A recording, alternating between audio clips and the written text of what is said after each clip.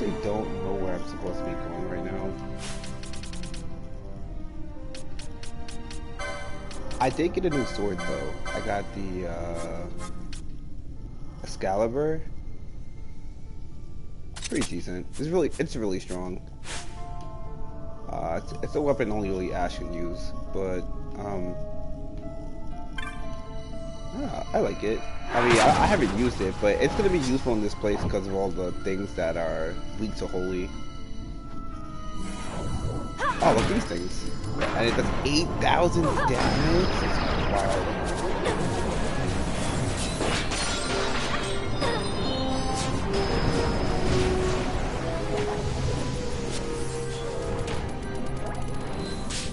What is...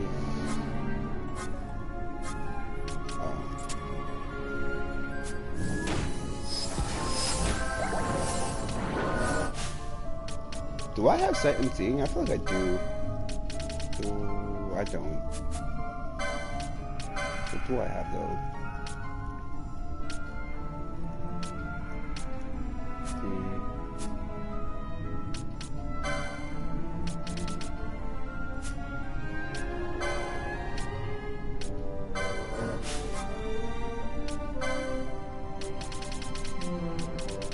Looking for an eye drop.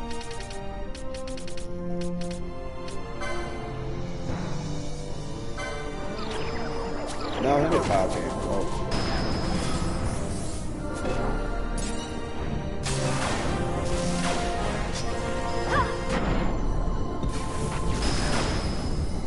Alright. My throat's a little like hurt, I guess is the best way to put it. Alright.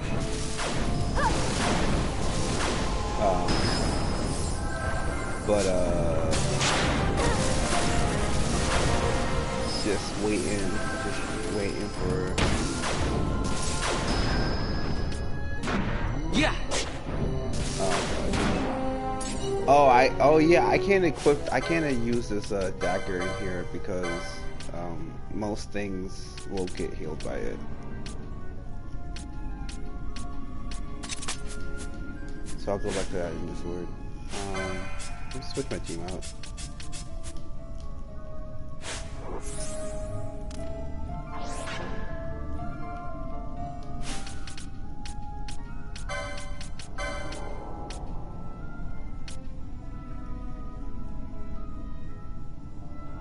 Wait, oh, I took off the shield because I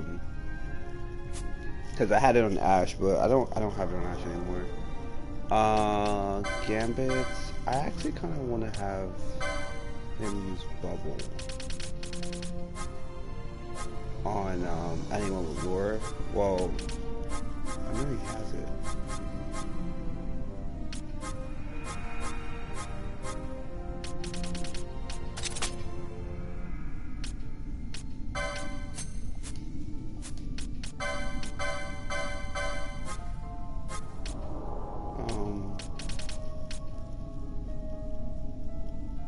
Yeah, and then do I have a second Sage's ring? I only have one. This black belt is kind of worthless.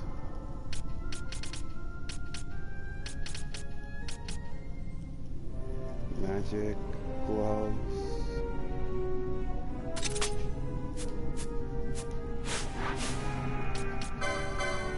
I guess magic gloves would be good because I can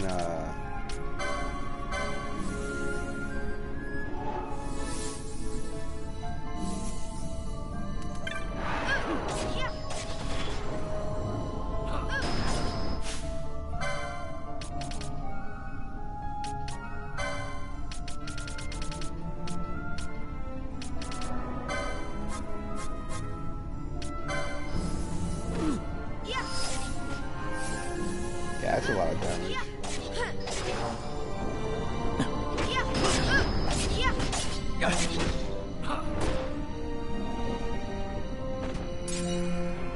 Alright, I don't want to go here yet. This will teleport me somewhere. I don't know where it's gonna teleport me, which is why I don't want to go. And I know that there are other things I need to do in this section before I leave. So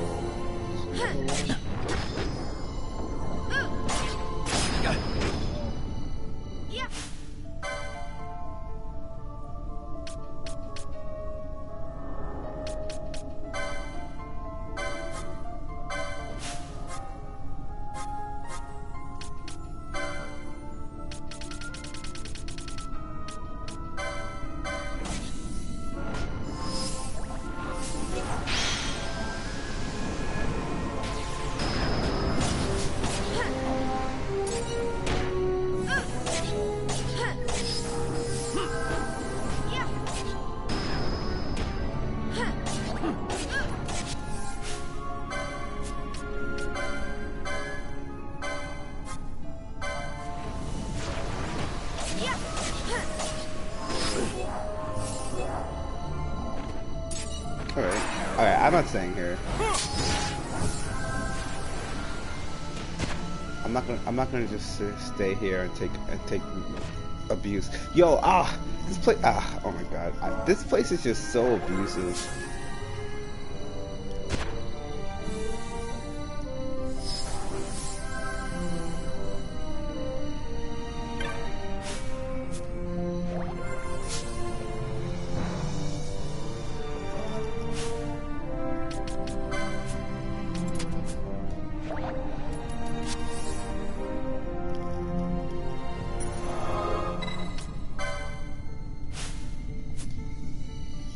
Wasting items in an area where I can't even easily leave. So that's annoying.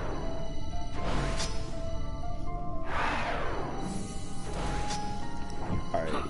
I don't... Hold up.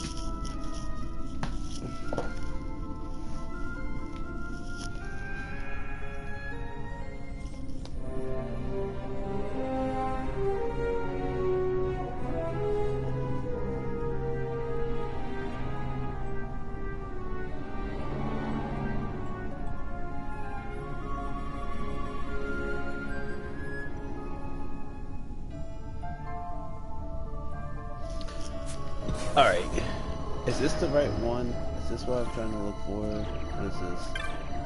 This is the Waystone. No, this is not what I want. This is not what I'm looking for.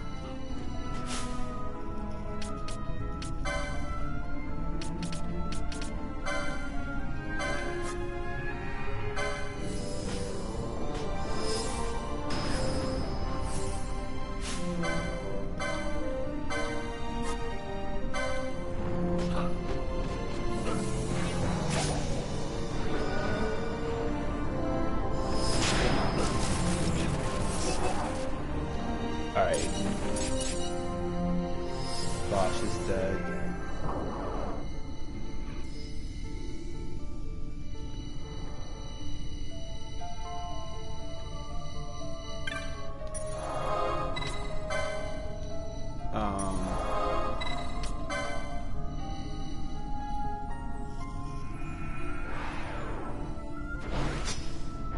I think it's this way.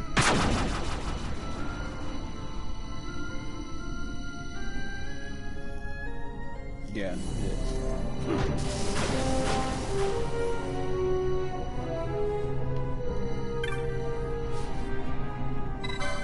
Alright, so I gotta touch this. Oh, I have a timer? Okay.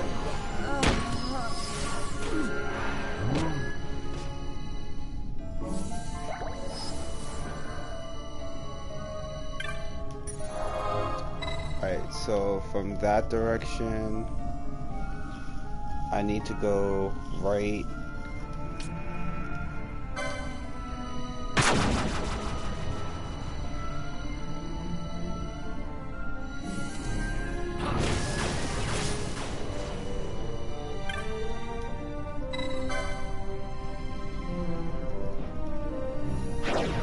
Alright, and then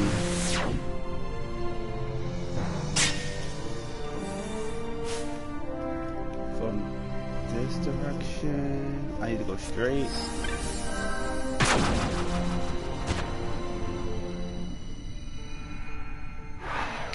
And I need to make a right.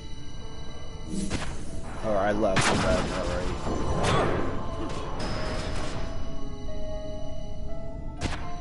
And then... Damn.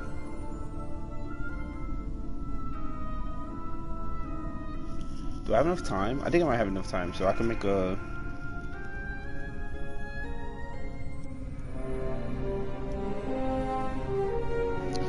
I can make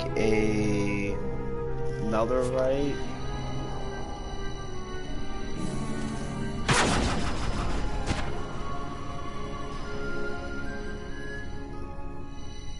And then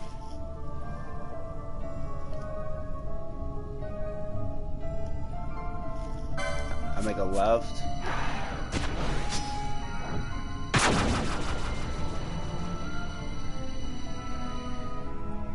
And then I make another left.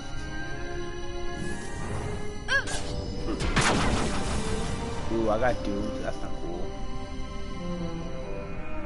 And then I should be able to open this.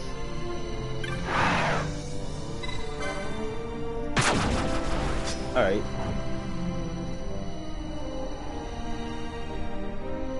And then yeah.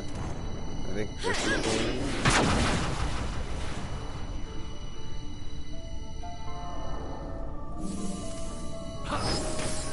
Alright, and then this is alright. I need to open this gate.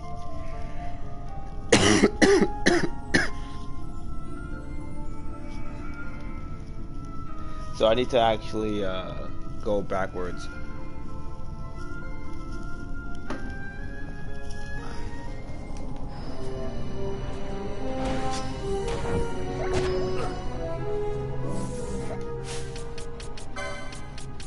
I don't know how many explosions I have, but he's done using explosions.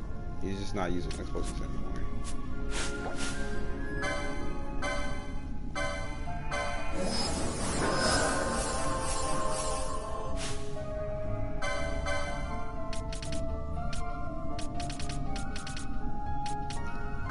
Yo, my throat is killing me. I don't know. It just hurts today. Wait, let me not get lost just because I'm not where I'm supposed to be.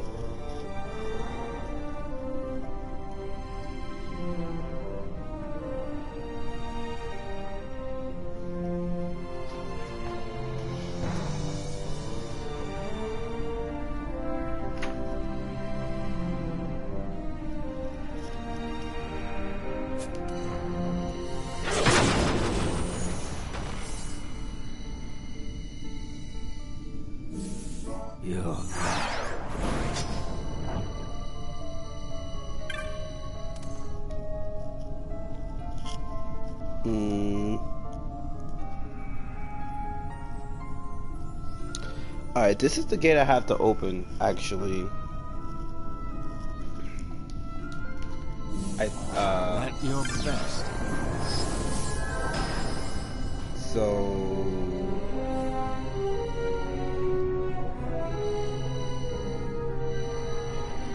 I'll just go straight.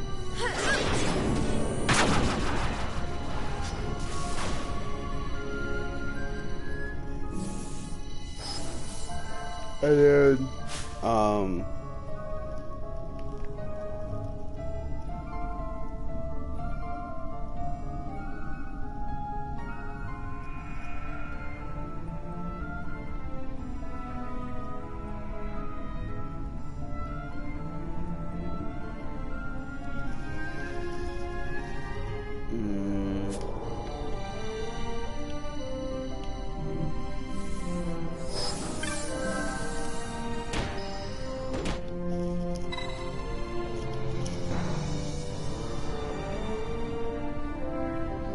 alright, that doesn't help me. I'll just keep going straight.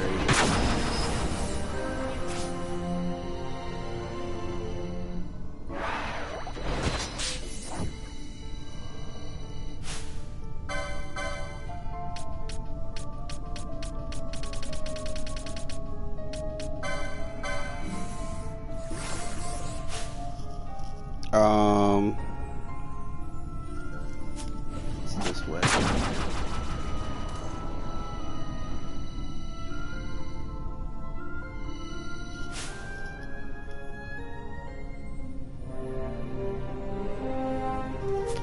Oh, is this gate?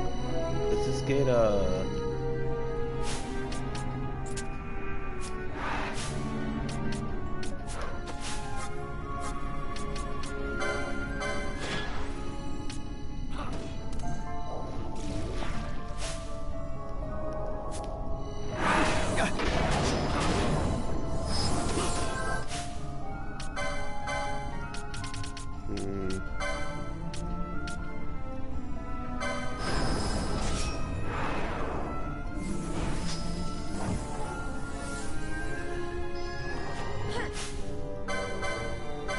Wait, why did Regain miss on him?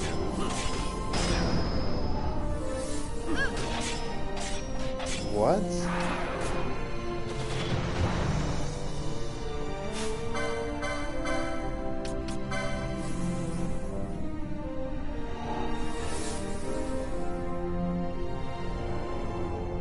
What?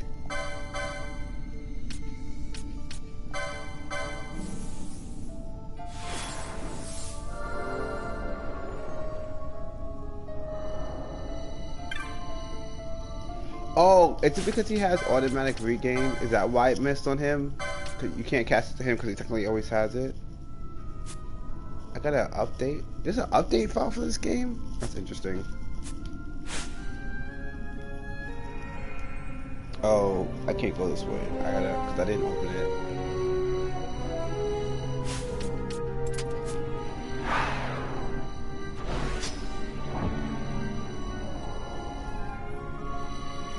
Alright, well, I can open it. I just gotta go.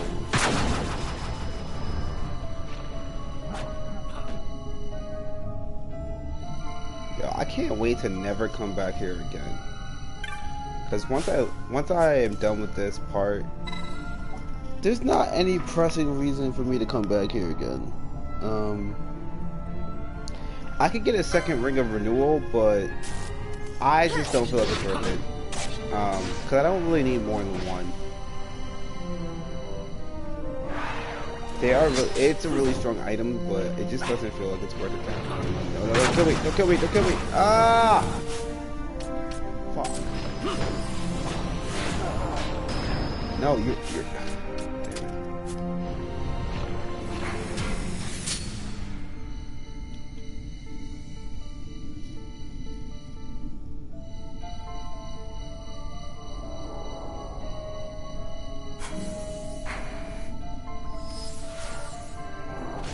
Okay.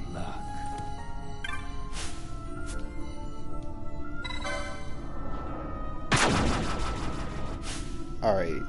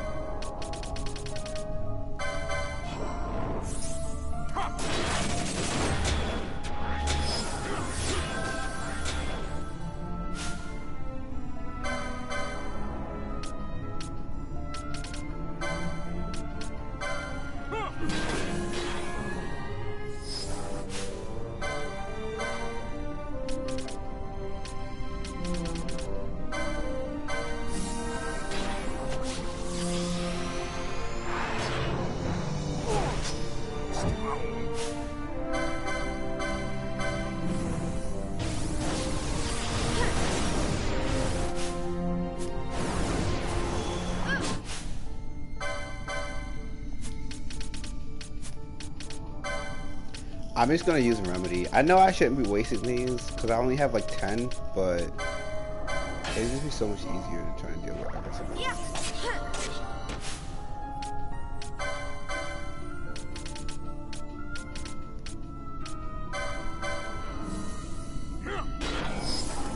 Why isn't this still attacking? Oh, because its gambits are off.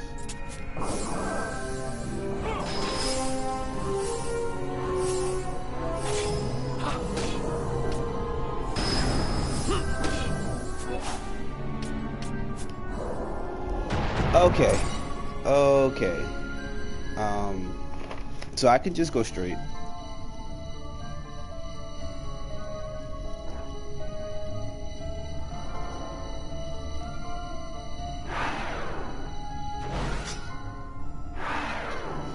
And then I can go make a...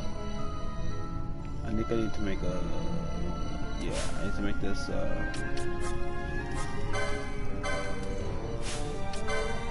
this right.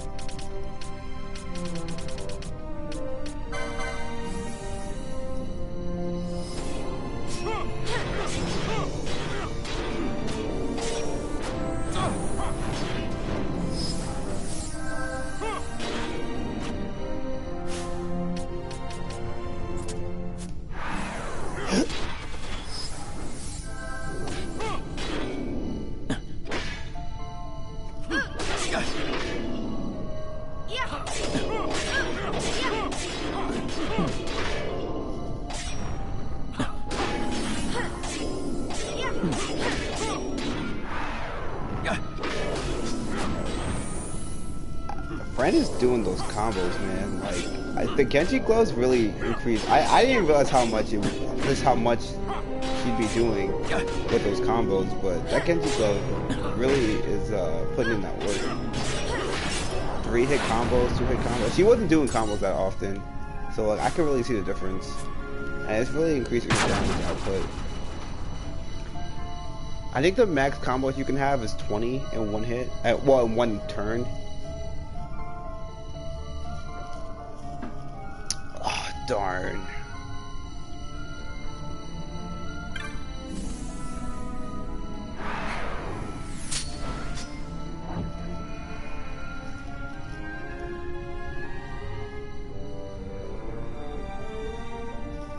Yo, how many of these Libra things are there?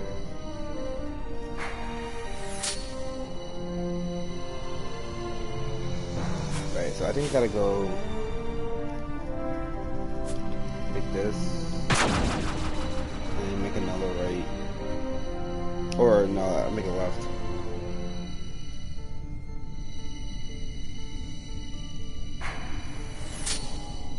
I can't make a left. Oh! Jesus Christ. Alright, well, I'm just gonna wait till everyone dies, I guess.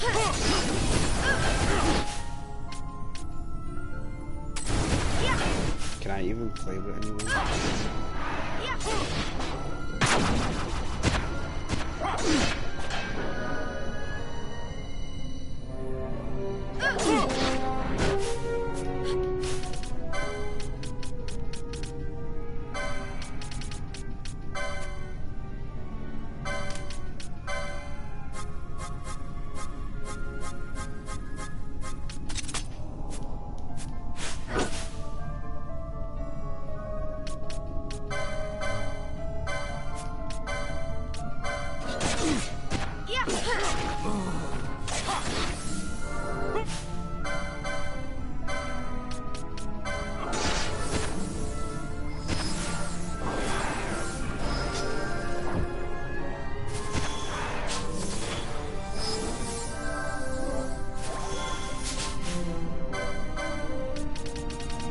Which answer? Oh, Poisoner? That's a better... Oh, he already used Antidote. Alright, whatever.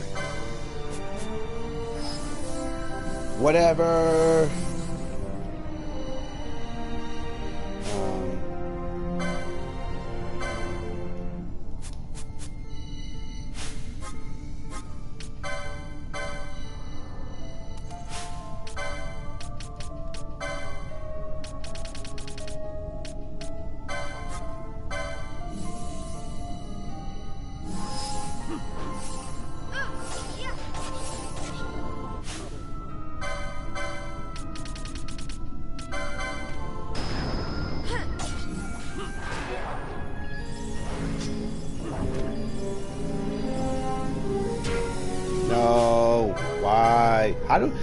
I really don't know how to deal with Doom except just to like watch my character die. If it's like, if anyone knows a better way, please tell me. Alright, I'm gonna have to leave it off.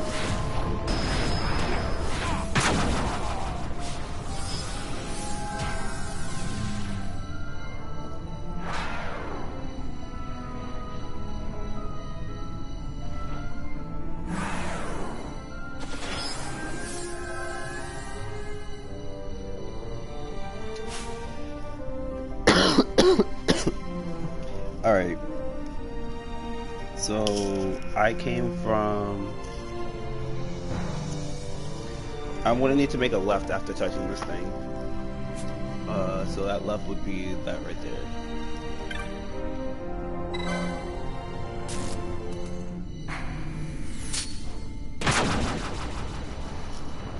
That's a lot of damage.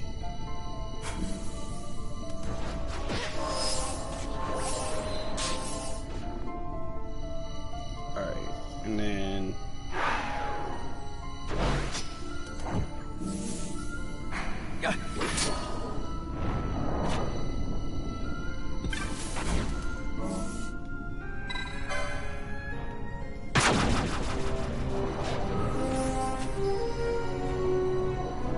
Alright, then I gotta leave.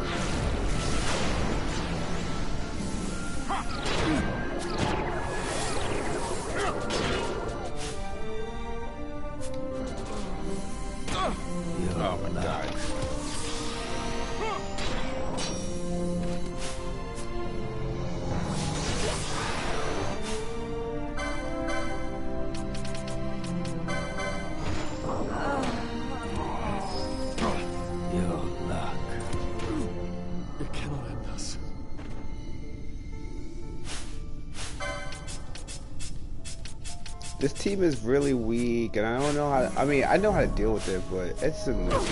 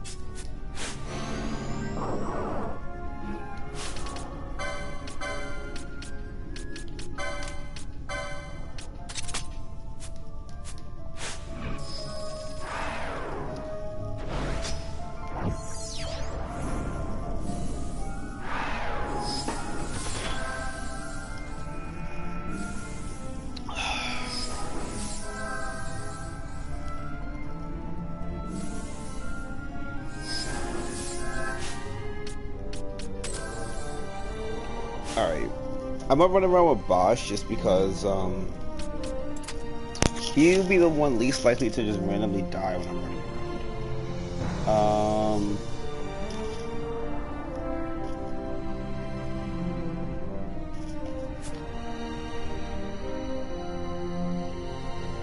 Wait, I feel like I just came from here.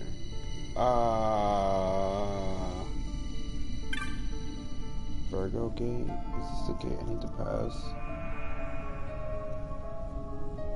This is the gate I need to pass.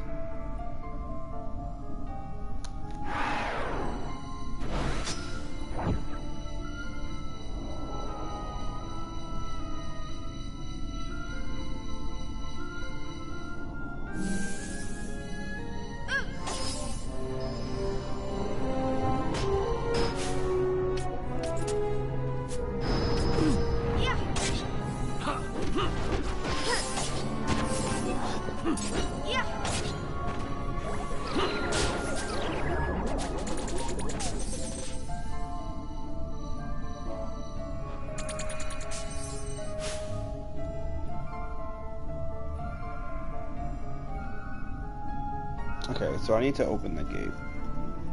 So I need to make a right. I just need to open all these gates so I can create the fastest path possible to get to this one area. So I'm just like, I'm taking like a very roundabout way to trying to get to my objective right now. But it's like the best way, honestly, to do it. I mean, it's not the best way. It's really the only way, because this is a very roundabout like area just in general. I can't just like directly go in places. I have to run around. All right, so I need to touch this gate and then go back where I came.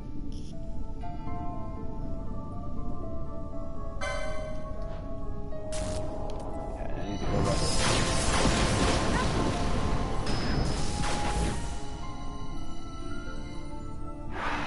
And then I need to make a right.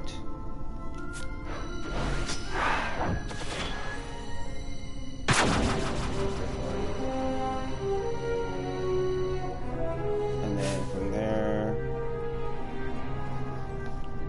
I need to make a left. Left.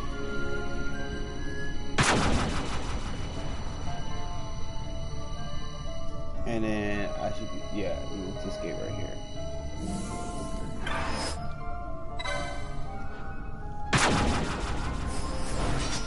Alright, and then I should be able to just run past here. Do this thing.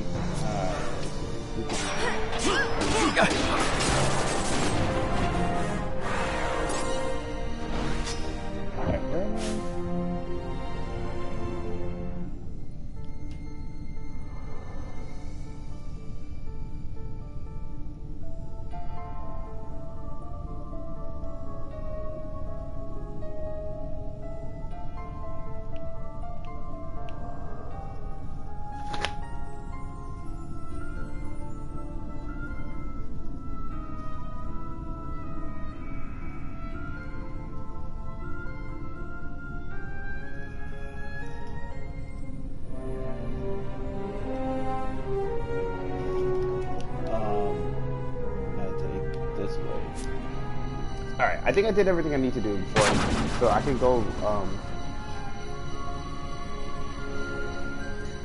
this way. I can take this gate.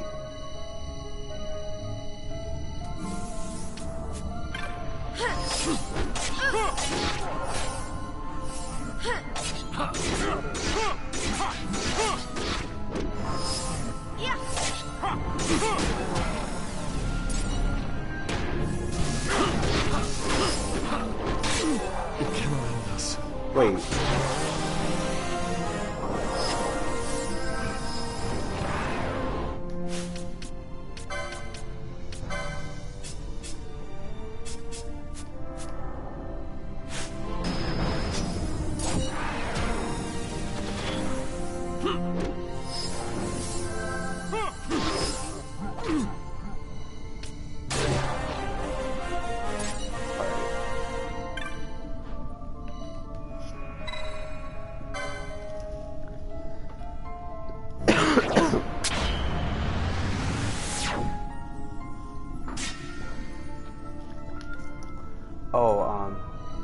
The Democratic debate was yesterday. Well, yesterday at the time we recorded. I did not watch it because I didn't know where it was being live streamed. Honestly, didn't really care. I was watching Fate Stay Night, and I was kind of absorbed in watching Unlimited Lightwork. So, I was kind of absorbed in watching that because I think it's really good. I think the entire franchise, in terms of like the anime stuff, is really good. So I was being a bad citizen, but I watched some like punditry from on YouTube this morning. I saw Andrew Yang on CNN, which shout out to my man Andrew Yang, because he's moving up in the world, even though he didn't become president, or he was never going to become president. I think it's really good that he found a spot on the CNN panel, because it's a very respected. I mean, I know people like to claim that it's fake news, especially like diehard Trump fans, but it's pretty respected by like most people. Like, I don't think anyone really is under the impression that CNN is like truly a despicable situation. So, unless you're like crazy leftist, or I mean, not even crazy leftist, because like crazy like Trump supporters, like unless you're crazy, most people just kind of assume that CNN knows what they're talking about. Even if they don't agree with their opinions. Oh God, again.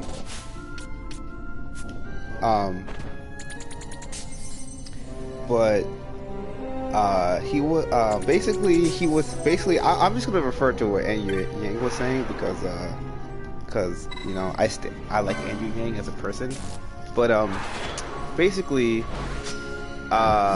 he was like, Bloomberg probably didn't prepare for this, and if he did prepare for this, he probably didn't take it seriously. No, I really need you to not be confused. Oh my God, that was like the worst thing that could have happened. Getting confused. Wait. I am on a timer. I can't just like wait, hold on. I have enough time to recharge.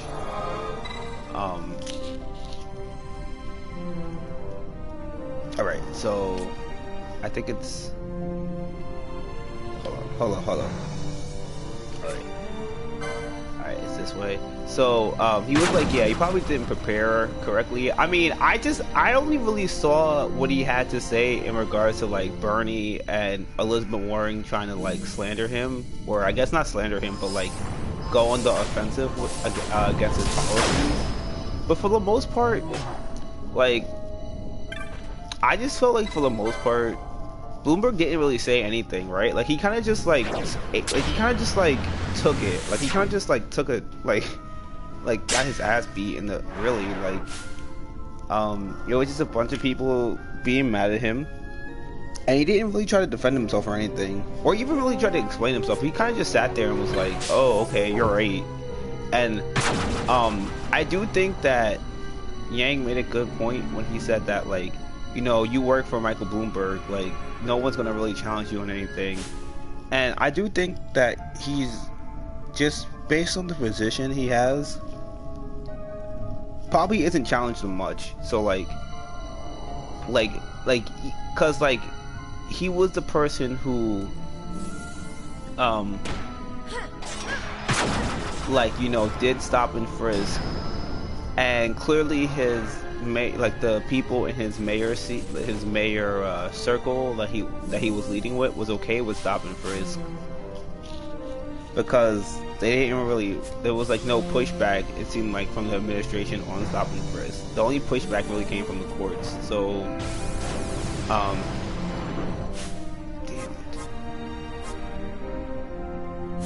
damn it. All right.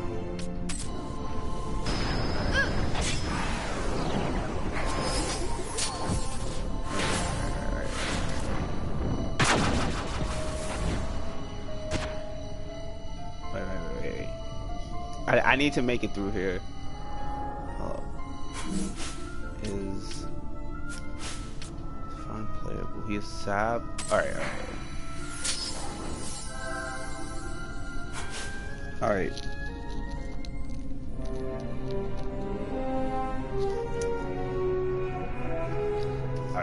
if I did this right and I didn't get distracted by almost dying, I need to go through.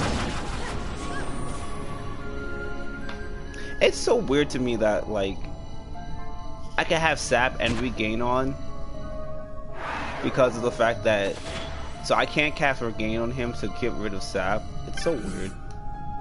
Alright, I gotta fight two of these guys. Alright, I'm gonna go with this.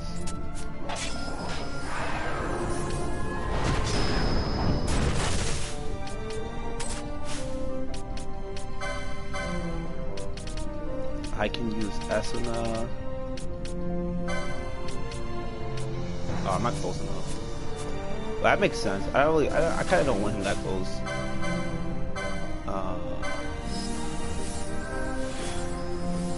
And then I can use Kirja. Wait, I don't want him to use Kirja himself. I want him to use it. Yeah. And then I can actually have her use protect.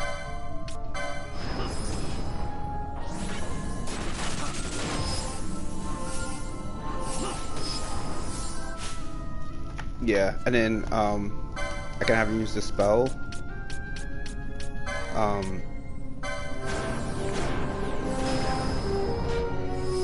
Oh, I feel so bad because, like, there's somebody I want to reference. Like, he was saying, somebody in the CNN panel with Andrew Yang that I want to reference, but like I really don't remember his name. I really just remember him as the black guy that was in the. Well, he's not the only black guy who works for CNN, but he was the only one in that panel, and like I remember what he says more than I remember his name. But I just bring up him because he was saying something like, what was he saying? I completely forgot what he was saying. But I want to bring it up because I feel like he's the reason why that dude is the reason why Yang is in CNN, because like I know that he was like really complimenting Andrew Yang a lot in the debates, and he was like, yeah, I think Yang had some good ideas, and then like in the edit, like it was like panning between him and Yang whenever they were talking to each other. I'm like, oh, this is so cute. They have a little man crush going on each other. But oh god, I'm confused. No, I don't need to be confused right now. Alright.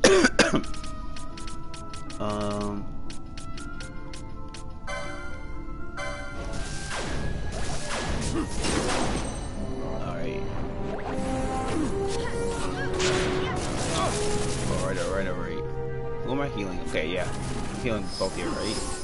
Yeah, I'm not healing both here. That's okay though. No. Stay away from me. Stay away from me. No. Okay. Well, he's not gonna stay away from me.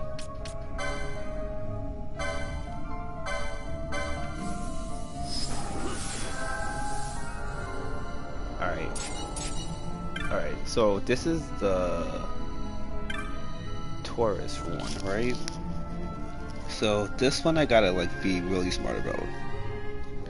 I opened up, I'm pretty certain I can just go straight for the most. Okay, so yeah, I can just go straight. Alright, so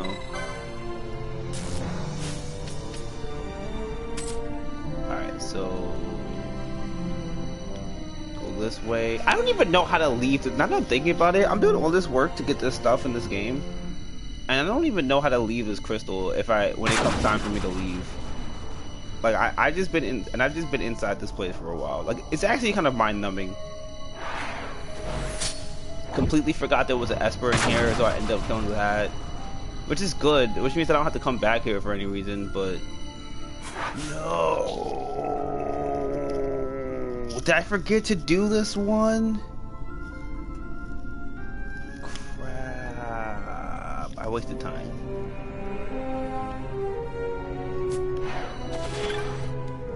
Damn it, I wasted time. Alright, well now I gotta go do the sleeper one first. Crap. So I'm coming. Where am I? I was going straight, so I gotta go make a right. Alright, I didn't make a right. Well that alright. Well that sucks. It's okay though, it shouldn't be that bad. I should be able to just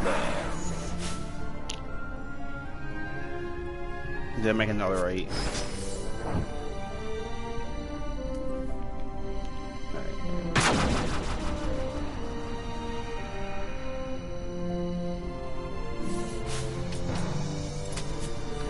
Gambits off, because I just want to be able to get to here, touch this. Alright, I need to touch this stone, right, and then I gotta make a left and then another left, and then another left. So I gotta make 1, 2, 3 lefts. Right? Wait. Because I gotta come back where I came from. Come back where I came from. Wait. Oh, I didn't activate it? Did I just stop the activation of the other one?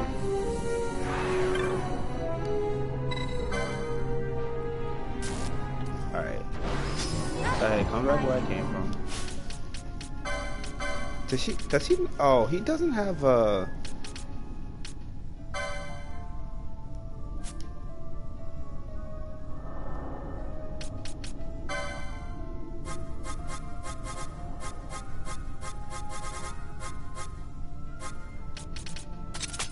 Fuck, this would make my life a lot easier.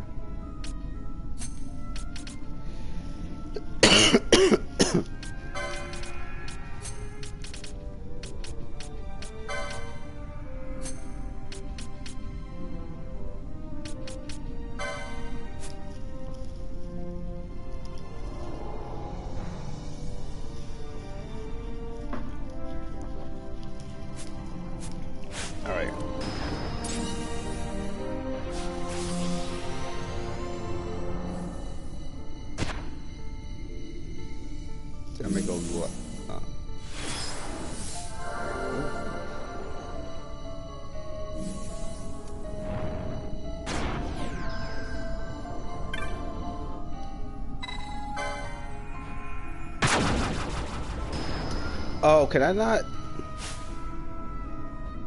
How does this work?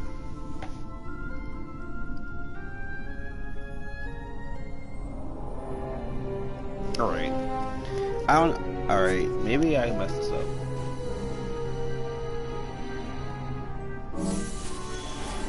I guess I can't open both paths at the same time.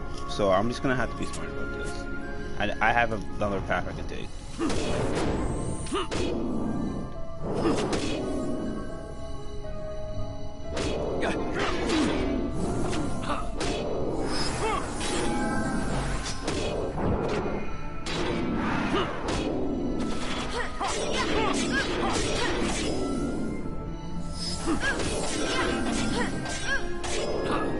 Yo, Look at Fran. I'm gonna play with Fran. Just so I can watch this combos happen.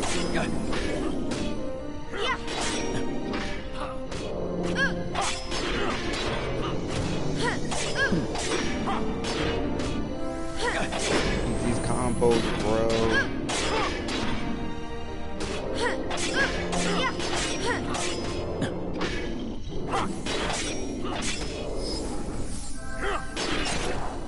So I could increase damage over the defense for Bosch by giving him this agitate ring, which would increase his damage by increasing his vitality by a lot, but I'm not entirely certain how useful that would be. Because I really like him, because it gives him, the Ring of Renewal gives him a lot of defensive stats. It gives him like 10 points of defensive stats. Luck. Wait, what? Why did he just go straight for me? Like, whatever.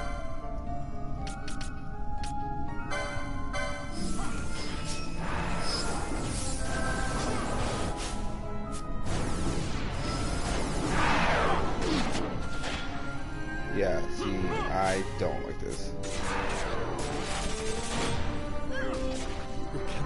I don't like this, I don't like this. I don't like this, I don't like this.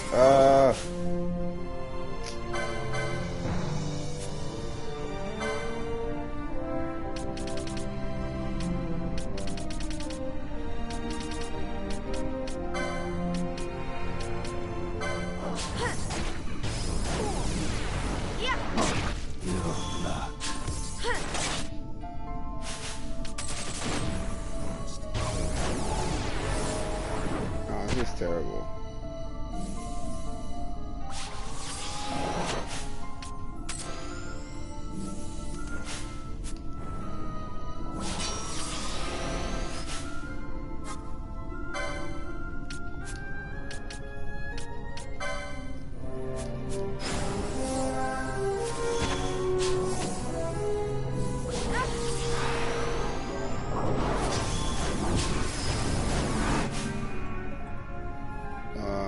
God, she's just gonna one-shot these dudes.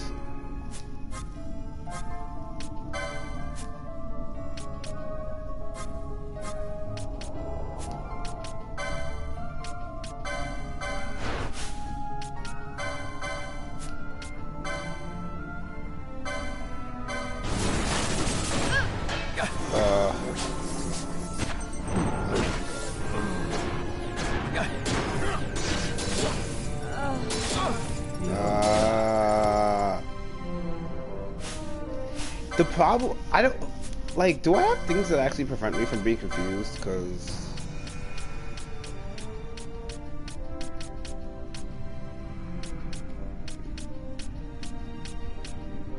yeah, I guess I'm just gonna have to equip this, because I'm, like, taking so much, like, it's just so bad that I keep getting confused. And I only have, like, one item to prevent confusion, which is actually not that great, but... I mean, it's not great that I have only... oh, I have two? It's just slightly better.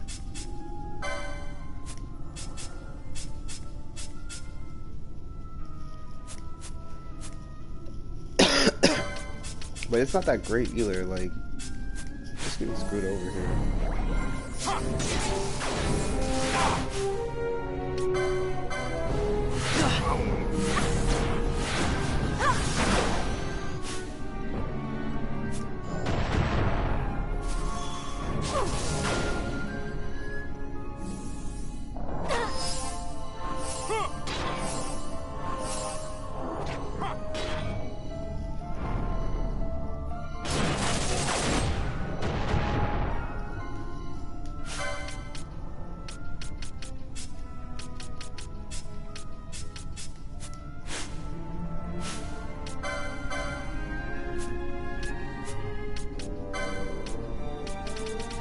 Do I even have any more Phoenix Downs? I have 3 Phoenix Downs, okay, so that's not good.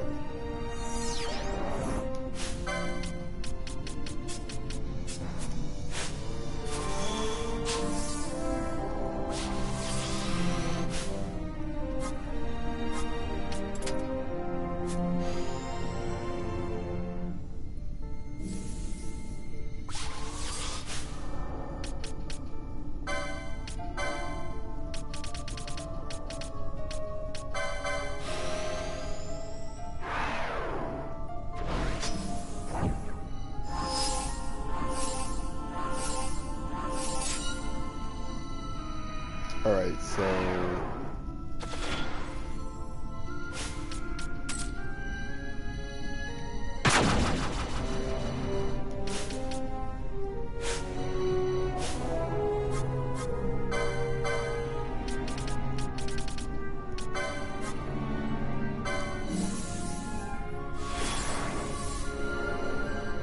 alright, so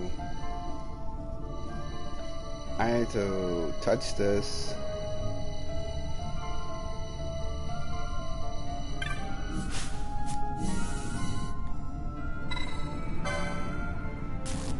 Okay, let's screw this up.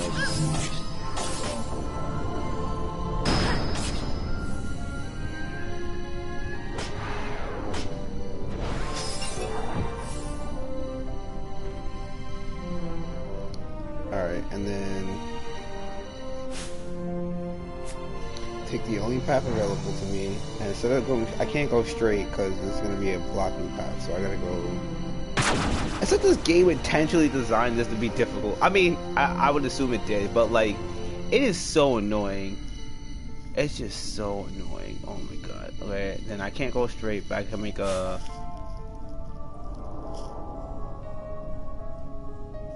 left. Yeah, I think I make a left.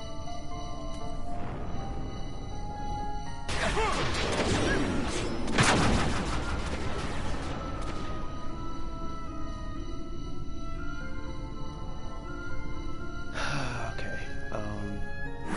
And then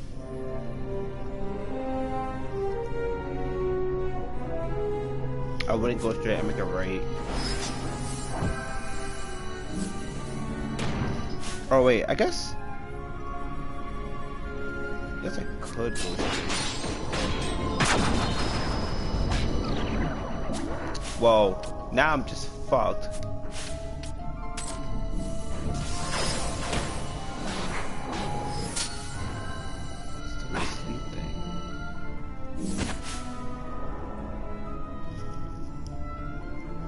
And then I make a right.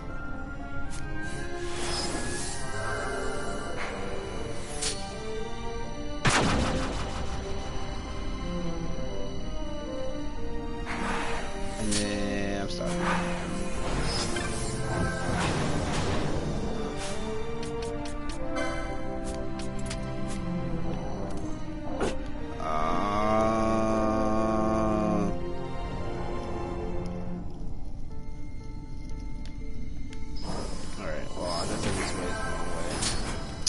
Damn, this is annoying. I just want to like.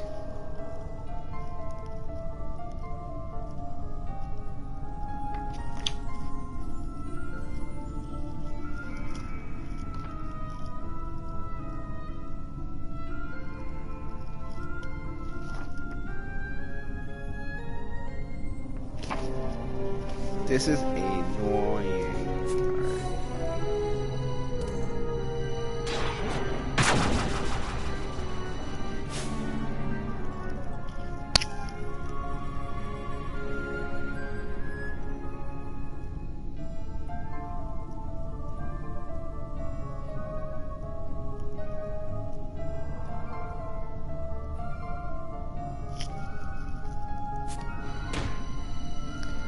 So I gotta go back where I came. Wait, am I going the right way?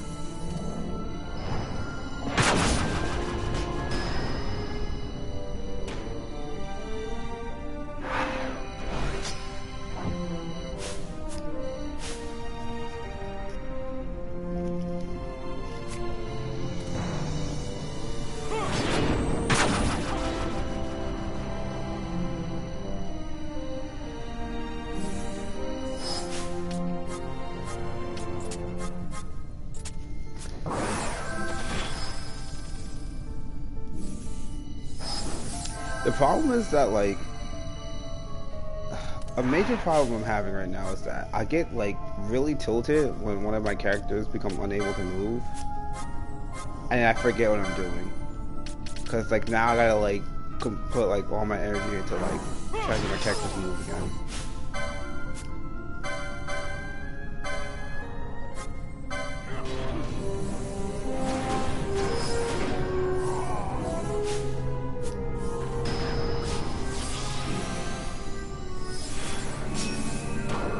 stay away from me?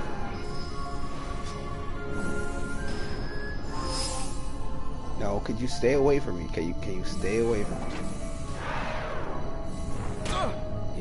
What's the point of war if they don't stay away from the healer?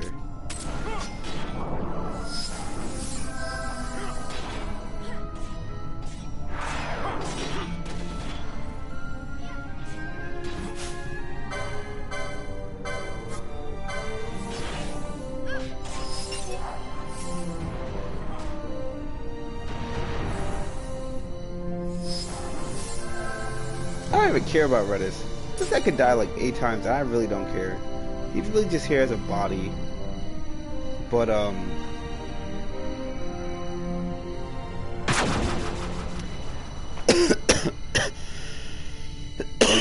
I've opened so many of these gates that I don't remember which gates are open, because you can only have one gate of certain amount of gates open. So now at this point I'm just playing random chance and hoping this works out for me.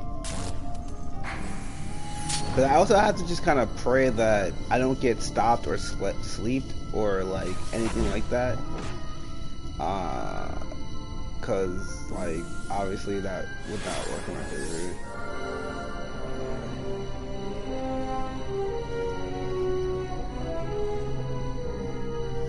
Alright, let's try to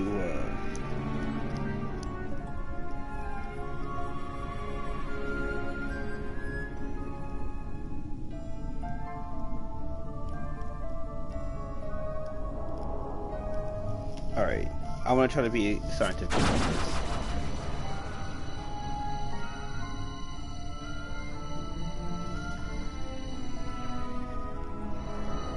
Okay, now keep going this way, and then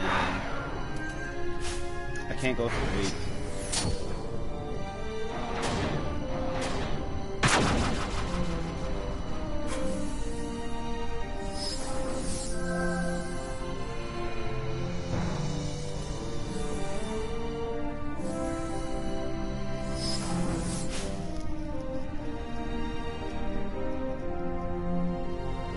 Okay, I'll make a right.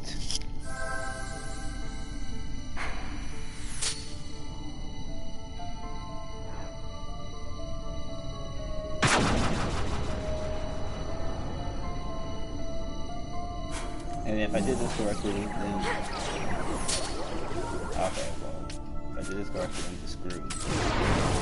I don't understand how he hits me from all the way over there. Alright, so I am doing this correctly. Alright. And then I make another right.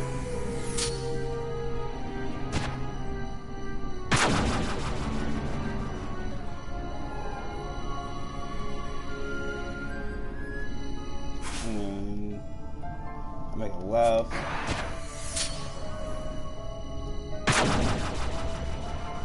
And this should be open. And then wait, what door did I just open?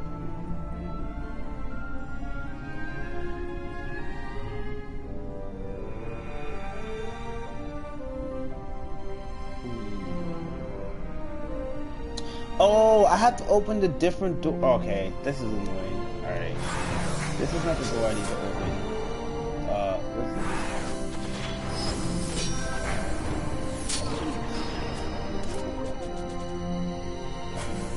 Because this door is the Capricorn door that I opened. But, okay, so make a right.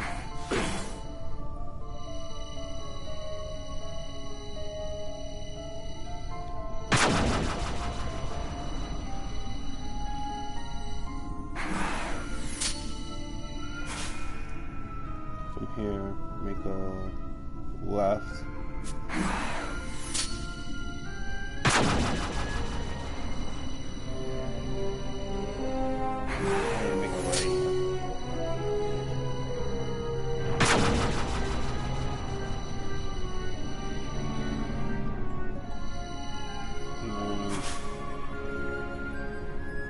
Then make a left.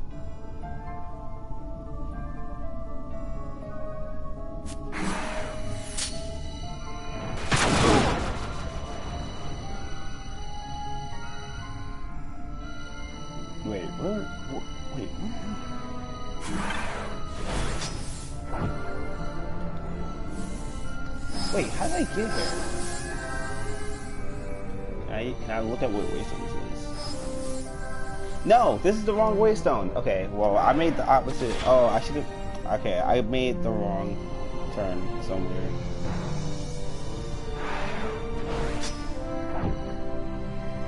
I don't know. I made a completely wrong turn. This is not where I was supposed to go.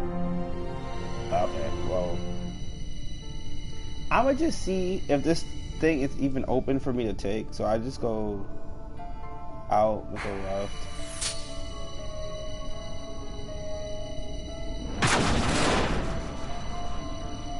And then I go straight. And if there's a gate, okay, so this is a gate. What gate is this? The Virgo gate. This is not. Alright. It doesn't matter if this gate is open. So that you can know if the gate passes is open. So I'll go this way.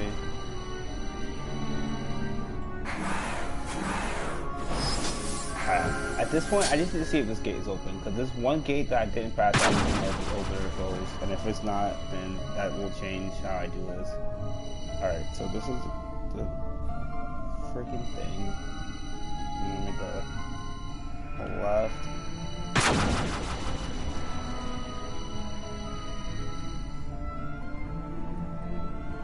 Alright, and then this is the.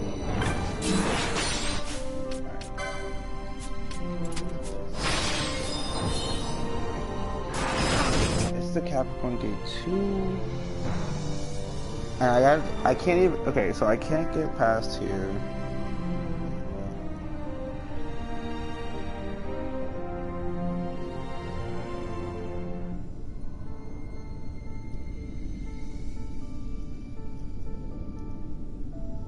So I have to unlock this gate first. You're best. Go back where I came.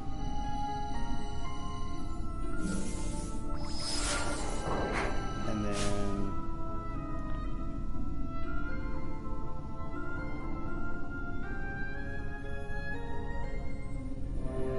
make a right. At this point, I gotta do this just to get out of here. Like, I can't even just like leave. And then make a left, and I'll go straight. So I'm gonna go left here.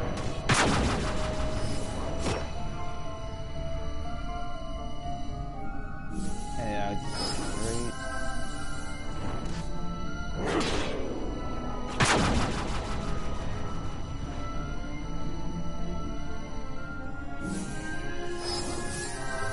Alright.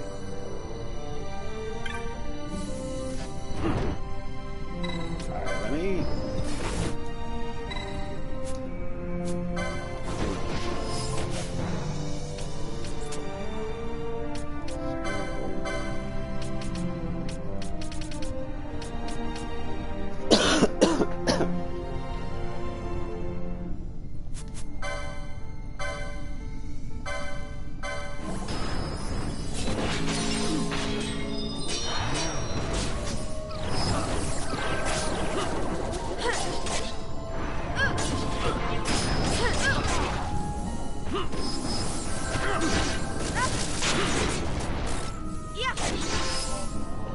Alright. From. Alright. From here. I'm filling out this.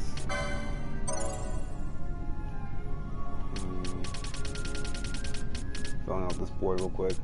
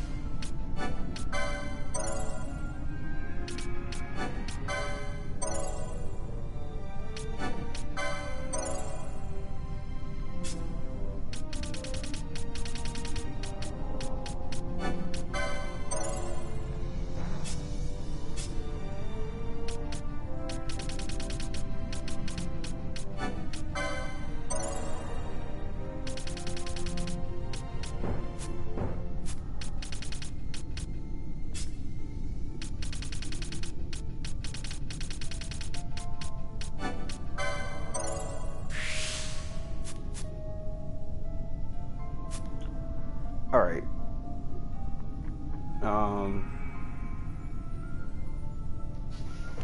where am I? Capricorn. 1, 2. All right.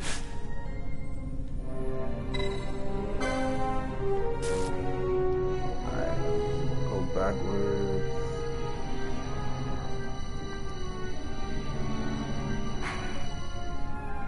Okay, 1.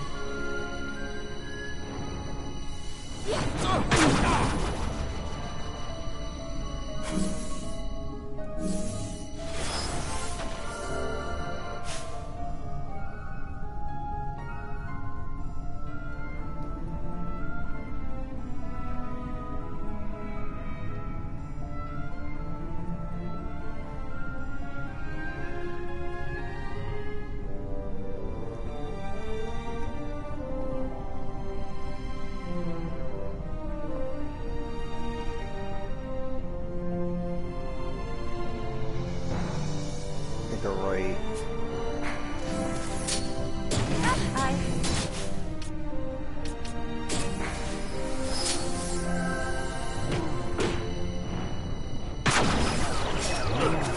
Oh my.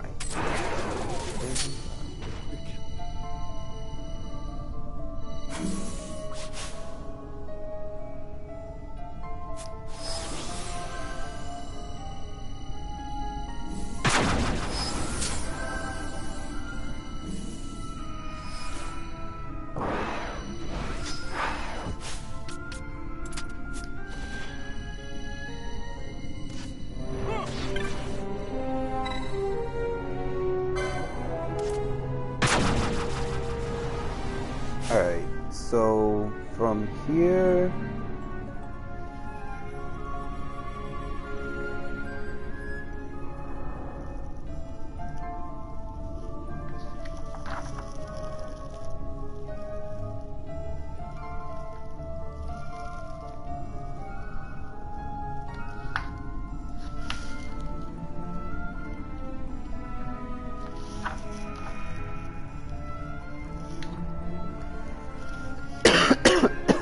Let me drink my water.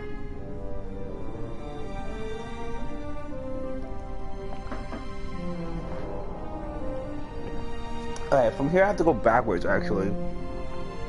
But I just want to see what this looks like. Cause I've never been past here. Well, I mean I have been past here, but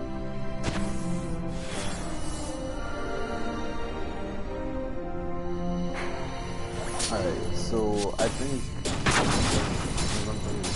this will be gated, right?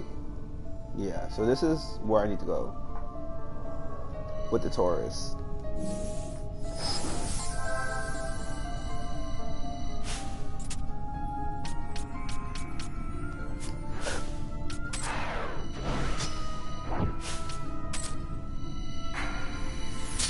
Alright, so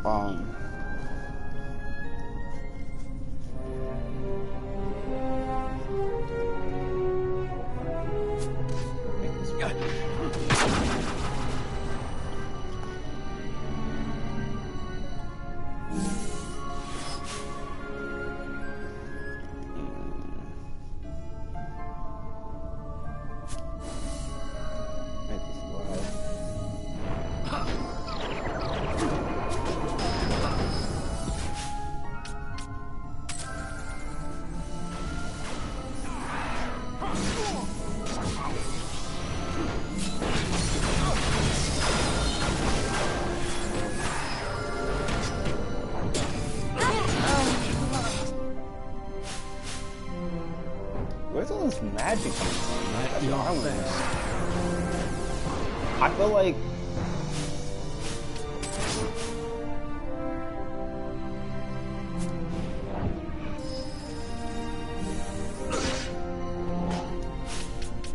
I know she has braids. Why is she doing this last? Why is this not the first thing she does?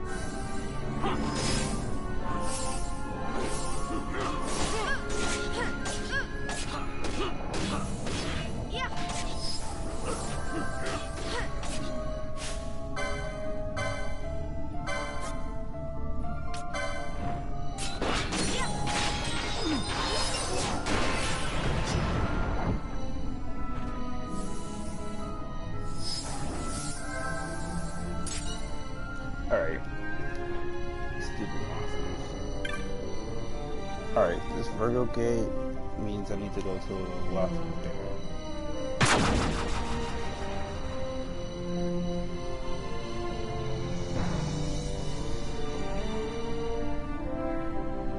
Alright, and then I can make a right.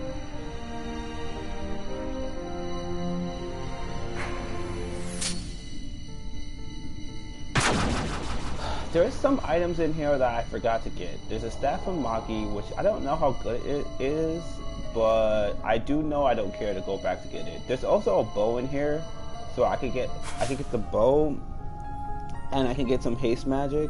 But honestly, I don't even use bows in this game, and like I'm not gonna have Ash use a bow over the Excalibur really at any point, unless like I specifically need it. So I think for now, I just want to get out of here.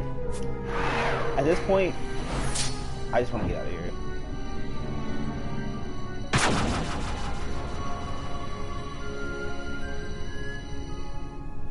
Okay.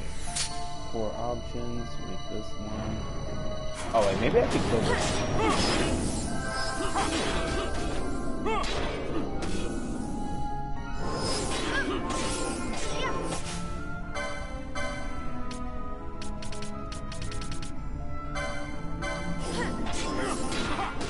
Dispel. Alright, and then I can attack him.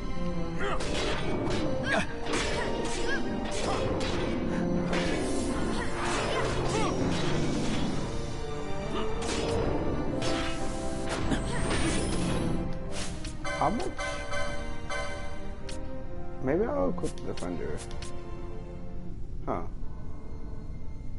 That's a lot of lost magic power though, so I don't think that's worth it. But this Defender, I guess it'd be worth it. -4 in magic power, and I don't have a decrease in kind of yeah, it's not significantly low amount of damage compared to whatever. I mean healing, not damage. But the damage will be a lot higher. Oh, that's not that much higher.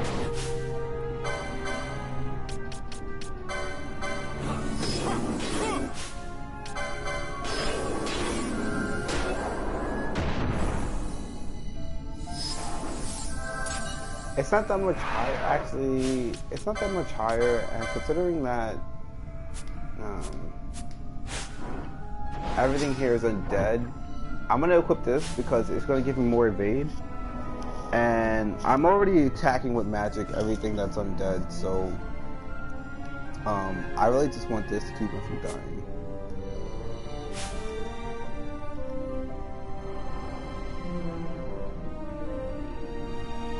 Got distracted. Almost go out with my friend. Where'd that come from? Came from there. So I'm making this fight.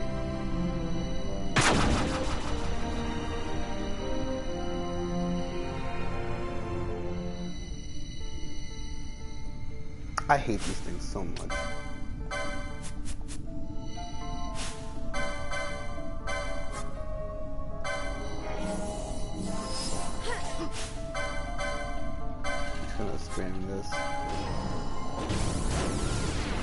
In literal hopes of that not happening to me.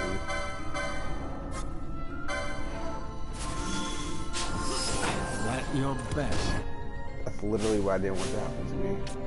It's like I don't understand how lore works because like Balthier keeps getting targeted anyway. Is it like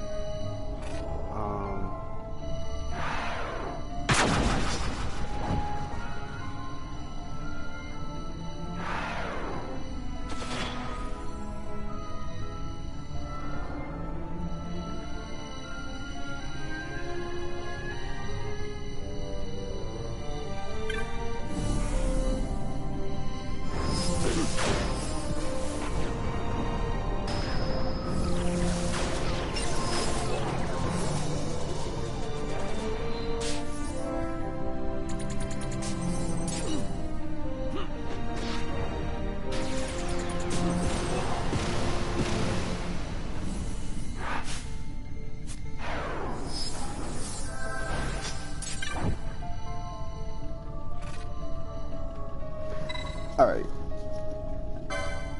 This should be the last part. This should be the last time I have to do this.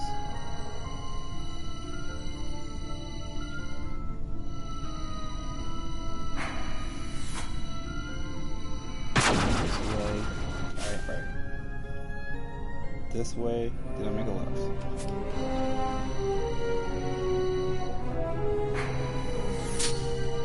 Now I make this left right here.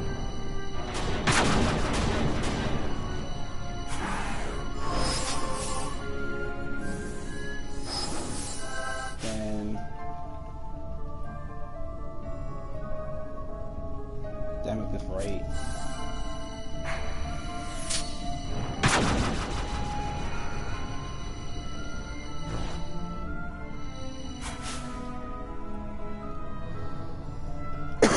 Damn it, this left.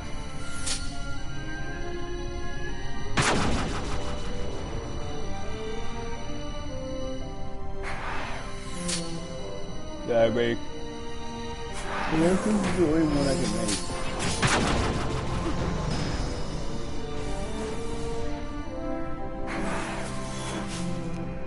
And then it's the right arm makes.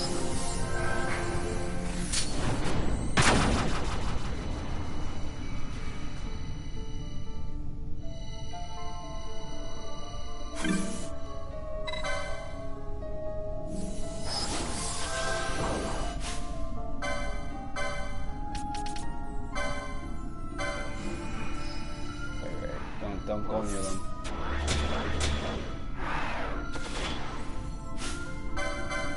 I'm just gonna spam my MP right now because I just want to. And then I'm gonna concentrate them myself. Now I'm gonna go with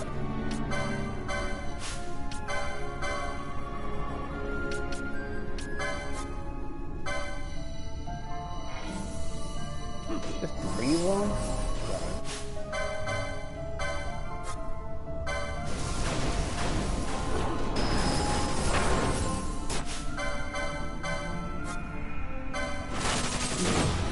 Yo! Not cool. What's the point of lure if they're not lured?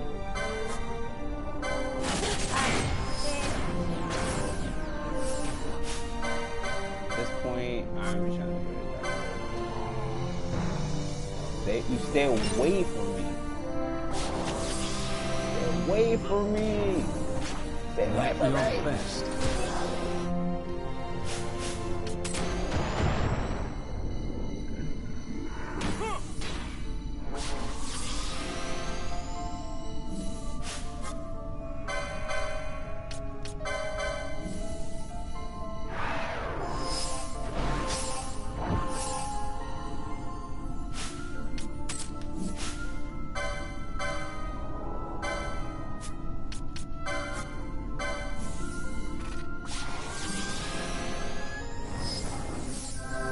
I really thought that was good. 95? What?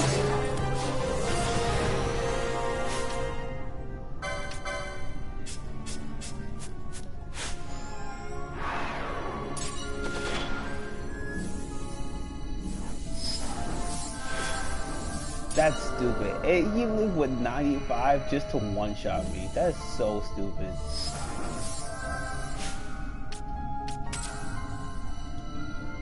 Okay, I guess then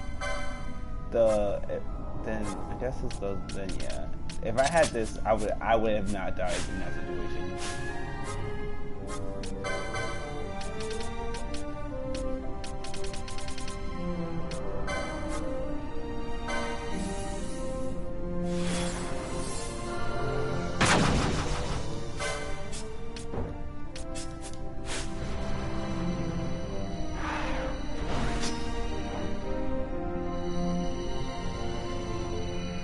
The Holy Grail. Come to me. Alright, well. I could get this Artemis bow. But I also could. Oh, maybe I do need to.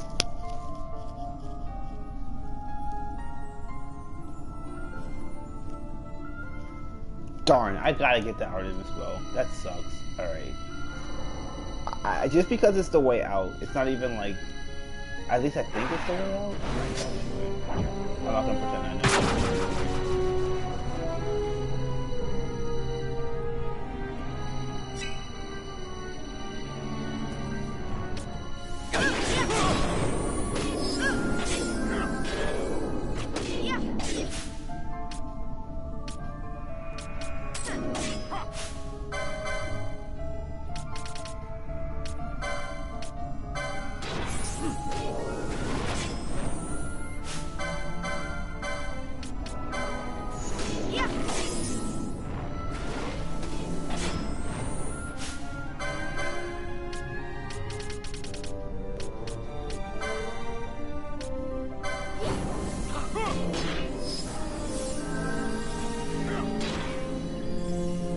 Alright, buddy.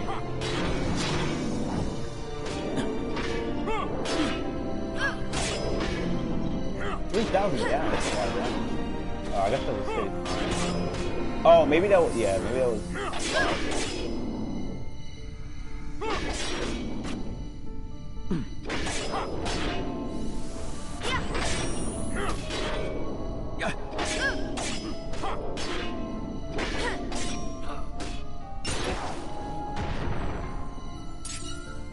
Alright.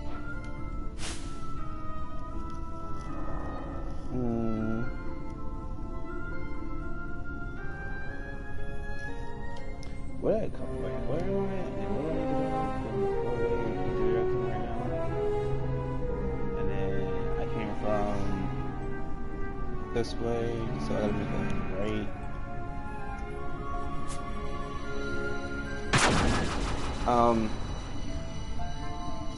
I was watching some more LCK. I think they had two sets today. I've noticed that the LCK seems to really like Sejuani, which I'm for. I think Sejuani is a very strong champion right now. Just because jungle's weak. Honestly, it has nothing to do with Sejuani being like buffed or anything, but it just seems like see he has lore on and Balthier is being attacked. So this thing doesn't get affected by lore, which is a possibility, or I'm just doing so much damage with Balthier that it's changing the targeting. I don't know, whatever, I don't know. I don't care anymore.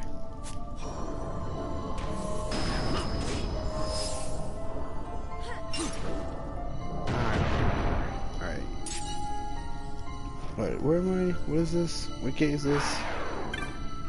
This is the Virgo gate. Alright. That means I gotta go this way.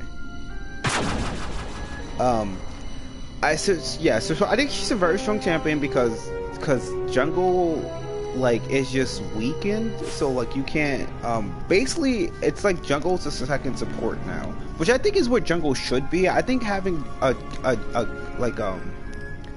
I think having junglers like be able to out farm laners kind of defeats the point of what jungle was always supposed to be, which was supposed to be a supportive role.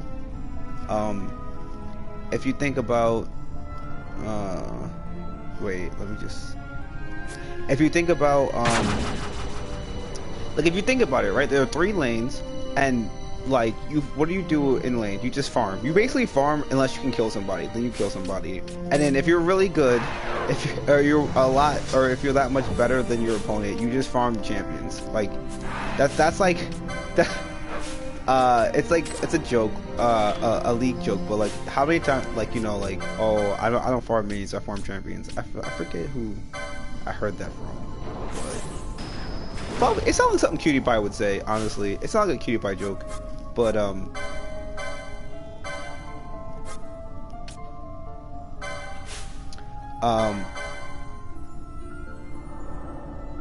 I digress.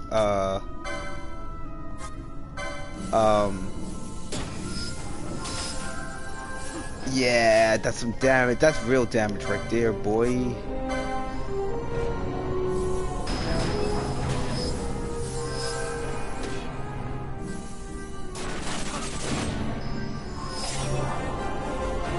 Yeah, it's real damage. Yeah, I think... Oh, you know why he's so underleveled? Because he keeps dying. That's why he's so underleveled.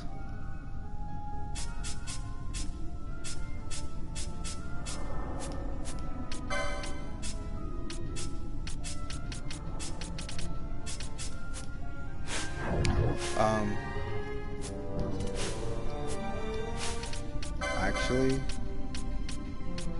since I have this spell now. Oh, he didn't learn it? Wait, this is... Oh, that's high. He's not gonna learn it anytime soon. I still haven't learned Found Flow. Not learned Flow, but Found Flow.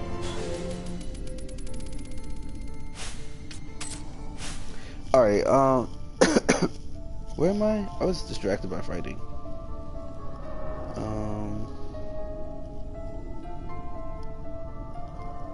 I only have 3 ways to go.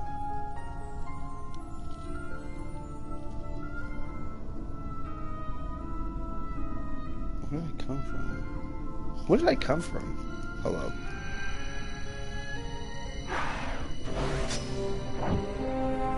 Alright. So I'm making a left.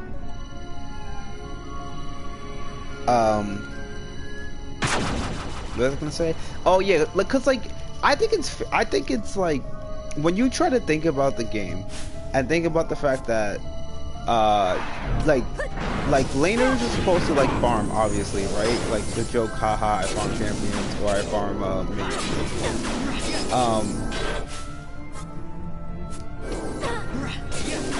And then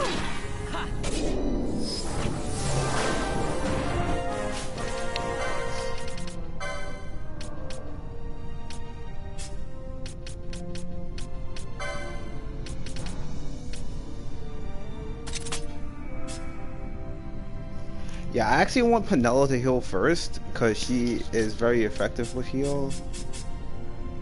I want Vaughn to use, this is how I want to do it. But I don't want her casting Decoy because casting Decoy is the worst. I don't even need this really. I just need her to heal or to not heal. This other stuff is kind of pointless, and I'm sure I'll figure something else for her later. But like right now, I just really need her to heal or not heal. I guess she could cast Bravery on Vaughn. Keep Bravery up because it doesn't cost her much to keep Bravery up. And she will never learn.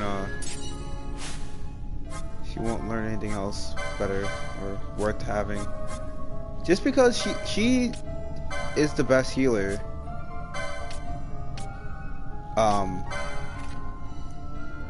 No one else can like match her in healing. And then she also, just because of how much damage she does, like just because of how high her stat is with magic. Did I find the staff of my guy? No, I didn't. I'm not looking for it either, but I know it's in here.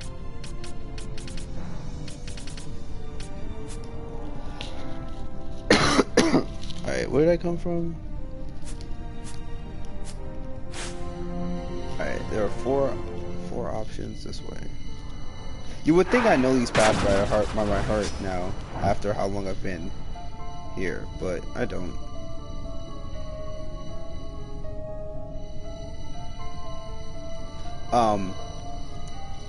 It's just it makes okay. What I was saying, yeah. What the balance between support and jungler? It's really hard to balance. I don't think jungle should be balanced around laner experience or what's expected in lane. I think it should be balanced around support because if you think about it, just like you're killing way less things in jungle, and you're killing way less things in jungle just by virtue of like there are less jungle camps than there are mains and lane. And then also you're not even like strictly farming. Like you could power farm and then also steal an enemy's jungle, but you're kind of supposed to be ganking lane. Like you're either supposed to be ganking lane or killing the Rift Herald / Baron or Dragon. And then no champion can really solo Baron under normal circumstances. So like the only really things you can solo are Dragon and not Elder Dragon, just regular Dragon and Rift Herald. So like champions that work well with not a lot of gold are typically like, well, not typically, but now are kind of the best in jungle, and tank items just cost less. So we're just now in a position where it's better to be a tank in the jungle.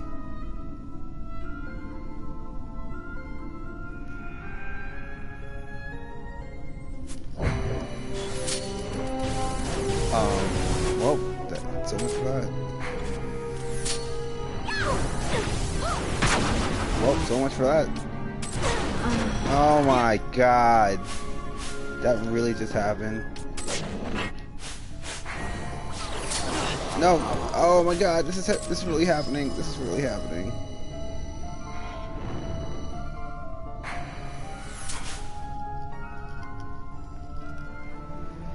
That was annoying. Okay, make it right.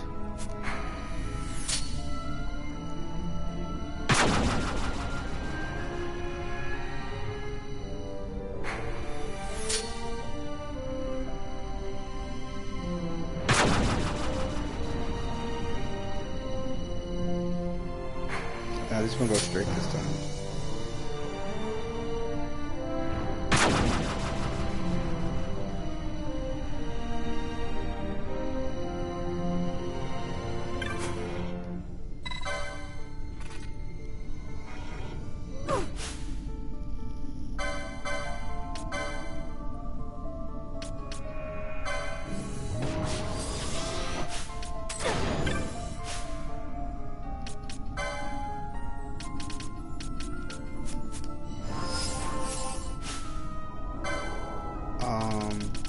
Where are my syrups?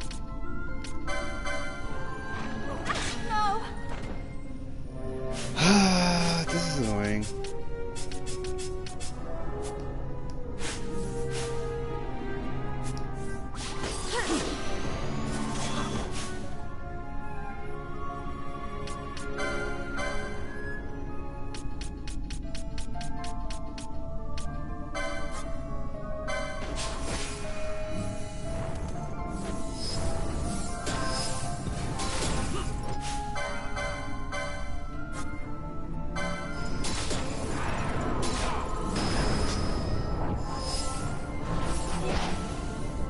Oh, that's not fun. Wait, what?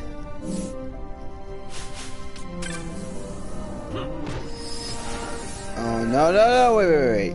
This is the last character I have that can heal.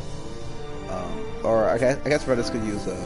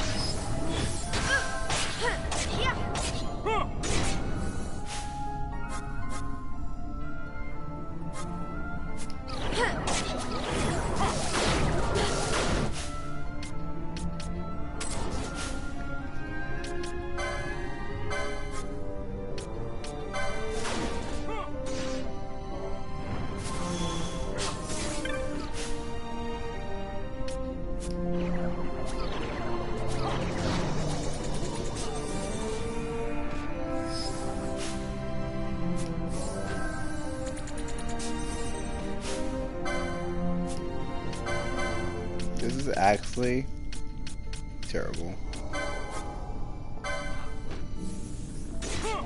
At least I got through this. Okay, at least I got to where I need to go. So now I'm just killing these things out of spite.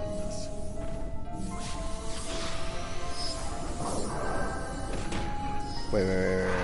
What are you doing? What are you doing? What are you doing? What are you doing? At your best.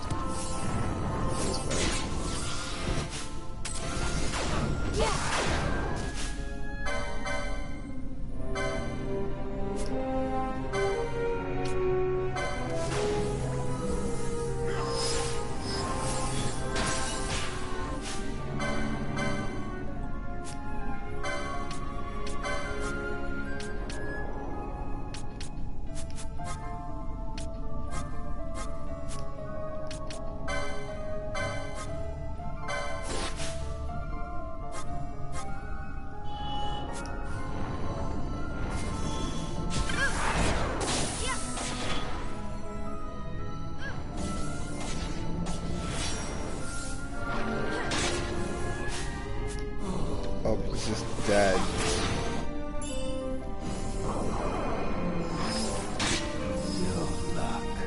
Oh god, this is getting annoying. Can you just stop just like insta-killing my guys? It'd be really nice if you stopped insta-killing my guys. That's all I'm asking for. But clearly, I gotta use a mist on you. Cause you just wanna keep insta-killing my guys.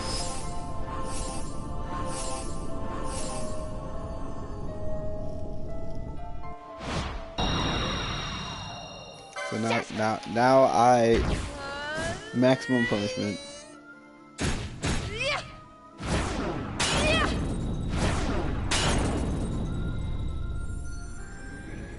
Tremble.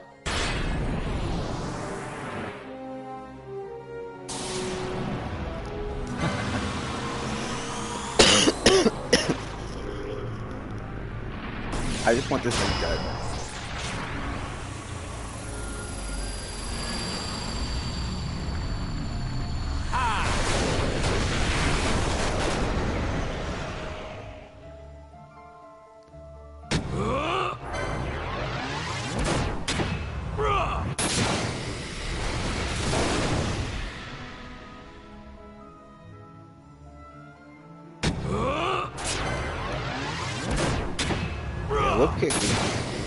Whip kick's a cool Esper attack.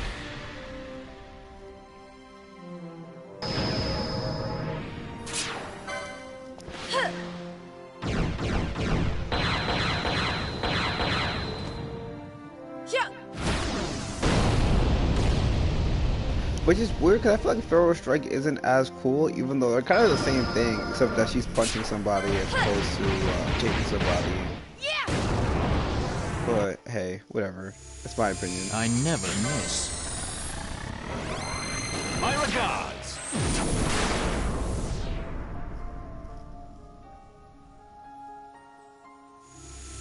I never miss.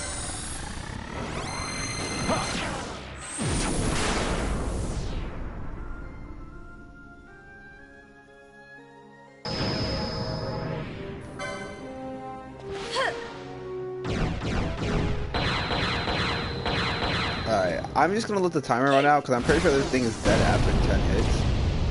And I just want to get out of here. I just want to get out the Great Crystal. Being in this place is hell. It's like literally hell. I know I said I was gonna stop, but I didn't. I'm just used to pressing in this area. In this like under the quickening system. I'm just gonna not touch anything now. Let it run out.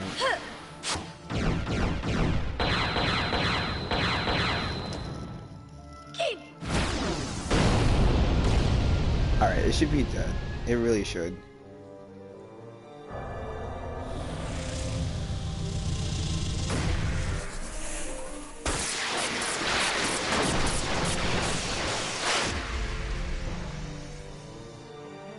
Please be dead.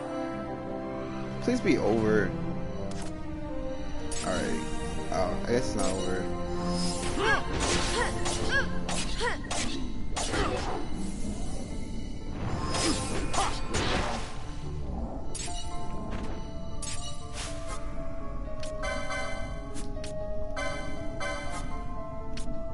Alright, kill these people.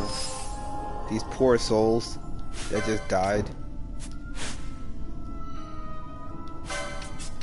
Oh, you know what I'll do? I didn't even consider this. I can have her attack undead enemies. With Kirja. Where's the undead status?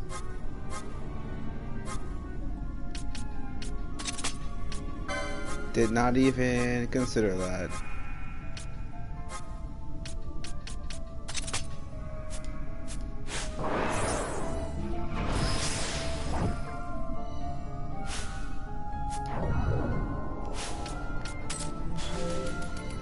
Alright, and then just this way. So oh wait. So I got the Artemis bow. I don't, how much, it does 90? That's not even a lot. That's kind of crappy actually, compared to like, but I guess it's because it's a bow. So like, it'd be kind of OP if a bow did as much damage as a sword. Because like, I'm attacking from a distance.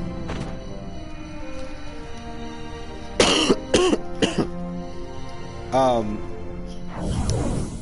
crap.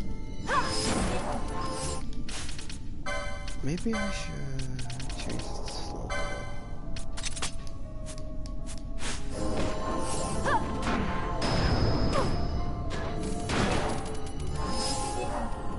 Alright, well it's dead. They're dead. So the thing now with Ashe is that Ashe can still do pretty decent healing. 2,000 health is a lot of health, considering that most of my characters have like 5,000 to 3,000. Well, we're close to 4,000 outside of characters who have bubble. But she's not good at healing herself, which is the problem. Because she used to be good at healing herself, because, you know, like, you know, when your max health is only so high.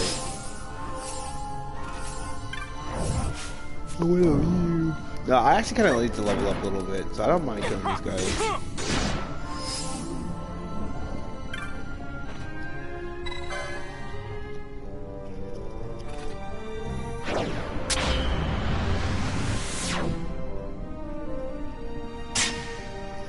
Okay, so I don't.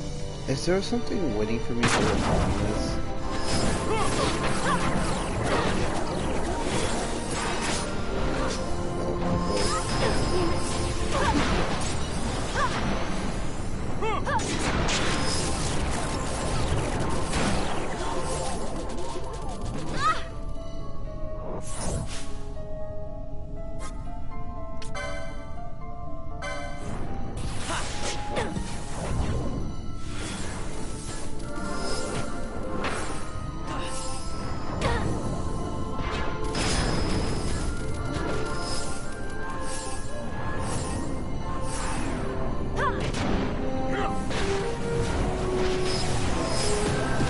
No, they're immune? That's actually really bad.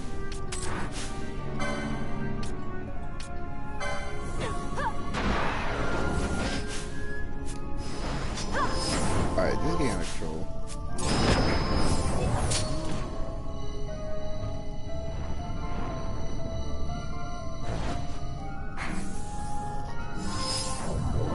Alright, my only hope is that this is the way out. I really hope this is the way out.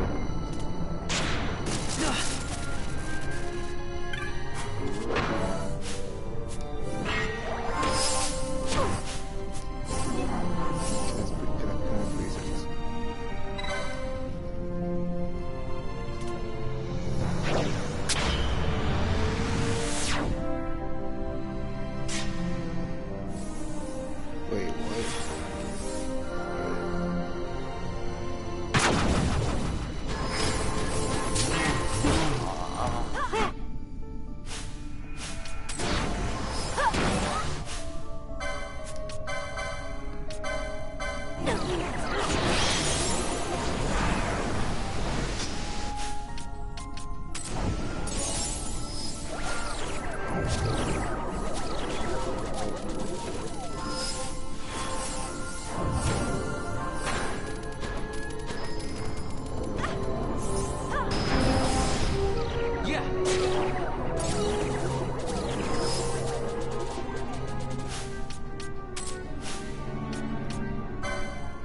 Where's my princess kiss?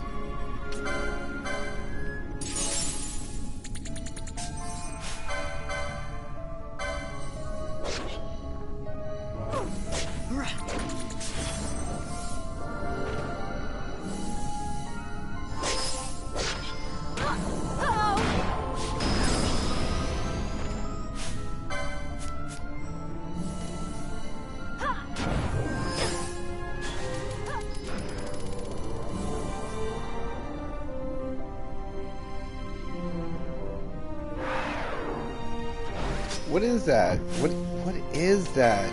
I don't even know. Yo, maybe I went the wrong way. Maybe this isn't the way out. All I can know is that looks like something I have to kill. Yeah, this definitely looks like something I have to kill.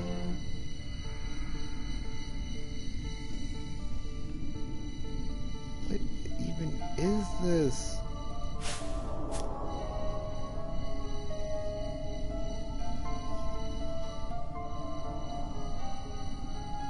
Alright, well, I guess I can't kill it now, so I don't know how to leave this place. Okay, the only way I can think of to leave this place now is to...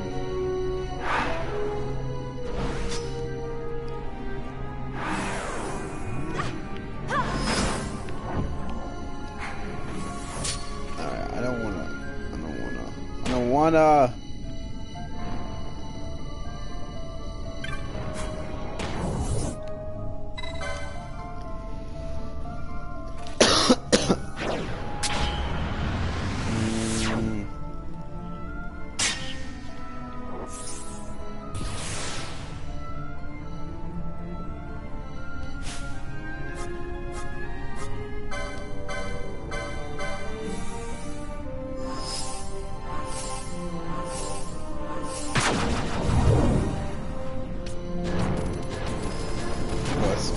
I'm not fighting.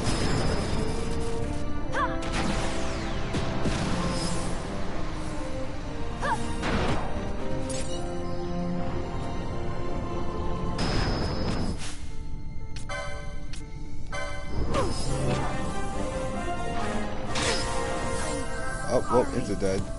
That's always fun.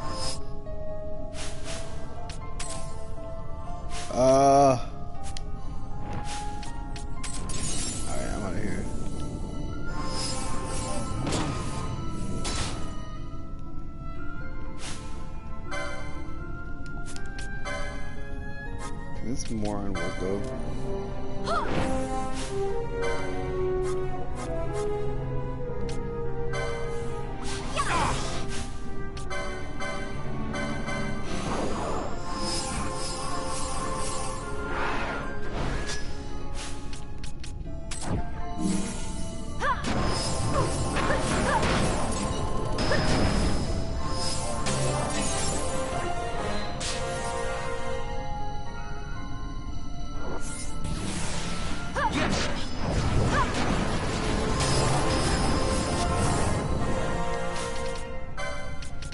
Gravity doesn't work here, so I want to turn it off.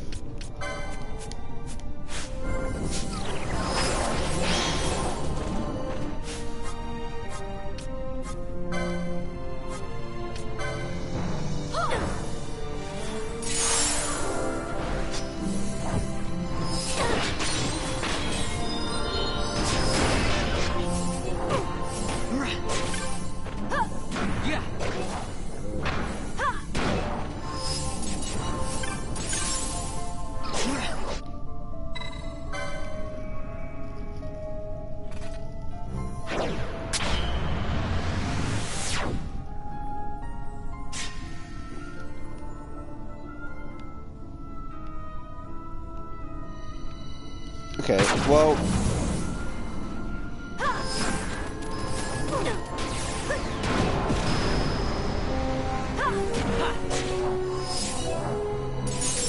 Alright.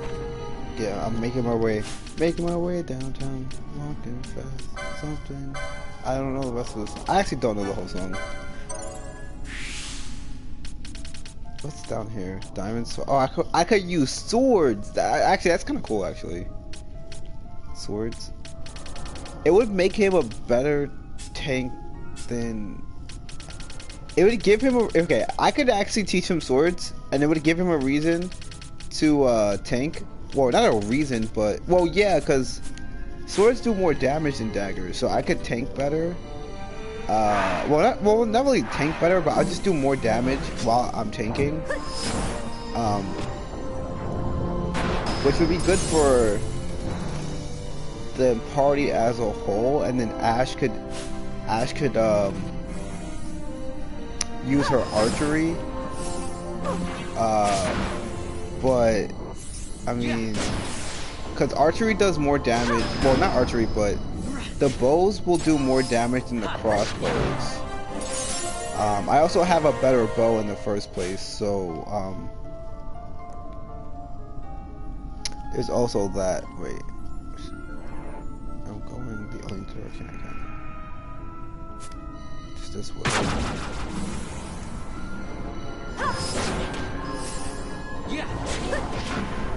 I have a 51 chain. There's so many of these stupid zombie things I've killed already. It's crazy. That's a lot. That's a high chain. Wait, what is this gambit? What is this at? 40%? What's that at 50%?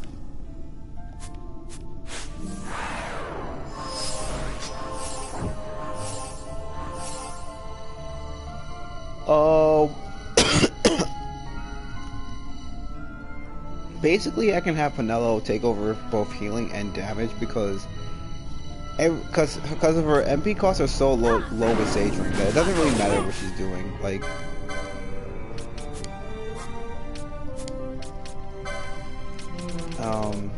I can use a disable mode.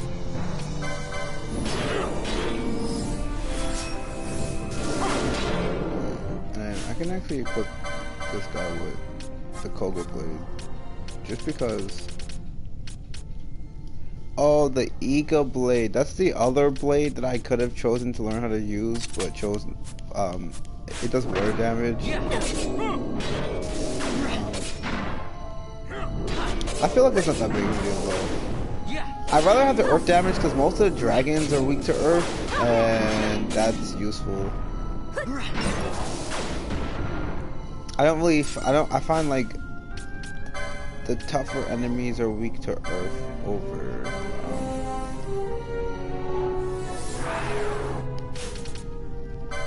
Actually,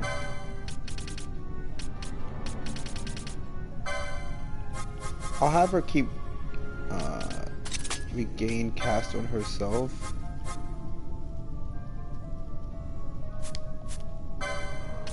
Okay, so this is the problem.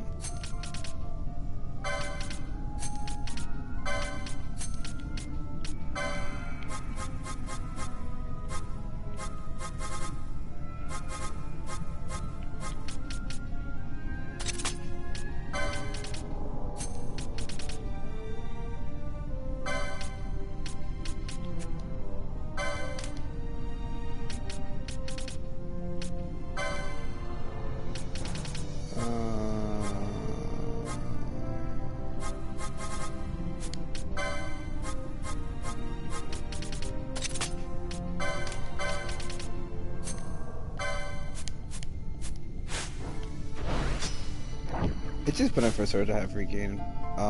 So I want to go straight. I just want to get out of here. Honestly, like being here is it's what I imagined hell to be like. It's just lots of monsters, no real way forward. I mean, there's a real way forward, but not one that's clear to you, and a lot of misery. Come at me.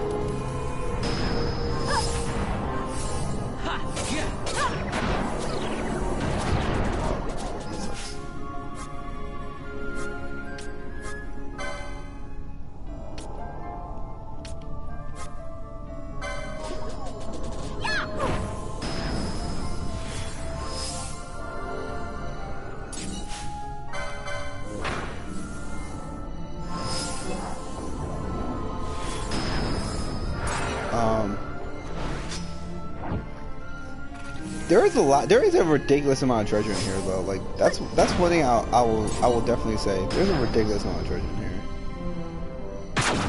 I think this is the right way. Technically, it's the only way I can go. That's not where I came from, so.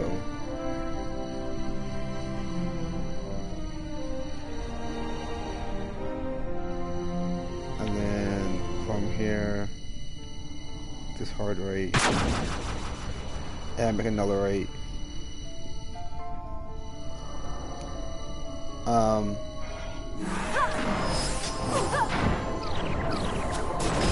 I'm interested to see how the meta of LCK expands, because I've noticed that it seems like there's a champion, like, I mean for junglers specifically, but I would say LCS. It just seems like there's a really big. I'm talking about LCS and then LCK and then I guess whatever EU is called that I just don't watch. I don't watch EU. I just watch Korea and NA, America, like North America. I just feel like there's a champion pool problem in the jungle, because now that you can't like hard carry out the jungle anymore, unless you would be playing a champion that gets a lot of kills. But I don't really see a lot of high kill champions being played. Like you're not getting a high amount of kills in Swanee, right? Like even with Lee Sin and J4, you're really not getting a high amount of kills because they're kind of worthless. Like especially in a meta where supports are very favored, especially supports that keep your ADCs alive. You're not really getting high kills. Like perfect example. And especially, not especially, but like example, like if you're playing against a Tomcat lane and you're Lee Sin, you're only gonna be like useful past like 15 minutes, or if you got a lot of kills. But like most top laners will just crush you. Like Seth is really strong, Aatrox is really strong. Soraka will just out sustain anything because Soraka's being played in the top lane. What else is playing the top lane? Nocturne will probably kill you if you're. I saw a Nocturne played like once by one person, but Nocturne will probably just kill you, unless like honestly, because he can spell shield the Q, and if you decide to go in anyway, like unless Lee Sin's like just juking or whatever, he's gonna get rooted and then die, because Nocturne also has sustain because of his I think it's his passive. I don't know if it's his passive or not, but it's a passive ability that that he gets from one of his I don't know if he gets it from a leveled ability or if it's just his natural passive, but I know he gets like sustain every like buff auto or whatever. Yeah, see, this is bullshit. Death, instant death, bullshit. So I mean that's something that people gotta be careful for. Then what J4 like I think J4 Jarvan the Fourth is actually more useless than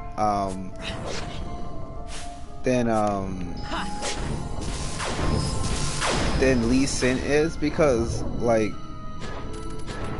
he can't, like I don't know. I feel like they're both. No, I take that back. They're both equally useless, and like I just feel like every time I see them in game, especially now, like maybe before, well, like they got a lot of. Wait, did I just?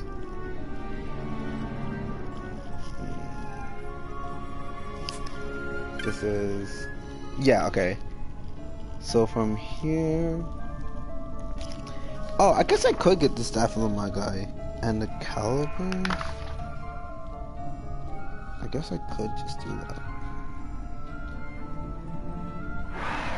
Alright.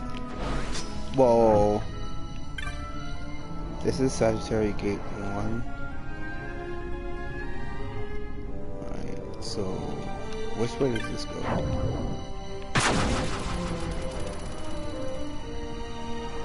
This is which? Okay, so I got to go the opposite way. Oh, these stupid bombs. Oh no, these stupid bombs. Okay, wait. I forgot this is the bomb area, which is 100% worse than the other area I was in. No, I want to leave. I want to leave. No, leave. Let me. I just want to leave. I just want to leave. Please let me leave. Please let me leave. I just want to leave.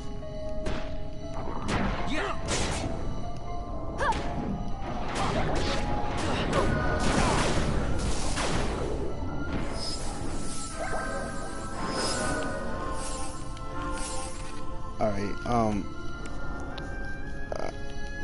this is worse. This area is worse.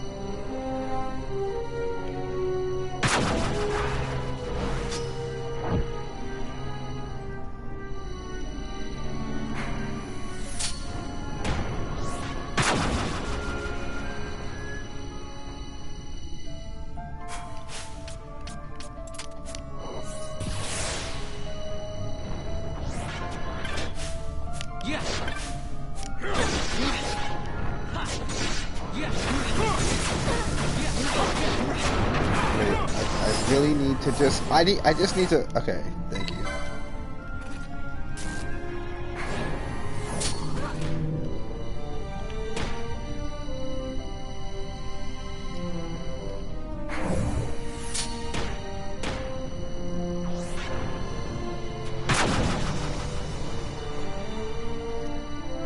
So I think it's this one.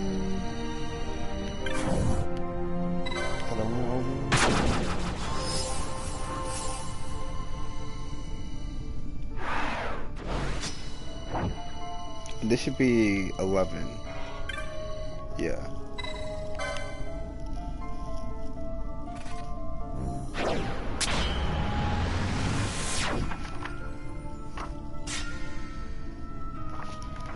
Alright, so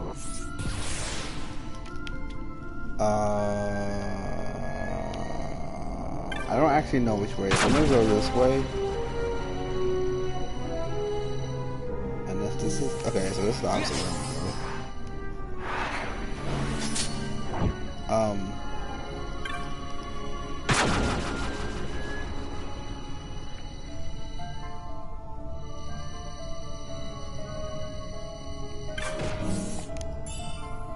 Okay.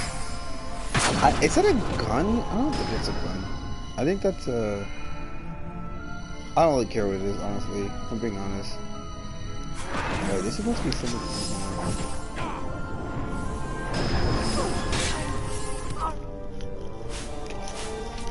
There was supposed to be something in here.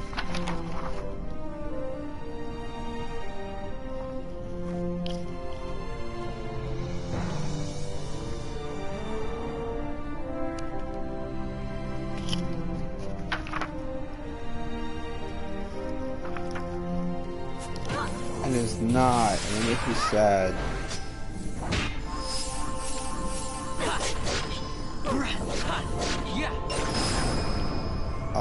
It makes me sad. There's supposed to be something here. Alright, well, I'm not gonna stay here if there's nothing here. I'm just gonna leave.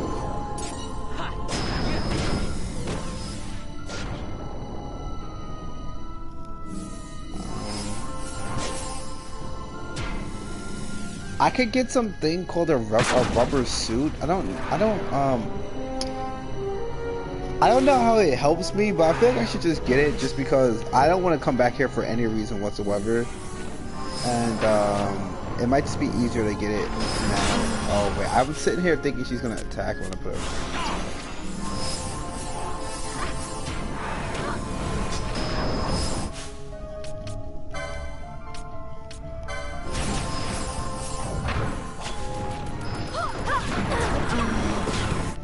And I got insta-kill. Cool. Awesome. That's really what I like to have to do. Okay, well, now I'm just leaving. I think it's this way.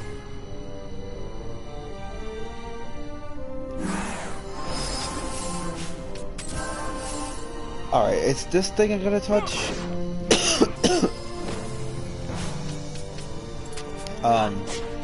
I think that support jungler. I wonder how support junglers would work because, like, I don't like. Okay, tank junglers are basically just like tank junglers are actually kind of strong right now because carry junglers are weak because you can't farm. You can't like hard farm the jungle and get an advantage unless you're like Kindred and you have like a mechanic around it and even Kindred, like, she gets more value out of farming the jungle because some of her camps give her like that passive bonus that gives her the stacking, the thing that like the mark will give you. If you get enough of them, you'll get like bonus attack speed and bonus attack range. So she's kind of special in that regard, but for the most part.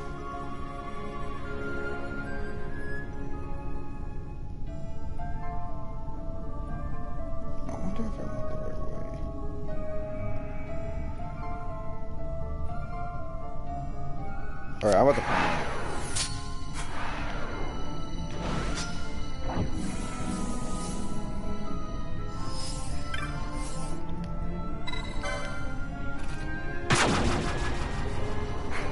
I'm about to find out right now if I went the right way.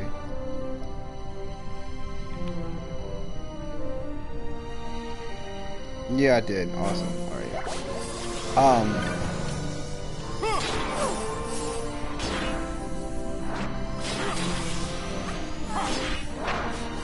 Wait, why do people just? Oh, there's a lot of them. All right. Oh, and I'm not getting the attention of them, but they do AOE.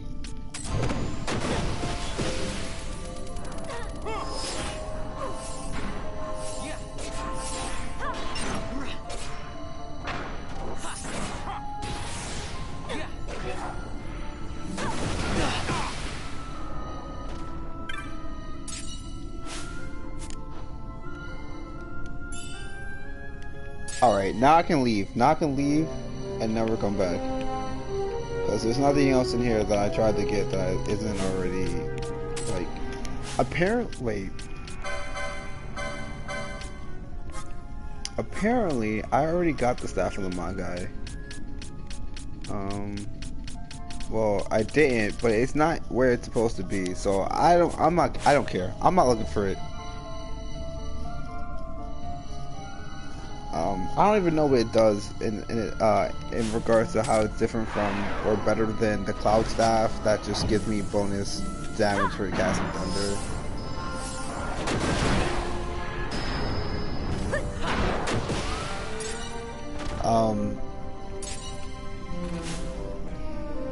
Alright, so I'm gonna go this way.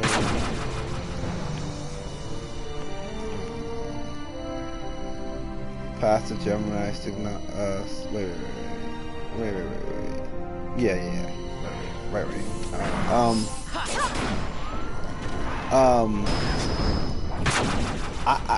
I would imagine. I know that Riot in the most recent patch buffed like jungler clears, like, because by giving a lot of characters like champions bonuses to like monster damage, like I think like one example that I know off the top of my head, well, two, is that they gave Zed like bonus damage to monsters, well, non-epic monsters, which are basically, the epic monsters are like, I think they're the buffs, and then they're also like the dragon and stuff like that. Well, the dragons and then the barons. Oh wow, this instant death thing is horseshit.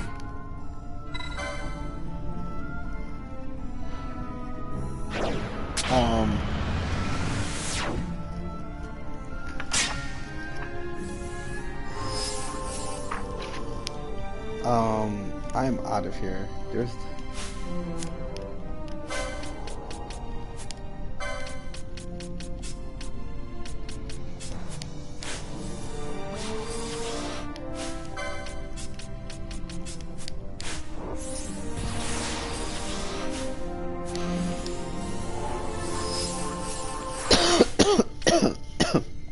Um,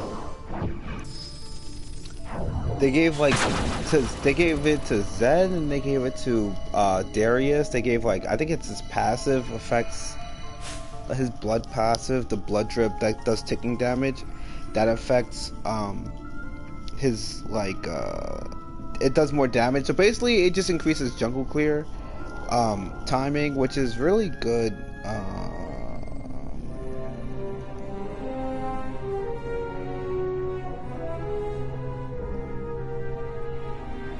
Wait, hold on. Let's just this. Let's just wait. Okay. This way.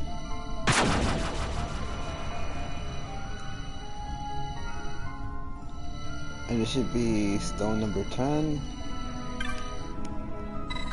Alright.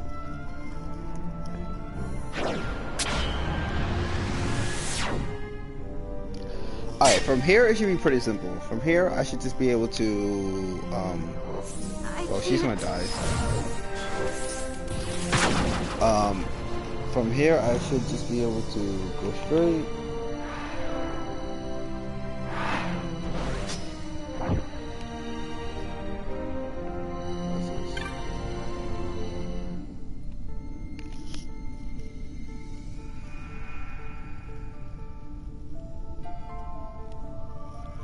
I don't.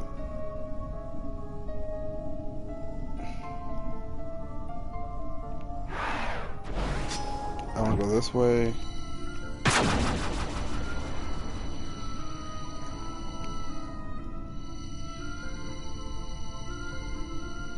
This way.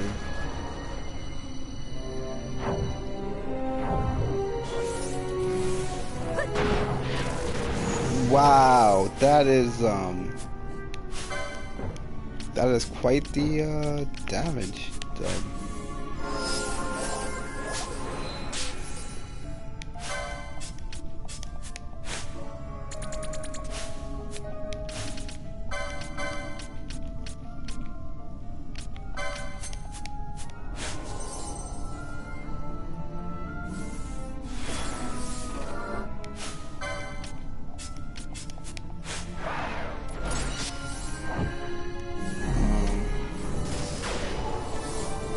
Yeah, eat that. You're weak.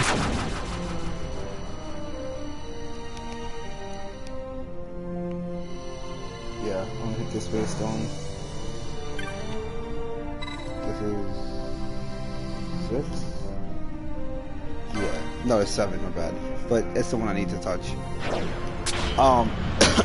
I think that's good. I actually think Darius could be good in the jungle now on like a pro level, just because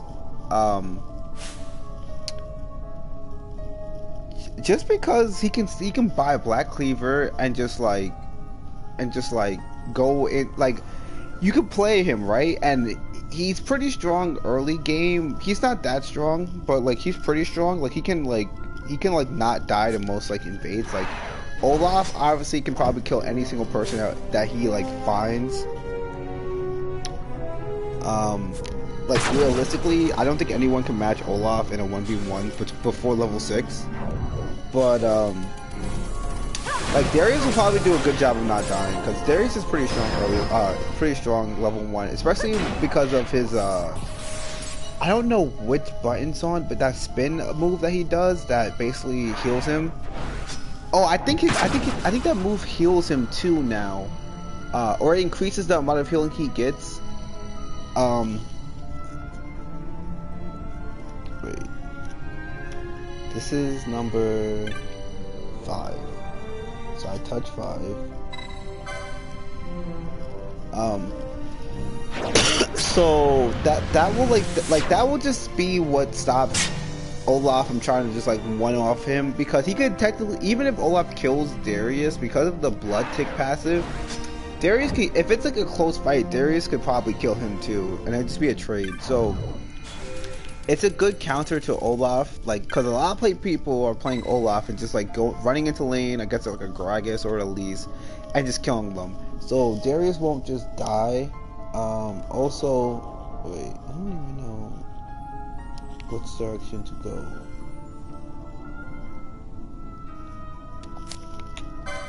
I actually really don't. Okay, so assuming I'm facing, I wanna go right. I'm gonna go right.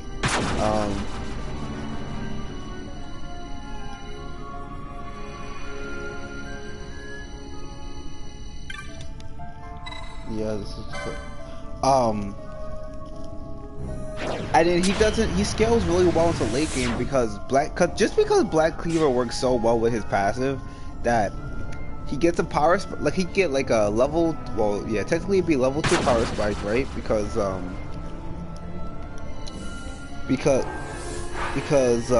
technically his level 1 item would be his like technically his level 1 item would be like what's that word?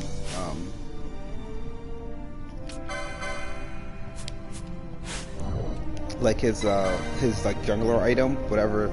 I guess Cinder Hulk would be better than the attack one, just because Darius wants to build tanky, because he kind of wants to like get a lot of his damage from his blood ability, which takes time to like stack up. Like you have to be in the middle of a team fight. Like realistically, Darius wants to be surrounded by all 4 enemies, does his little spin move, and like keeps the squishies next to him by his hook, using his hook move. That's realistically what he wants to do. So like he needs to be tanky to be able to do that. He's not like gonna one-shot everybody at any point in the game with any type of build. So I'm finally out of this hellhole. Oh my god, this was... I mean, it was really worth it. I got a lot of cool stuff in the game, but oh my god, was it terrible. I did get haste. I got more than I expected to get, honestly, because I kind of just came here with like the most basic ass items I was gonna... Oh wait, no, Hastica is really expensive. But finally, I'm fucking out of here. Oh my god, like... Okay, I'm gonna complete the main story. I got these hunts I could turn in, but I'm just tight. That one I defeated. This one I defeated. This one I can't wait. This one I defeated. And these 2 dragons I can't find right now. And then this one I can't find. Okay, so I'm gonna... Alright, let me hand in these stupid quests. I'm gonna teleport this way. And then I'll like do the story.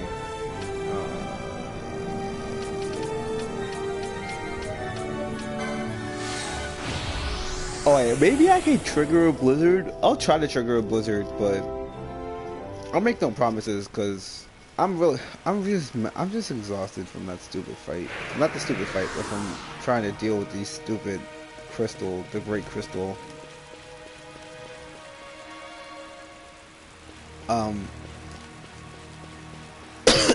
So I'm gonna not talk just because my voice hurts and I'm about to have to speak.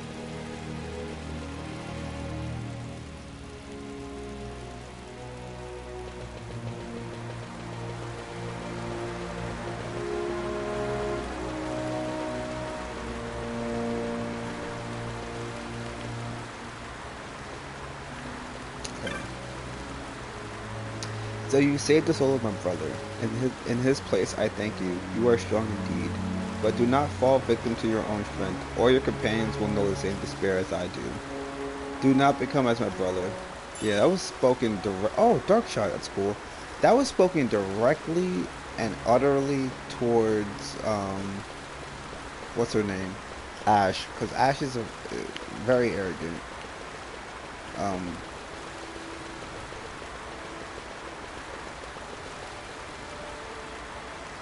Actually, I think I'm strong enough to go to that back part in the Lusu Mines, because I've been fighting level 60 enemies this entire time, and I've been like struggling through. But oh, I gotta go buy Phoenix Downs.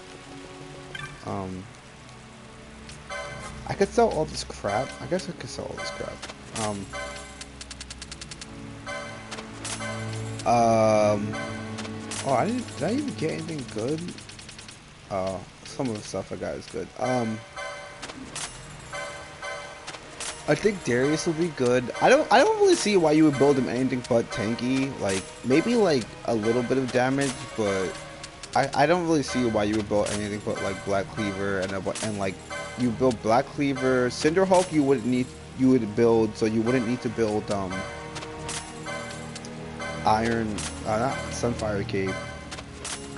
And then from there you just build like regular tank shit. Like after Black Cleaver, all you really need to do is build regular tank shit. I think I heard somebody say like you could build Trinity Force on him, and like you totally could. I think Trinity Force would work because his Q, and then you would proc Sheen, and then you hit with Sheen damage, and then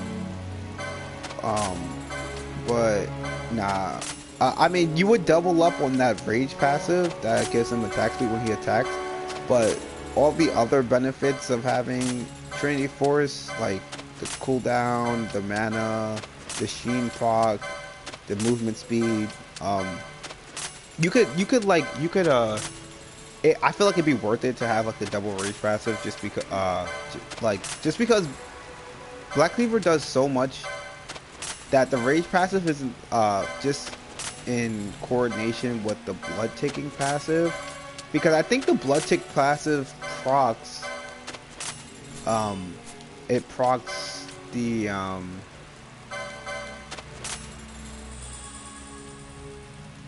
cool Link Belt, an ornament belt made from strength and chains together. The badge of strength among those who touch them. Bubble belt. Oh, okay. Well, I didn't really need that.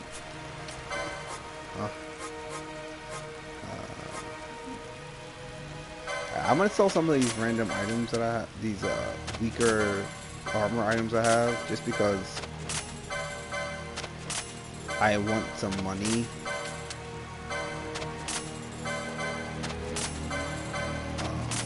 That you can sell. Like this stuff is all this. Open shield. Feather cap. I'm not gonna sell the shell shield. Oh, I can't buy items from this guy. It's because I want to buy. I need to buy. Phoenix guns. Yeah. And then I also need to buy. Actually, I don't need to buy anything. I need to buy. I need to buy some X potions, but I don't really need to buy X potions. I should be fine. To the. Oh wait, that was the wrong one. Okay, whatever. I'll just walk. I'll just walk to where I need to go.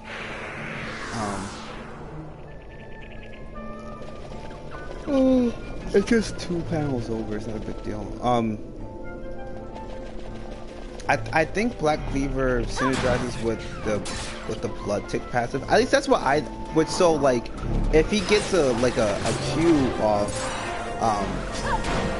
in like in the middle of a 5-man team, which is like, which I said is like kind of his ideal position, then he'll proc Black Cleaver, which is Armor Shred.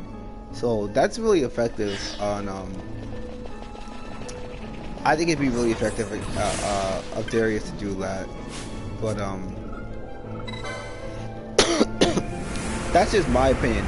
I think Talon got like some damage buffs to minion monsters, and so he can jungle better. And I forgot which person was making the argument on the the State of PogPack podcast, which is basically those the LCK like pundits, I forgot what the word is. The person who does commentary, the commenters of the games, basically he was like Talon would be really OP because Talon's passive just lets him jump over walls, so like you can't predict his ganks that well, and he can also run away. So the argument was that he'd just be really abusive as a jungler, and I kind of agree with that, but I mean, Jungle is kind of weak, so you need stronger champions in jungle. The stench drifting from the Feywood is no more. You have rid us of the wild Malboro, have you not? Those taken ill have begun to recover. You have earned your bounty with honor. Take it. It comes from Val herself.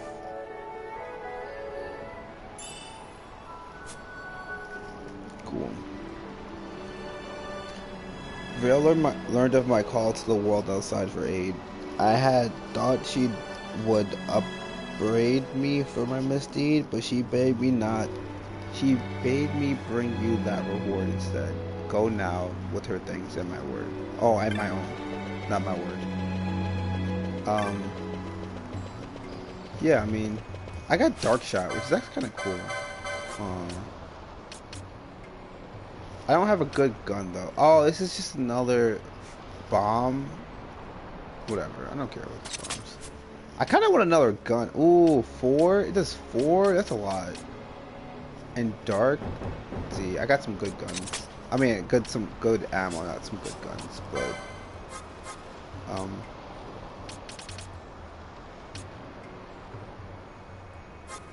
I'm kind of out of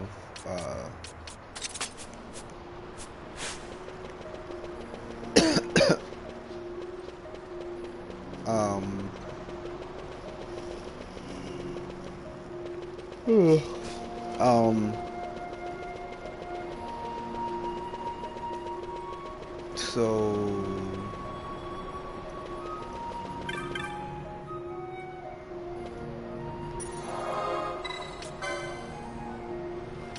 this is the last place.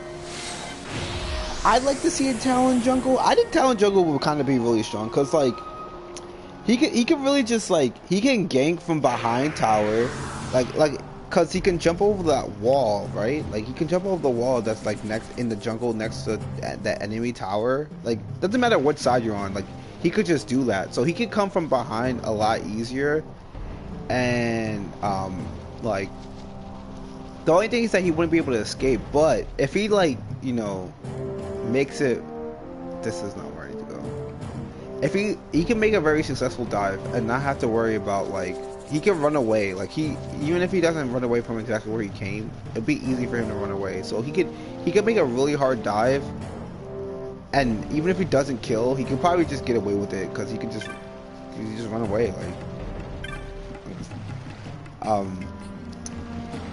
because like I think Kindred's a good answer to people who want a hard carry out of the jungle, but.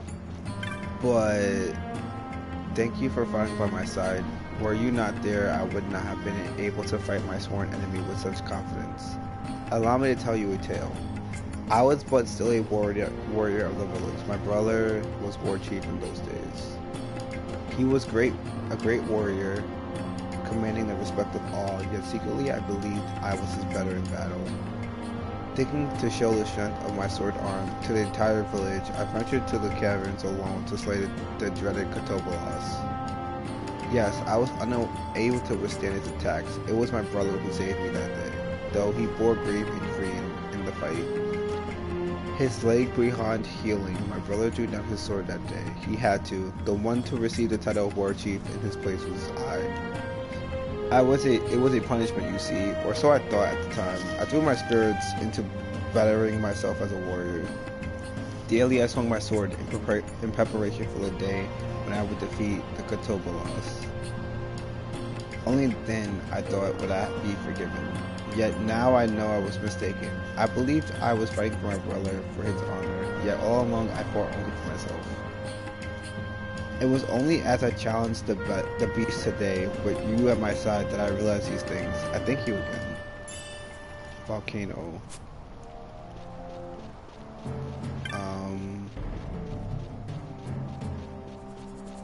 No problem, dude. I mean, no problem, I guess.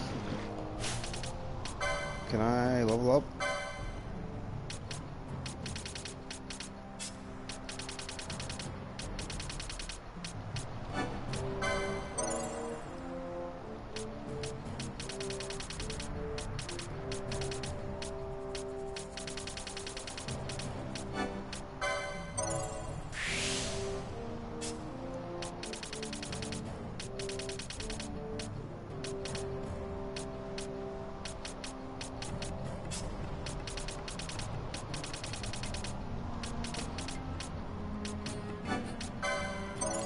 Oh, my feet.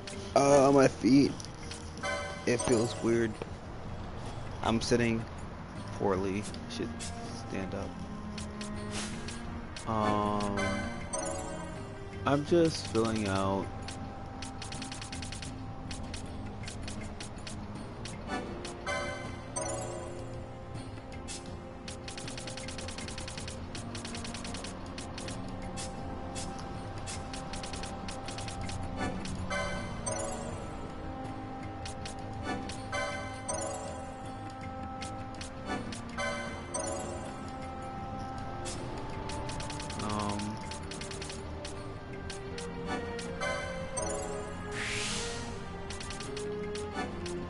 Wait, what is this? What does this spell? Oh, wow.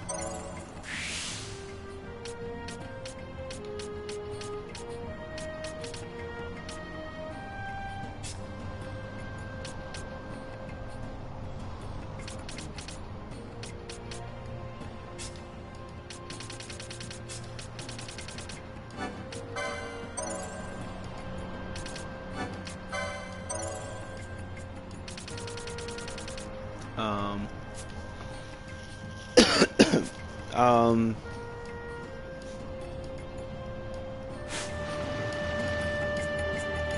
okay, so now what do I have to do? Oh, I need to go to a,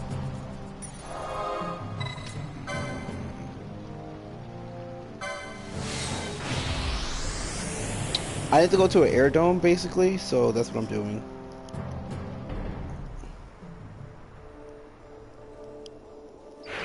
Cause I need to fly to where I need to go next. I can't just walk there. Oh, but I do wanna hook up. I do want to see if I can buy Siphon.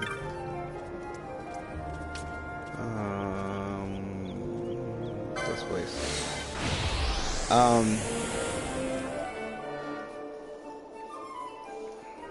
Oh, I might not have enough money to buy Siphon.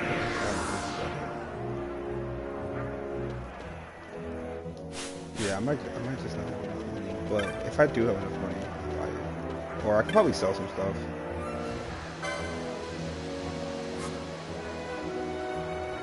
Ooh, reverse 2? Okay, yeah. I have enough Lego. I didn't even know reverse. Oh, so I was actually... Reverse is good, because... Reverse is good because... I have some good measure equipped. I have some good measures now, so...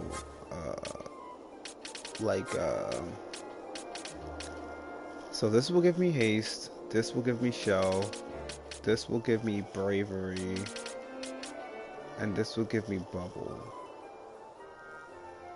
And the way I can use these things is basically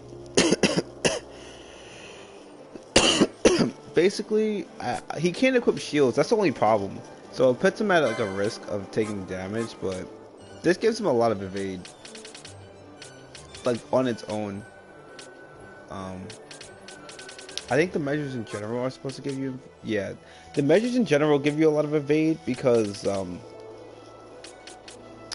they're supposed to be incredibly defensive weapons. Like you're not supposed to be getting hit with them, but he doesn't have a shield, so it's not like if I had gave him like Mechanist and a class that could use a shield, like maybe, well, there's like 4 classes that can use shields, so if I gave him any one of those classes, he would have been in a better shape to use measures, but I mean, he could still use them.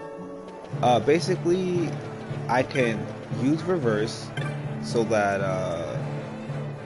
when I attack people, it heals them instead of doing damage to them. And then I set my gambit to just auto attacking, like, you know, my allies, which I think you can do. Wait, let me see.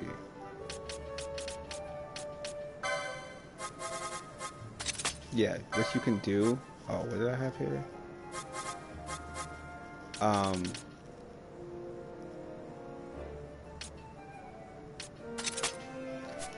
And then you'll buff them with your attacks as well. So like I could use bubble, so I never have to cast bubble. But I feel like that's not the best use of it, because bubble's not that like expensive.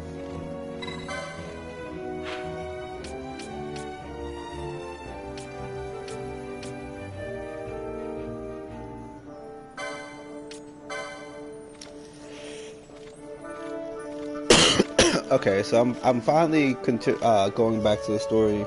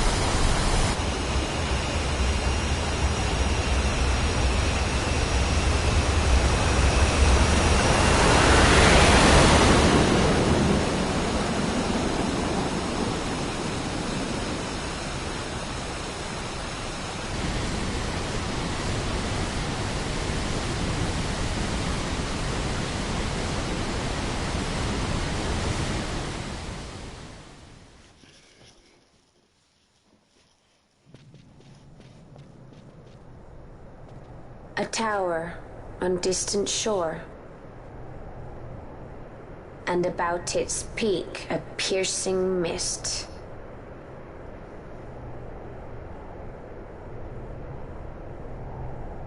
And in that mist, the Suncrest waits. My lady, your words still sound of doubt. Pray you reach your answer ere we the Suncrest. And? Should I choose revenge, what then? Then your woe shall be your own.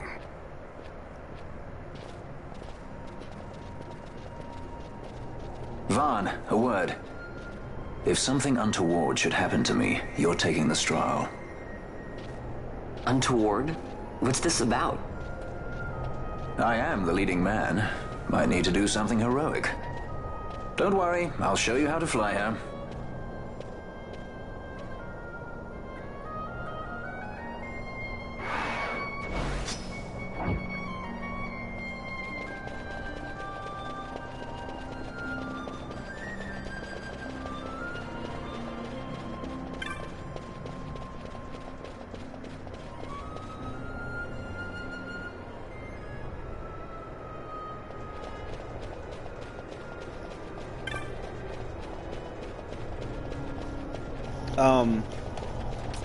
Yeah, so all this stuff is weak sauce now, because I'm kind of OP.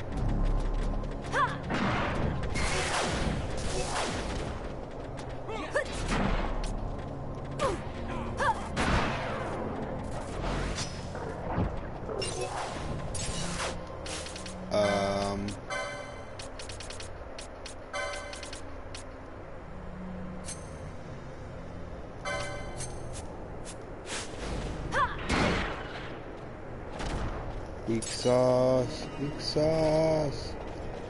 Oh, let me see if there. Wait, I don't have everything in this game though, so let me see if there were things in this game we're looking for. Sweep? What does sweep do?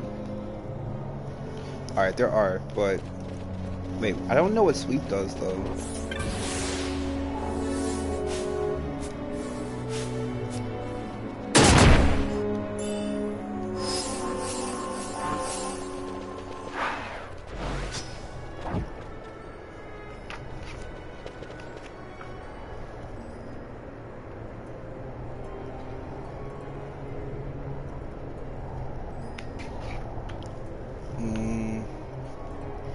Yeah, it's not. These treasures aren't really worth my time, honestly. I'm just gonna go for it.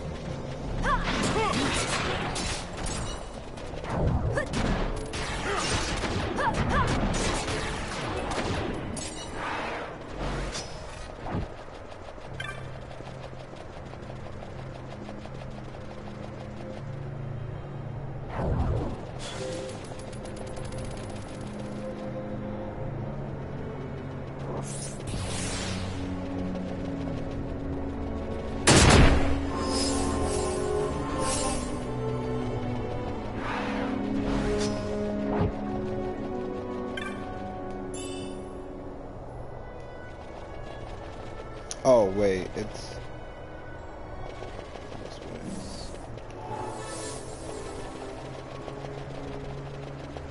this way. I'm looking for the map, basically. I think it's this way.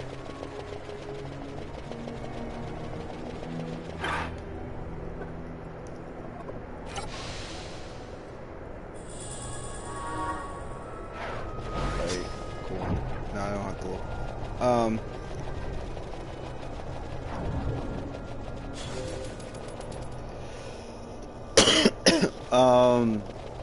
I think, what was I talking about before I got here? I was talking about League of Legends. Yeah, I was talking about Talon in League of Legends. Yeah, I think Talon would be, I don't know. I think Talon would be a good jungler, especially now that he can do more damage in the,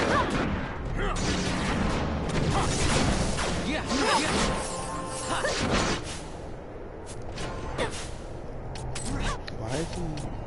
What weapons is he equipped? Oh,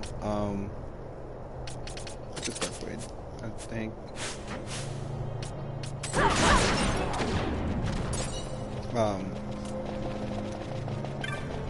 Yeah, I think Talon would be great. I think Talon would be good.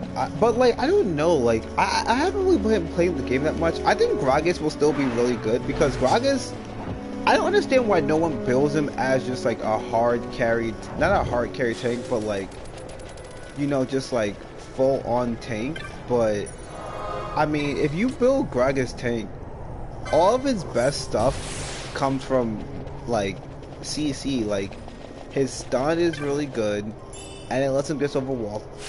Wait, licenses. I don't know what sweep does.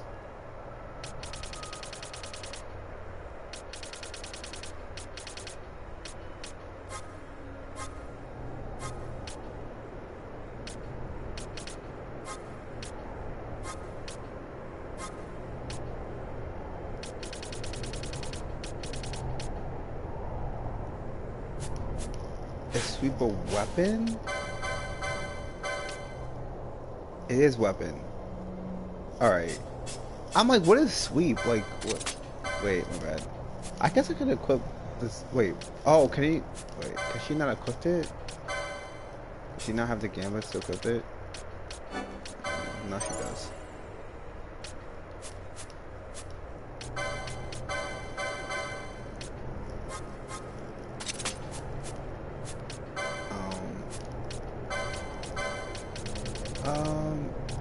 I'll have her attack because I don't really need her spamming magic right now, because there's nothing really here that can like scare me.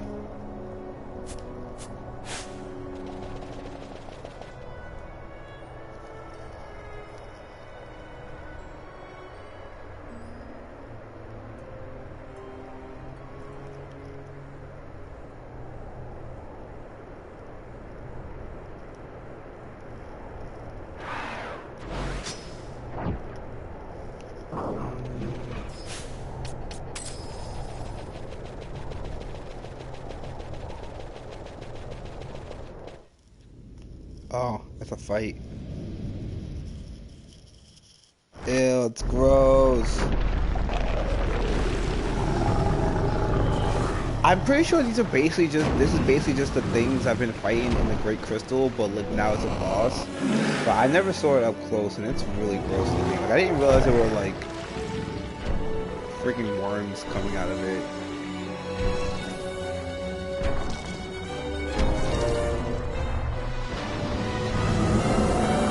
I'm sure she'll just spam Cura or Curja, because I'm pretty sure this is yeah.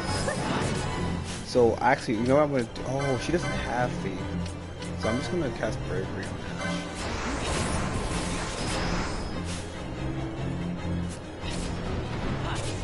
Oh, and I'm gonna change this weapon.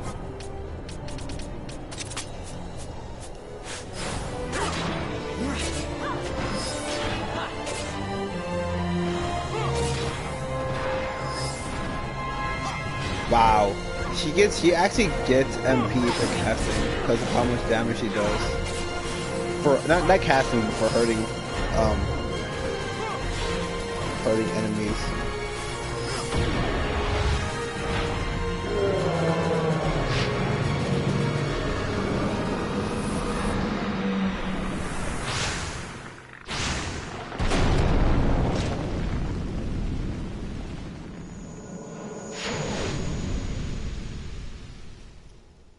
Victory dance.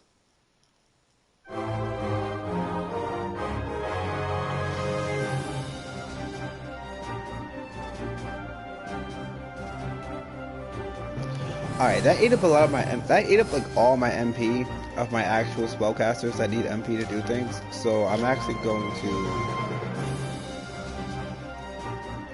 go back and heal up.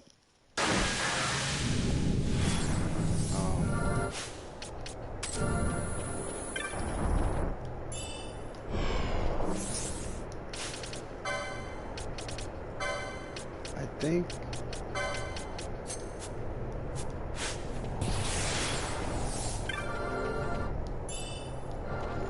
Ruby Ring. Alright, so wait. Go backwards.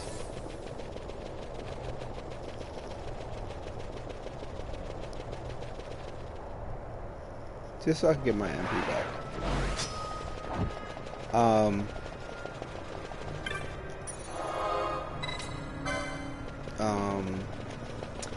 I don't know which. There are a lot of champions in the game. I know that Senna is gonna they like in the buffs and nerfs section, they kind of changed Senna to be more support because people were just using her as straight up ADC. And I did see people start playing her as support as opposed to just ADC, and I think that's actually really strong. Maybe not. No, wait. Let me not talk. Let me let the cutscenes go.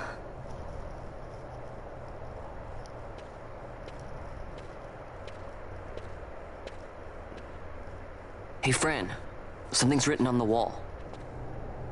Engraved by someone, it seems.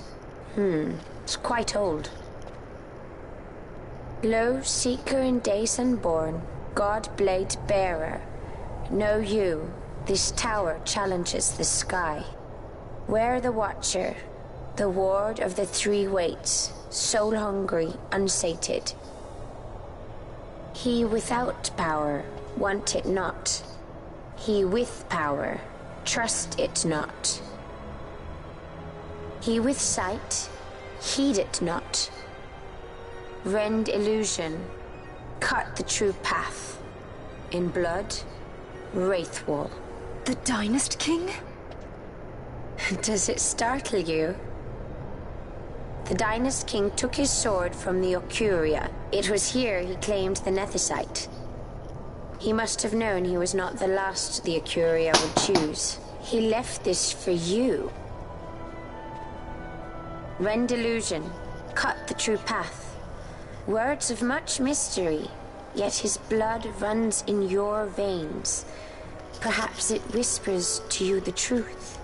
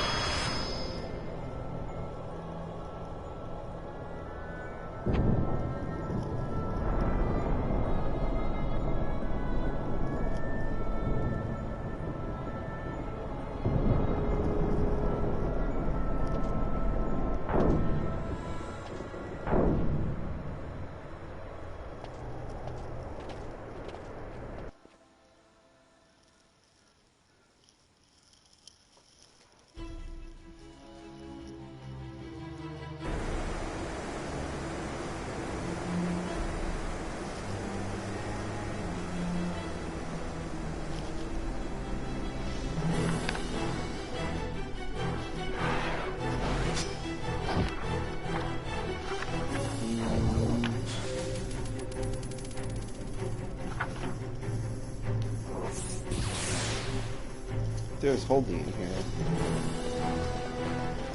Alright, I actually do not remember.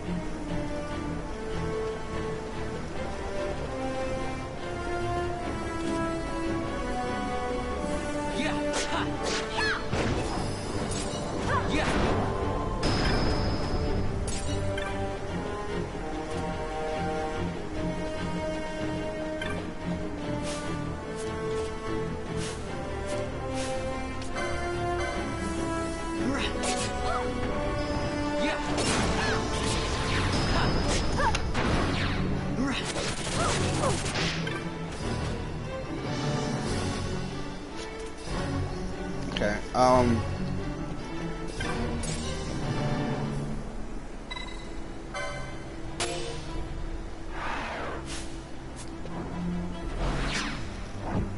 don't remember how to get to it. I do want to play with different characters.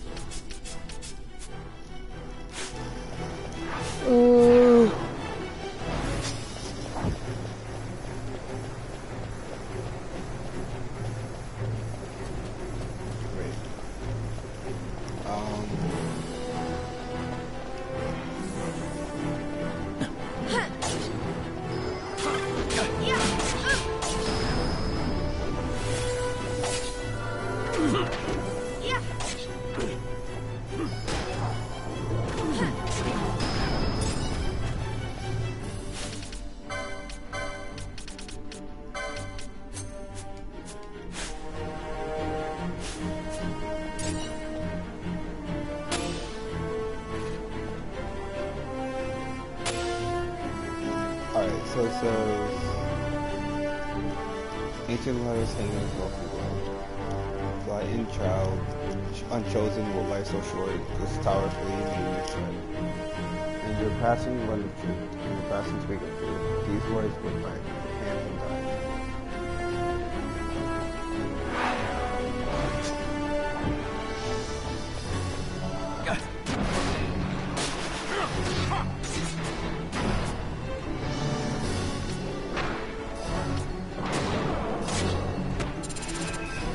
Whoa.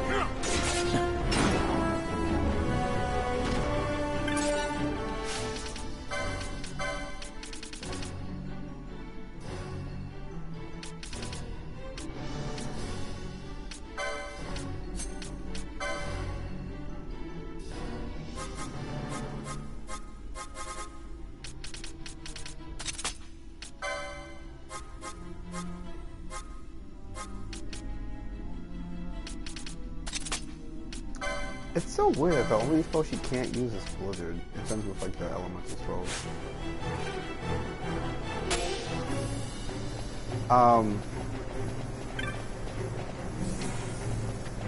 Actually, there's a lot of things that are weak to holding in this game, in this fight, in this area. So I'm thinking, I don't think it's worth it actually.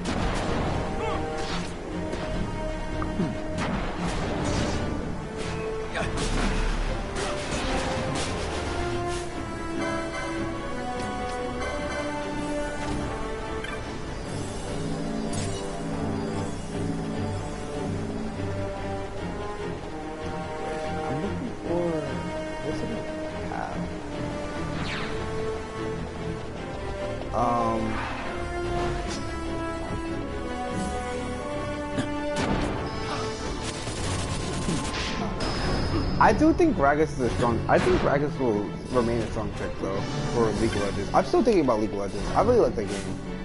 I'm still thinking about it because I feel like Gragas is still like he can always be a strong pick because like I know that. I mean, I see a lot of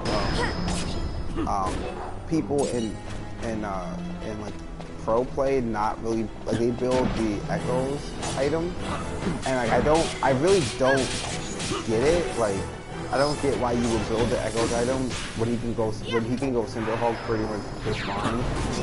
I guess it's because in a team fight, especially if you're not tank Gragas. Well, I don't want to say in a team fight. I want to say if you're not tank Gragas, you're not really trying to be all up in the enemy space. So Echoes like feels nice because you can do a lot of damage with your cast. Well, not a lot of damage with your cast because you can't do a lot of damage with your cast, but I think it feels nice because it might increase your clear timing. But Gragas isn't about clear time. Like it almost doesn't matter what his clear time is, even if it's slower, because it's expected to be slower.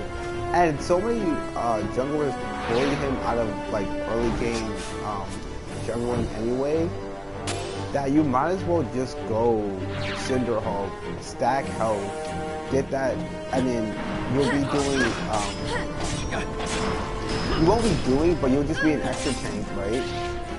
You won't die instantly, because like the effectiveness of his R and his stun, which I don't know what it is, I think it's just E, like those don't really change based on how much magic you have, because the whole point of the ult is more about displacement and less about damage. And if you're not scared to get one-shotted, you can be in more advantageous or closer proximity to your target than if you are afraid of getting one-shotted because like you're trying to stay as far out of range as possible. But like if I'm tank Gragas, I can just walk up on you, like take damage. Like his I think his W decreases the amount of damage he takes. So like he's even like, if anything, it's even smarter to build him because he gets bonus resistance on top of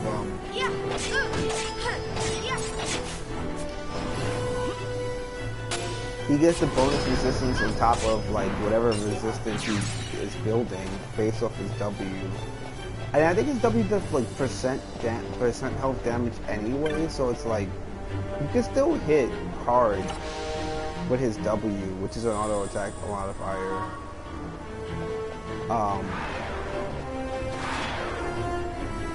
So I don't get it. I don't really get the mentality. I really don't get, like, pro players do a lot of stupid shit, honestly. Like, I'll be watching pro play, and like, yeah, I know I only play solo queue, and like, I mean, I was never that good. Like, I was wrong. So like, I'm not gonna sit here and say that I'm the best player of League of Legends. But I can say that, like, it's not just my opinion that a lot of pro players do a lot of stupid shit. Like, especially when it comes to building. Like, I know, I forget his name, but let's go from Beast of Towers base.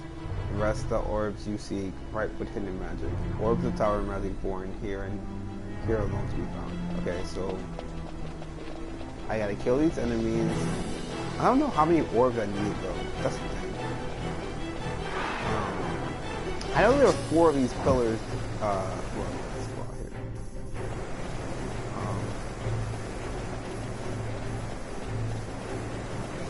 I think I gotta sneak inspector. The beast here dwell off the black orbs. Their quick approach by coming off the ship. Alright, so beast buckle.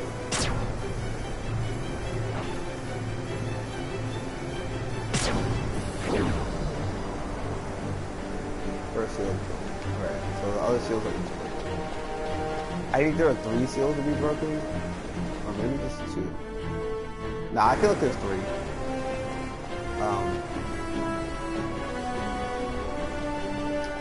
But like, okay, I don't play Seth, but I know that the LCK casters are always like, yo, why does every Seth player build Black Cleaver when all he does is like do abilities like when really the majority of his damage comes around through abilities. Like even though he can do auto attacks, he's not like spamming auto attacks to the point of Black Cleaver being effective at shredding damage. And I mean, just based on how I watch Seth players play in Pro, they're right. They're just 100% right. Because like you can tell how many procs, like maybe not exactly because you can't see the screen, but you can tell how effective trying to proc or stack Black Cleaver is if you like watch a champion that is like not really doing a lot of attacks in succession. There's the draft phase. I mean, I feel like Korean Q's draft phase, especially not Korean Q, but Korean pro play draft phase, especially compared to like NA draft phase, is really weak because there's no like.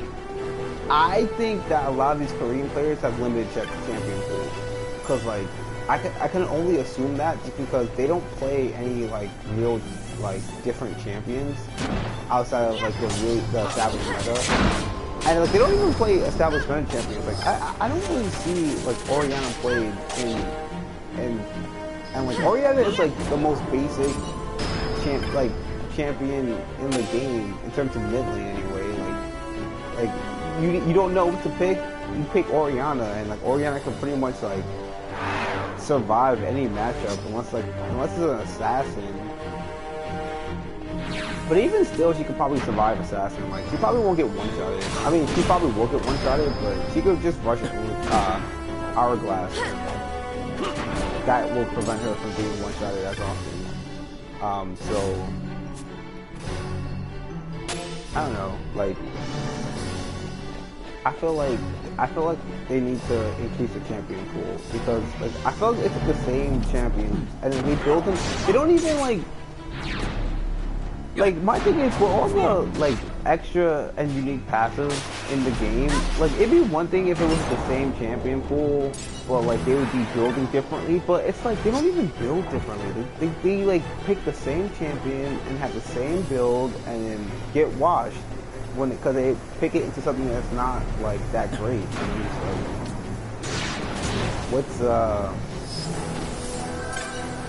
I just don't get the mentality behind it. Like it seemed like they're not really adapting to what's going on.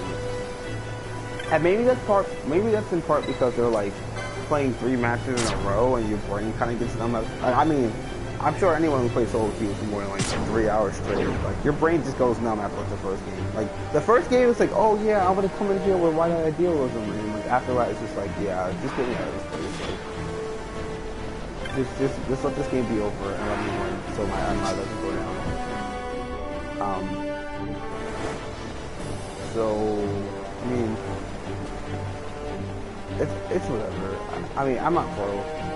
I'm just watching this, so like, don't listen to me, but at the same time, you got something. I mean, at the same time, it looks bad. But I also feel like, and this is a personal note, like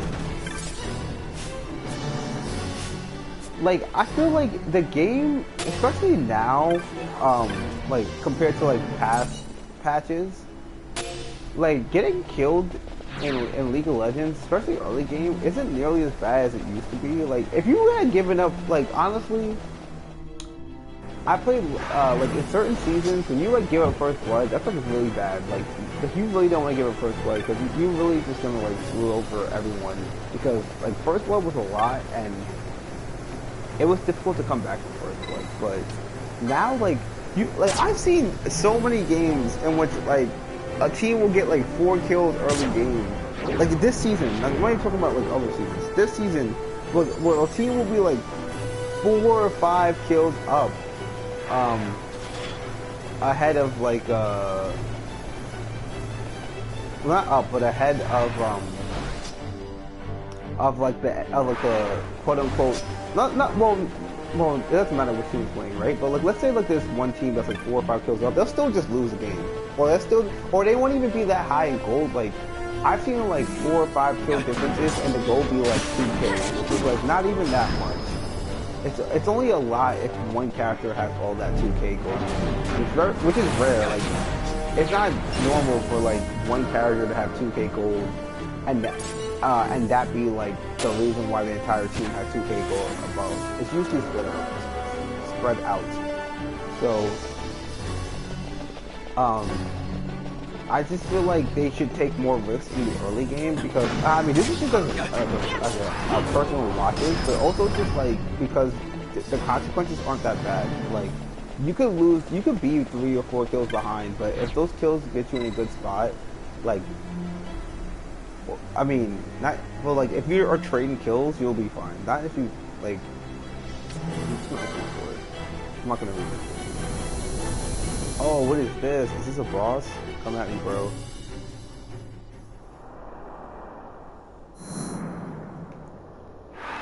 Wait, what? Oh, I don't remember this part. This is turn too below. Where do I go? There's 2 ways to go. There's no. Oh, okay. I'm just. Alright. Definitely.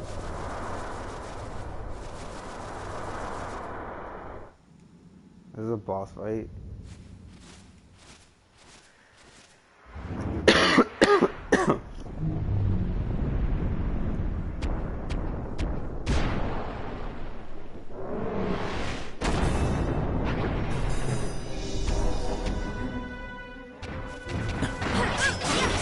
Alright, I don't. Okay. You know what I'm gonna do? I'm gonna equip this gun because I don't want him in one part. Alright, I'm doing about the same amount of damage. Oh, wait, no, I'm not. He's immune to dark. So let's try water.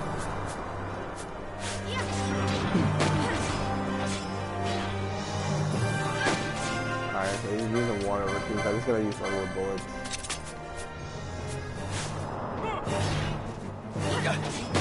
Oh, wait. I'm gonna also use spell.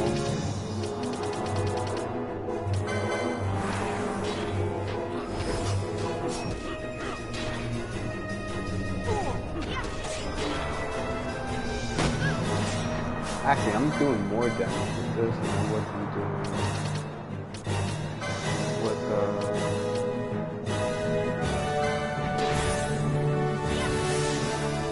using both physical and magic attacks. That's not casting.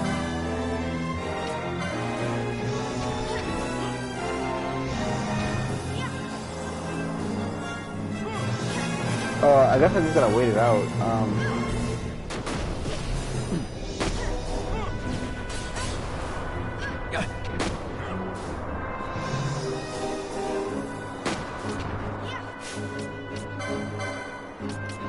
Test DK with friends.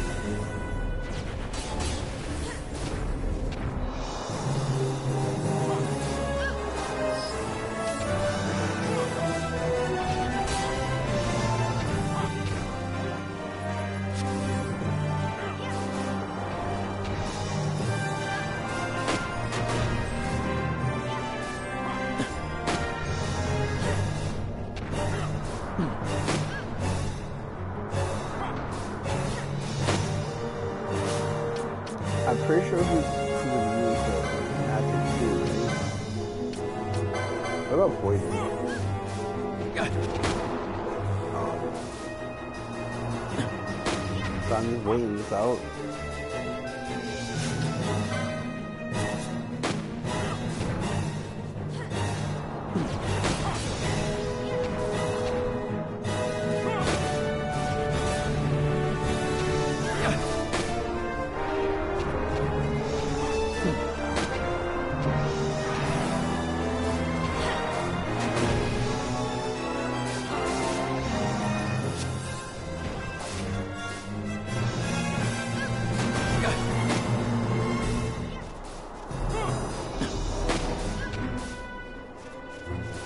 How do I trigger?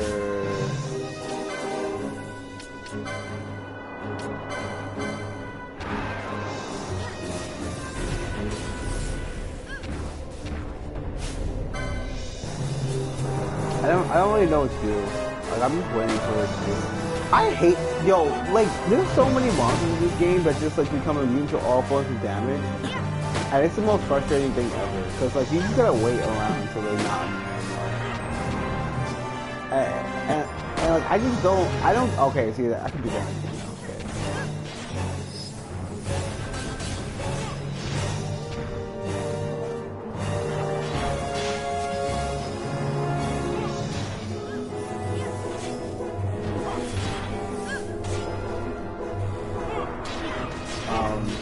Pretty sure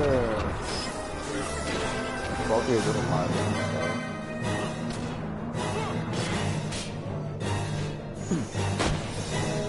I don't know.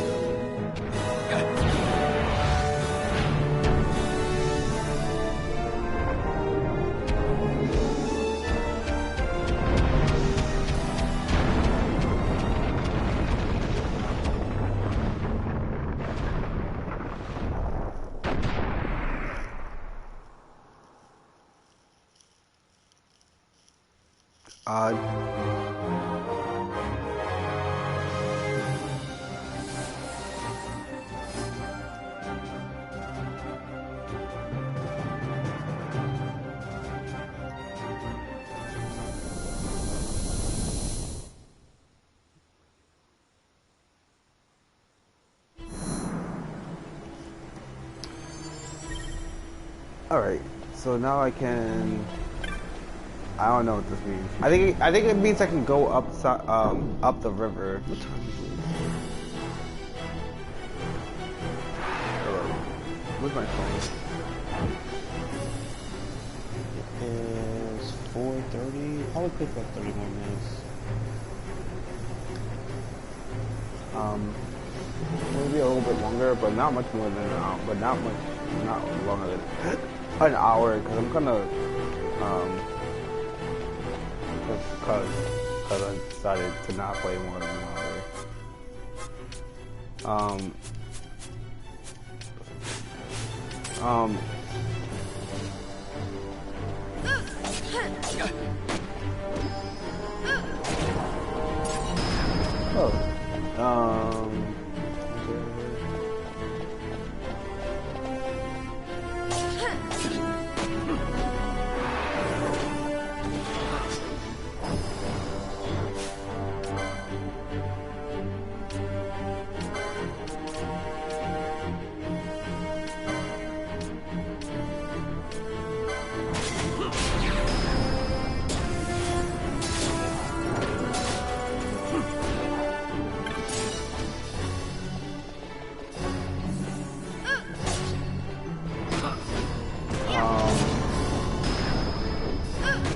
I think that I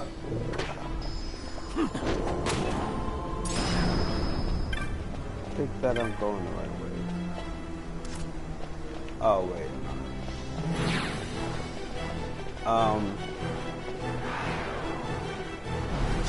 I'm interested to see how Bloomberg's campaign plays out, because like now that he, here's the thing though, right?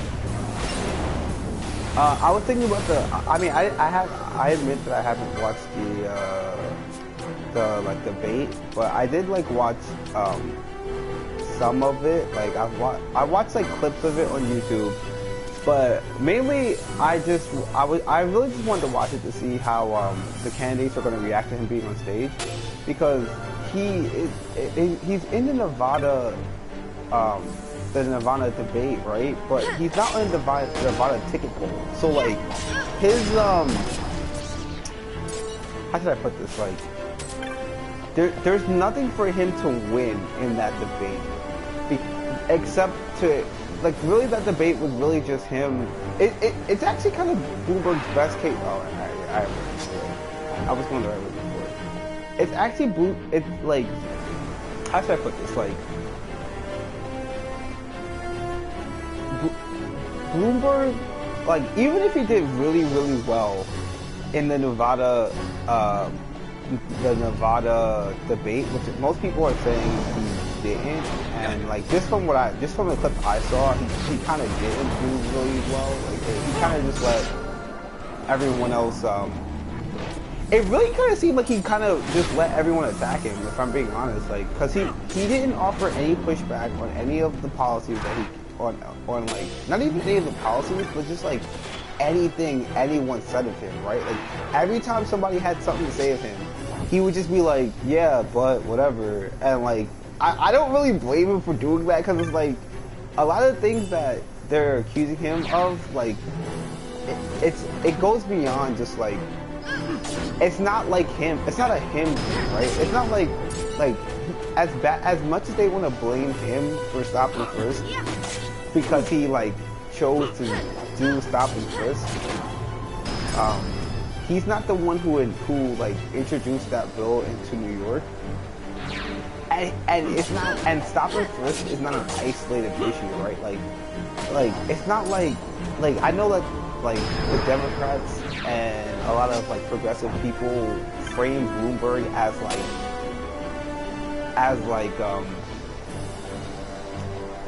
what's, how should I put this? Like, I know they try to frame the Stop and Frisk stuff as like Bloomberg having it out against like black people and Latino people, and like to a certain extent, I guess I could see how that framing happens.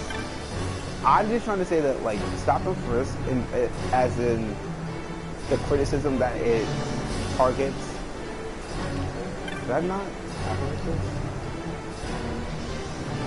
Tower walked by here and those who trespass here are they who master power will from this. The tower secrets after them. Wait, I could have. Isn't this now unlocked?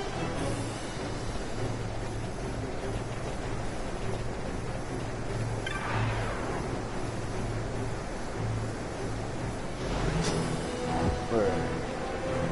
Is this not unlocked? Oh, wait, do I have to. Wait. Is this. Do I touch this way still instead?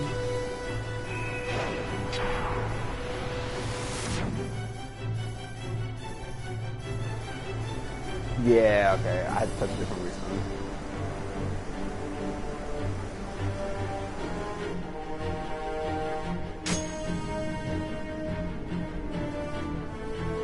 So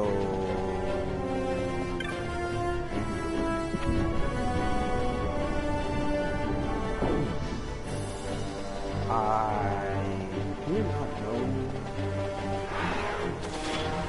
Alright, go ahead. The problem with Stop and Frisk isn't that it's only New York that targets black people, right? It's that a large amount of police districts target black people. Like, like, the example I can just give is that, I mean, I don't, is that, I know it was reported, okay, I know it was reported that, that like there were KKK members that are part of, like, they're not a part of, but like, it's also like, yeah, there are KKK members that are part of the police, of like police districts in the South, and so naturally speaking, they would be targeting minorities because they're KKK members, and like kind of by definition, KKK members are racist because like it's a racist organization. It's like more than like I know that people like to say that certain organizations are racist, like for not having enough black people, but like KKK is actually an organization founded in the concept of like and like they have an actual like systemic history of like killing black people. So like you don't. That's why that's what I mean by they're racist. Like, they literally kill black people. Like maybe not. Wait, I don't want to say maybe not today, but like that's just their history. Their history is literally killing black people. So that's what I mean by racist. I don't mean they don't have enough black people in power or whatever.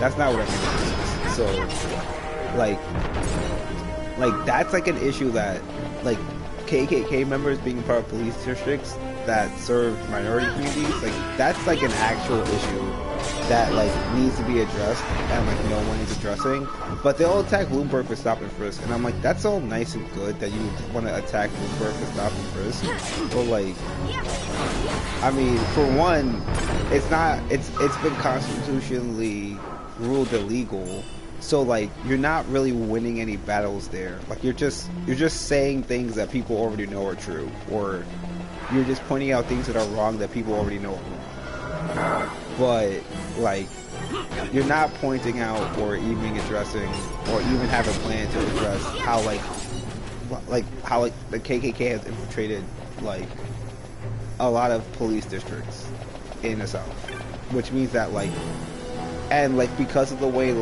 laws work, most cops kind of just get away with most things. Like there are some things obviously that they can't get away with, but like most of the time you can kind of just get away with it because we're very lax on police when it comes to like our criminal justice.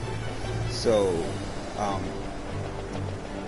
that's something that I think is just not addressed, and it bothers me that like instead of like I feel like they just like my issue with Bloomberg, well not even with Bloomberg, but with the Democratic Party's relationship with Bloomberg, because like this is not something Bloomberg can solve. It's something that everyone else has to solve. Is that like they want their constituency to believe that Bloomberg is bad for America because he's rich, and like, but they don't give a reason as to why he's bad for America because he's rich, right? They just say that, and then that's it. That's the point. The point is like, oh yeah, he's bad because he's rich. I'm like, listen, being rich is not like, it's not enough of a reason for somebody to be bad for the country. And like, I know that the popular argument is to say he's trying to buy the election, but like, I mean, he's not really buying the election. He's just buying support, which is not the same, and it's not, and like, I mean, it's not the same.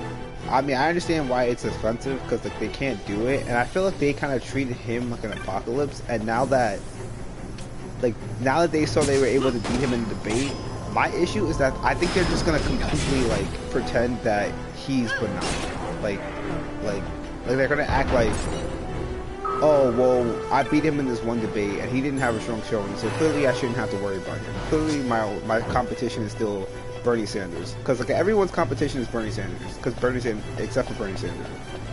But his competition is kind of like proving to people that he's not crazy, which like, I mean, if you already like Bernie Sanders, you already don't think he's crazy. But if you don't like Bernie Sanders, then you probably think he's crazy. That's kind of where we are in the Democratic Party. And I don't have an issue with Bernie like being extreme and whatnot, right? But my issue is that, like, okay, you want to do Medicare for all, okay, we get it. Like, we get that we get like the morality argument you're making for having Medicare for all. But like, how are you gonna do it? You know that Republicans care about those type of, like, especially more so than Democrats. You know that Republicans care about practicality and actually getting stuff done. So like, if you believe in like these policies, how are you gonna get it done? He has refused, or I don't want to say refused, but he just doesn't address the Green New Deal, right? Like he just doesn't address it. Like, and I personally feel like the Green New Deal is his best argument towards trying to become president. Because I know people don't like it. I know it didn't really test well, especially, well, I wouldn't say it didn't test well, but I know that like hardcore like Republican advocates like Tucker Carlson and the Fox News conservatives, because not everyone on Fox News is conservative, I've noticed, but like I know they're really against the Green New Deal, but I mean, in terms of like something to run on, it's actually kind of really good, because like it addresses more than just people who have issues with healthcare, because not every single person voting has problems with healthcare, and even if there's an argument to be had that oh, I didn't kill something. Oh wait, okay. Even though there's an argument to be had that everyone will need healthcare at some point in their life, like, there are lots of people who just don't worry about that shit. Like, there are a lot of people who just like, I'm not gonna worry about healthcare until I'm already sick. And like, I have other issues to worry about because I'm an able-bodied adult. But there's a lot of people like that, and Bernie has nothing for those people. Bernie has not, like, unless you're a college student or you're already sick and dying, Bernie has nothing to offer, and that's something that I don't think people really like deal with. And like, this is why I like Elizabeth Warren a little bit more, because Elizabeth Warren, like, yeah, she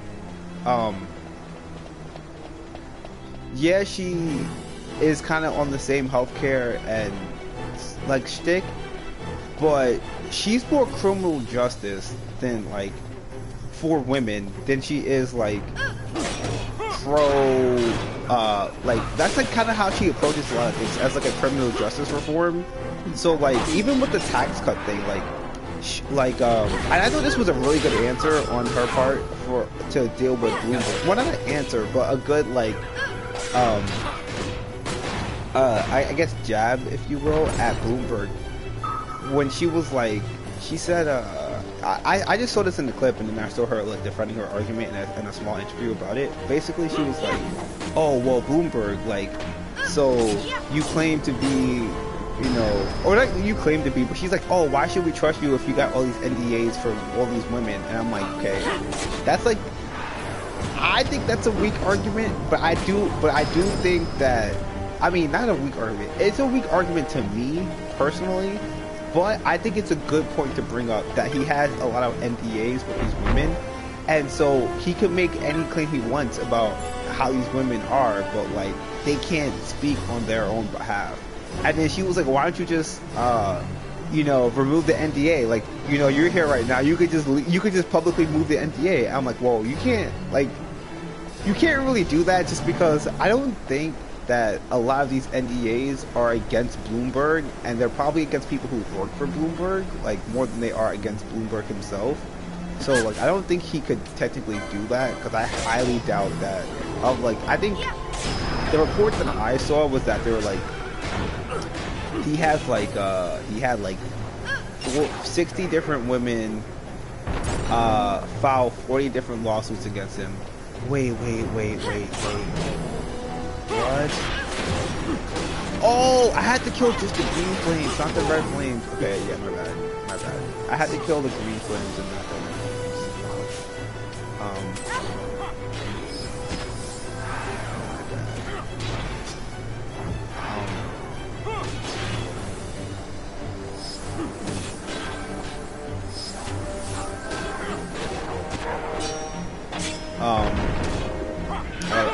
I actually kind of knew that and just got distracted because I was talking. Alright, so I had to find the green flames and the green flames. Alright, so where am I?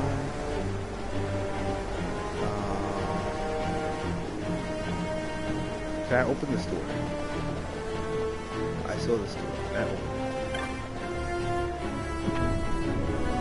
What is it? I believe like awesome.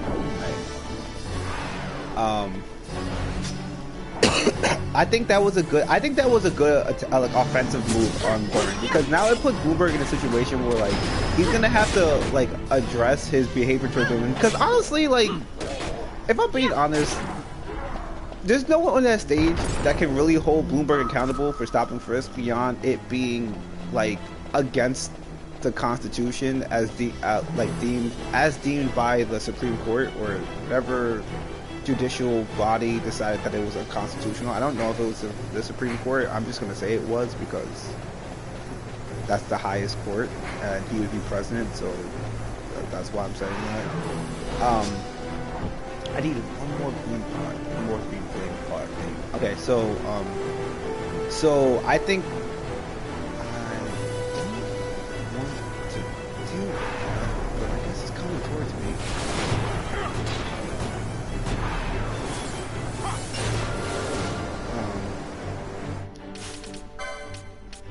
You know what? I guess that I could put flying less than that, because all this magic stuff will hit flying enemies.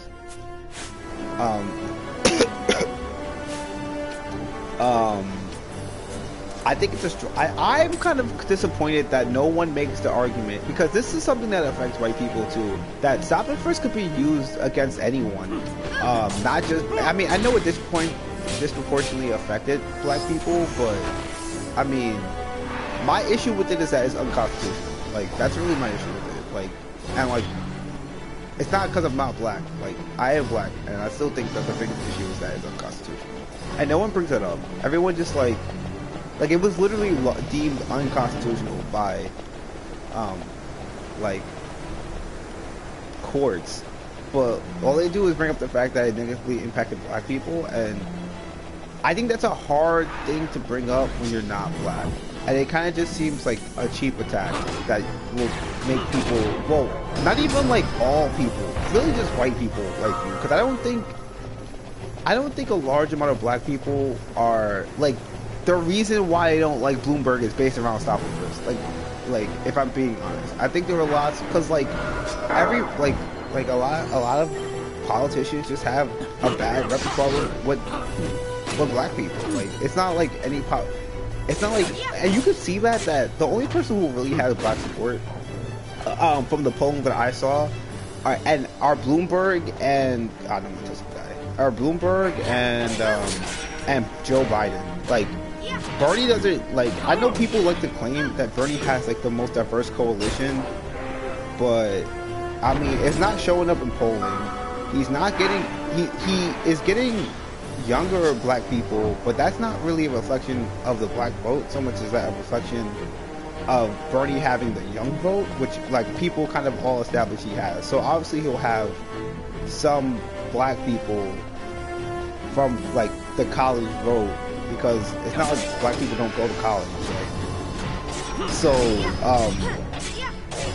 I feel like when people say that he has the most diverse coalition, like, I think he has I don't think he has, like, necessarily, even if he has the most diverse coalition, I don't think that necessarily means that necessarily means that this generation of young people are considered, like, that's what kind of people consider to be the diverse squad. So obviously if he is like getting all the support from young people, he'd have like just a larger amount of diversity compared to like if he was actually getting like older people to vote for him. Because I think that's something, I think, and it kind of bothers me, like, I'm not even old, like, I'm 25, so, but like, I think it bothers me how like discounted anyone overly age of like 35 is in this to Bernie Sanders, it seems like and his coalition. Because I'm sure there are like I think I was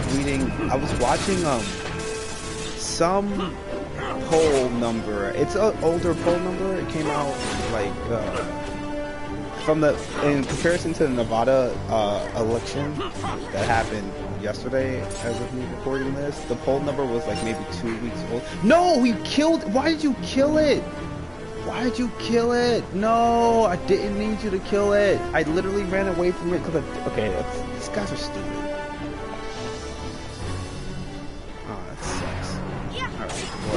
I can't believe they killed it. I'm so upset about that.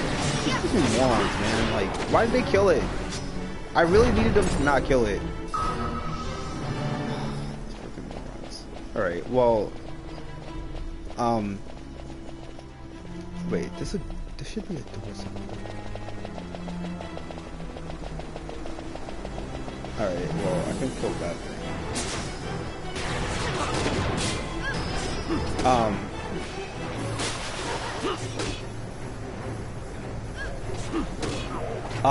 As of the Nevada debate, I think it was like a 2 or 3 week old like poll that I was like that was being spoken about, and basically there were like voters from like 35 and under highly favor Bernie, but then voters like 65 and over favor Joe Biden.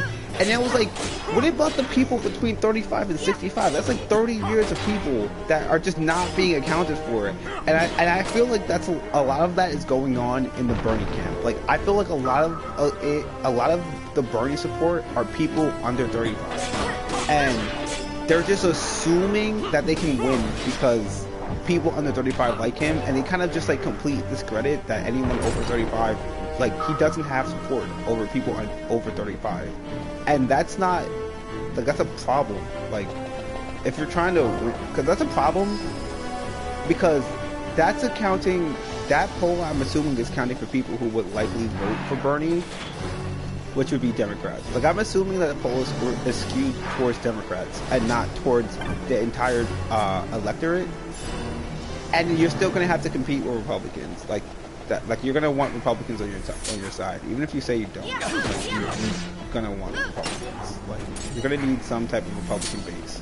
So I just questioning where his support is going to come from beyond like now, right? Because now, like, technically, Joe Biden has yet to be. I mean, not Joe Biden. Technically, what is that's pot? Technically, oh, maybe I have to kill that red bot and then find some other bots. Maybe that's what I have to do.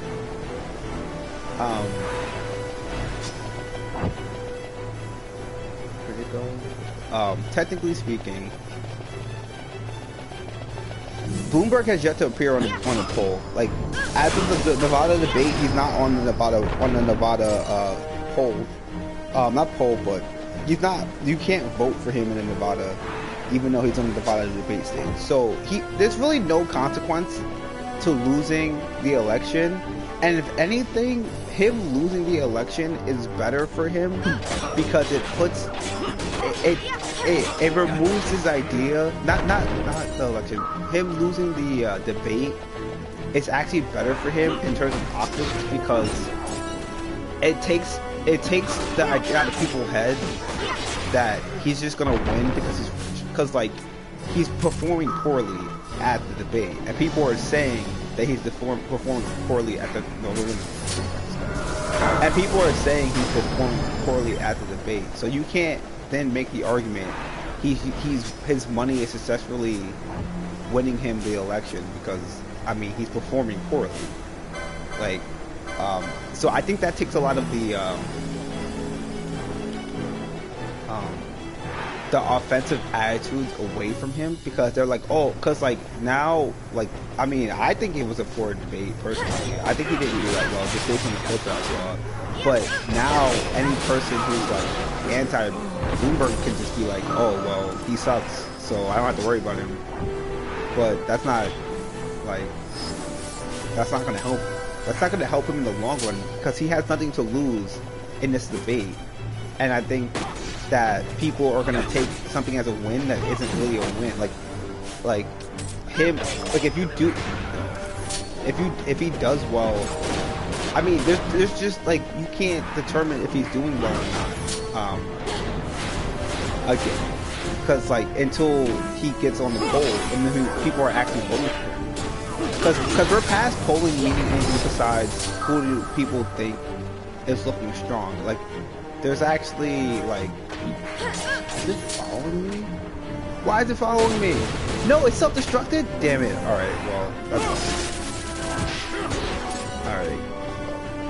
alright. So I think that people need to stay on their game. I think it's dumb to just assume that they're gonna win. By that they, I mean the Democratic nominees and their campaigns. It's dumb to assume that they're gonna look strong. They're going to be strong just because Bloomberg didn't do well in the debate. That really doesn't, like, the only thing that affects him is like, the only way it affects him is that for the first time we see how he deals with people in like a practical sense. Because for the most part, you're just watching him like not throw his money, but like just say his opinions. But I think that's kind of how it had to be because I mean, he entered late, so he kind of had to just like set a platform of what he believes before the right one.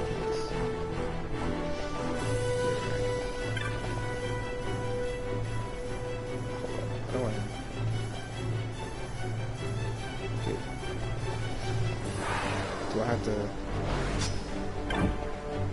Oh, it's a treasure chest. Okay, like what? Escape mode. Okay, I guess that's nice.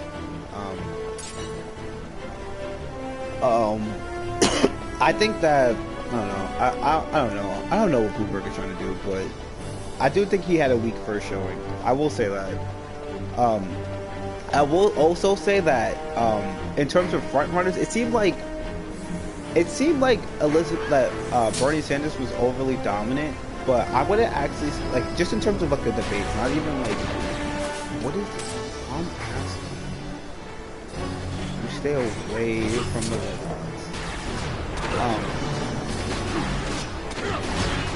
I think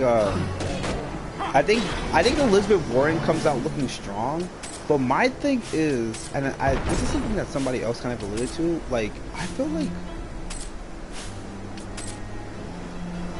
like Elizabeth Warren and Bernie Sanders would be a really good team. I feel like, I know that they got into like whatever type of spat. I don't even know if it was a real spat or if it was just like CNN trying to make a spat. Either way, I don't really care because like CNN didn't say, all they did was show things that were happening behind the scenes, and everyone was saying that they wanted more transparency. So like, I feel like they were acting appropriate for what I expect the news company to be like, which is salacious. So to a certain extent, anyway. So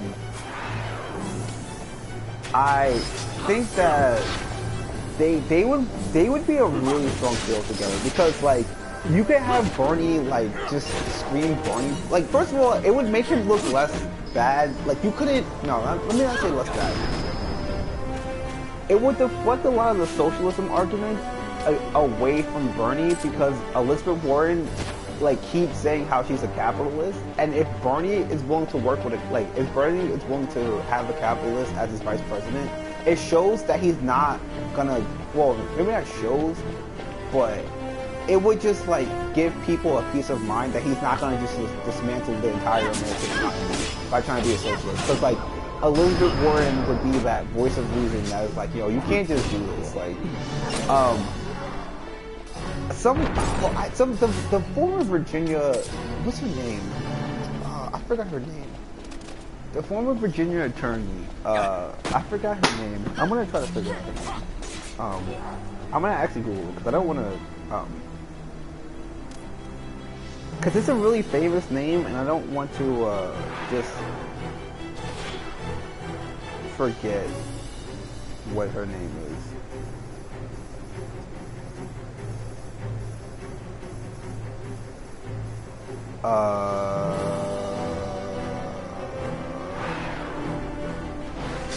Oh wait, AOC was on the page? I don't think. Stacey Abrams, yeah. So Stacey Abrams, okay. So Stacey Abrams was on a View saying how she wants to be vice president. I personally like. I just think that's hilarious because I'm like, who? Like, I mean, I know who Stacey Abrams is. Like, she is like respected in the political sphere, but in terms of like recent, like, I guess like this current cycle of politics that like I'm gonna dub it like the Trump Bernie Sanders cycle because like those two people are kind of dominating. Like, what has she done? Like, not even what has she done. Like, I don't want to say what has she done as if she doesn't do anything, but it's just like where is that coming from? That's what I'm saying. Like, it seems so out of left field for her to be like, for her to be advocating to be a vice president. Like, she's like just on the view like, oh, I want to be vice president. I'm like, okay, that's nice, but where is that coming from? Like, you're not involved. Like, okay, I know how to put it. She wasn't involved in the it didn't seem like she was particularly involved in the process of the Democratic nomination. So it just seems out of left field that she would care to even say that she wants to be a part of. I mean, not want to be a part of, but wants to be presidential, like a presidential nominee. It just seems really out of left field. Like that's all I can say. Like, I'm not even trying to like insult her because like I don't know. Like, I know she's very like. She goes very strong on like minority rights and stuff like that, and I respect her for that. Like, I think that is, but like I just think it's really out of left field for her to be saying like that she wants to be the vice president. It just seems like it's out of nowhere. But I think I think she's saying that because I mean she was saying that while championing, not championing, but like saying positive things of Bloomberg. So I think she was saying that way more. I think that was way more directed at Bloomberg than it was at like just all the nominees. And I do think that I mean one thing that people don't realize if you only like watch if you're only watching the Democratic nomination stuff on like CNN, you might not realize how many rallies Bloomberg has had. But if you watch those rallies, he has a lot of black people who in vocal support of him. Like I don't know if it's just because he's paying people off, and like I know AOC is claiming that, and I mean she can claim that all she wants. Like you can't, like it doesn't mean that people, like money means something to people, especially because we live in a capitalist society. So you can say, oh, you're just being paid off all you want. Like when you need money and somebody gives you that money in a society, like in American society that is based on capitalism, that means a lot. Like it's not just an empty it's not like it's not just empty. It's not an empty gesture. Basically, it's like if you give somebody $1,000, it's not an empty gesture. It's just like it just means different things to different people. So like, cause I highly doubt, like, I mean, I'm just saying 1,000, but I'm sure it was more than that. But I'm just saying, like, I'm highly doubt when AOC was younger and somebody was like, oh, you need $1,000, she would have been like, oh, that's completely pointless. I don't want your $1,000. I have self-respect. I highly doubt she would have said that. I think she is just in a position now where she doesn't need people's money, so she now kind of like looks down on the act of being given money, because I guess, I don't know, whatever reason she has to do that. So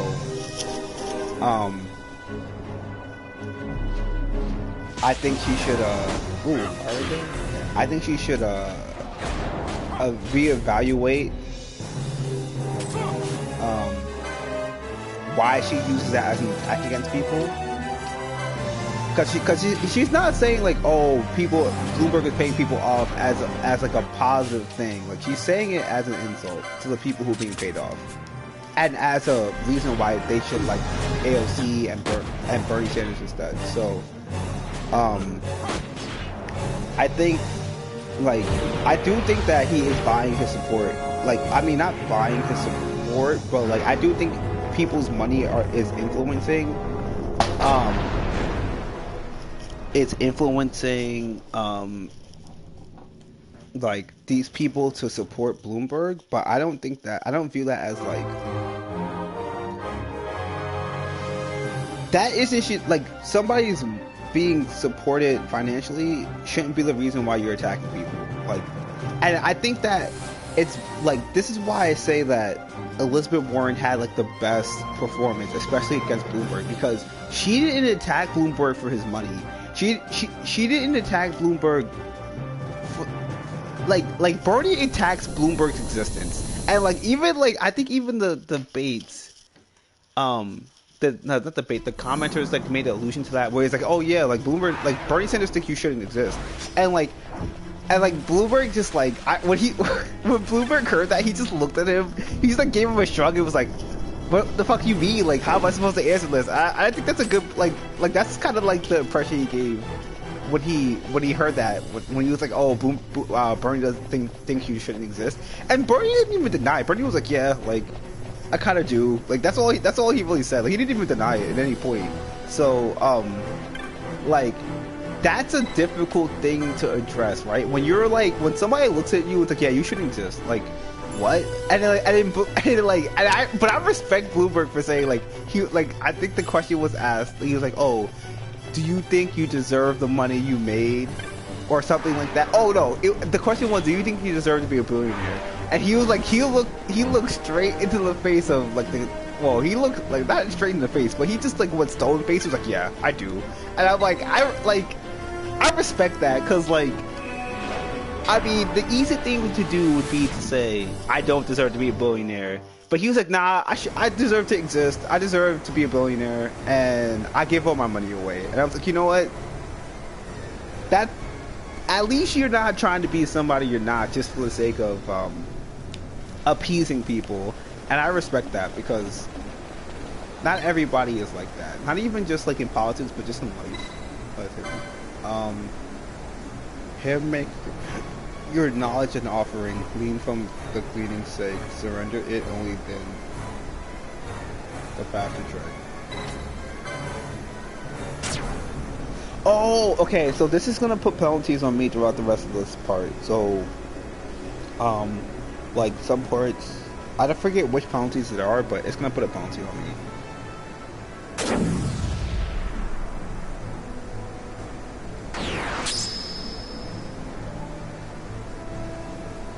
Knowledge avails you not. Oh, that sucks.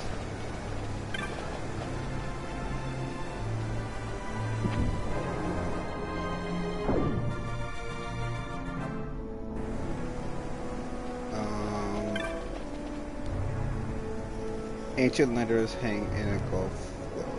Rare souls who accost tower and sky, you alone binding magic stir. You who shun sextant and compass, fear not the darkness you must walk. Companions at your side into unknown paths. So I lost my mini map. Yeah. Luckily I have this map, so it in the original game this was way more of a hindrance because you didn't just have this map, but it's whatever.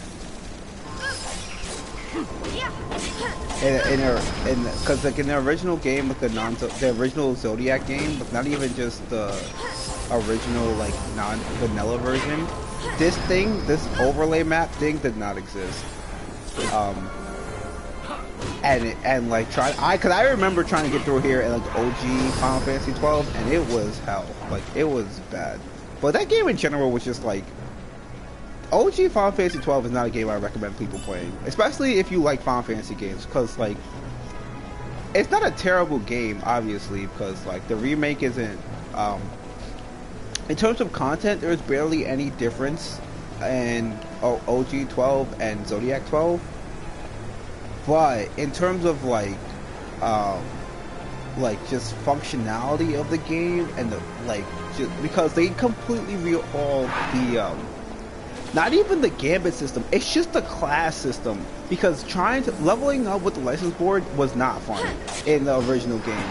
It was just not. And trying to like have a good team was not fun. It like the license board really was bad. And that's really like a large portion of where the unfun came from in that game.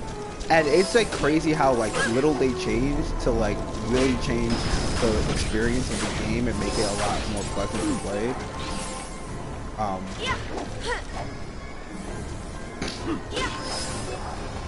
Okay.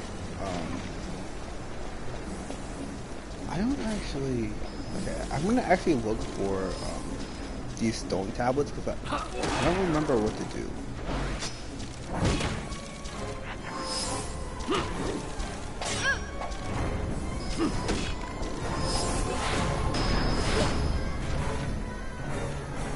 I'm also going to change it. Wait, I think I'm going to change my party. Yeah, I'm going to change my party. Oh, back to like Elizabeth Warren. Yeah, I think she's looking really strong. But like, I don't like. If I'm being honest, I don't want to see Bernie be president if Elizabeth Warren is going to be vice president. I want to see like. Because this could totally, like, because of the way the election cycle works, not the election cycle, but because of the way the presidential nomination works, especially with the Democratic Party, I want to see Bernie. I think it'd be smart. I think it'd be really. I think if they really want to like coalesce the Democratic Party, and this would be the easiest way to beat Bloomberg, is that Elizabeth Warren and Bernie Sanders should just like look at each other in the face, be like, okay, one of us gotta be president and one of us gotta not be vice president. They should just run at the same ticket and they would destroy anyone. Like, they would destroy anyone and everyone. First of all, they would unite the Democratic Party, which is something that kind of needs to happen, and I don't think Bloomberg is a... I think Bloomberg could definitely win the presidency, and I think he's the strongest candidate for beating... I think he is the strongest candidate for beating Donald Trump, but I don't think he's the strongest candidate for winning and strengthening the Democratic nomination,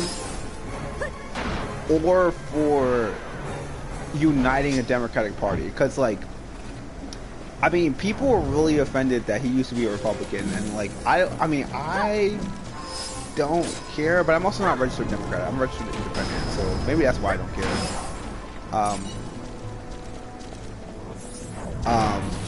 And, like, that's something that, like, I mean, I do think that if the Democratic Party nominates Bloomberg, it's basically like saying the people of the Democratic Party feel that the Democratic Party is worthless. Because, like, I'm gonna take away Sloga, because these things aren't so dangerous that I need to take haste away from them. And,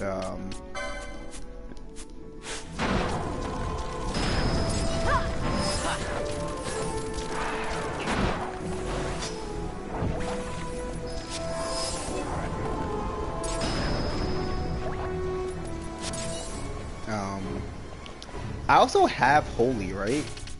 I think I have Holy. Do I have Holy? Hold up. I know I can find Holy in this game. I mean, in this area. 30.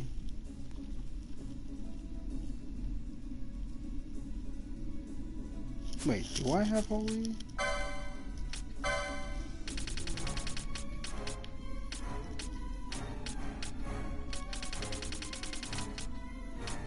No, that's for you. It's not Holy. I don't have Holy. Holy is somewhere in this area, and I do want to get it. I mean, Holy is nice. It's not like crazy nice, cause like I don't really need to cast magic with both the air, but I mean, it's better than not having it. That's what I say.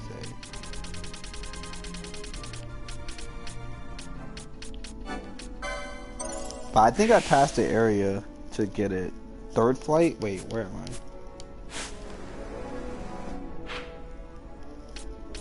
Okay, I'm in the second ascendant. Hold up.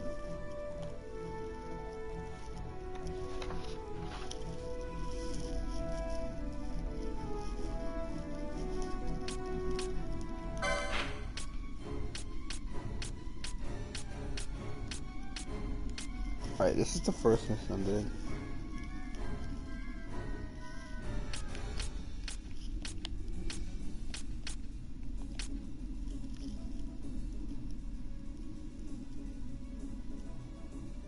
Yeah, I passed it.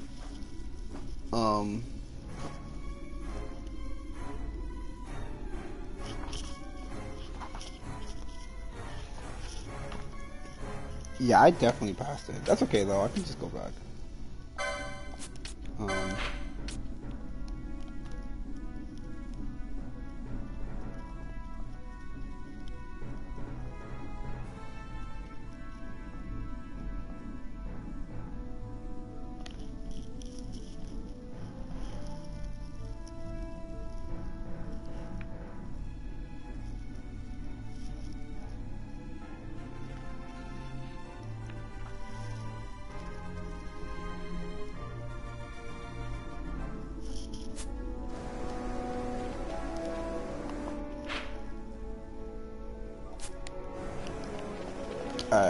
I'm gonna try to see, there's some treasure here I'm gonna try to look for. So I'm gonna go retrace my steps actually.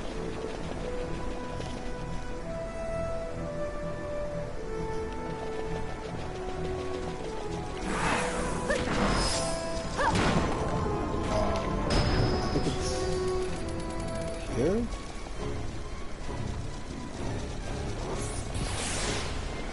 Is it here?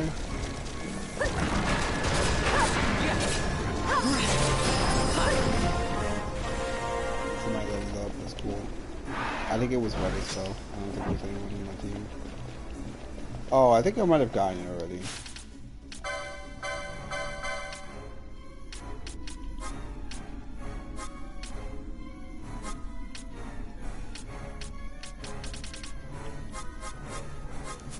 Maybe it was equipment.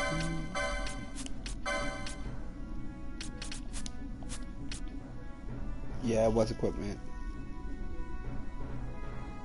Oh, increase my attack power? Oh no, that's just a sword. Oh, that invade. Wait, is that the invade increase from? Yeah, this is what it was. Nah, I'm gonna keep this. I'm gonna keep this. Yeah, I did get it already.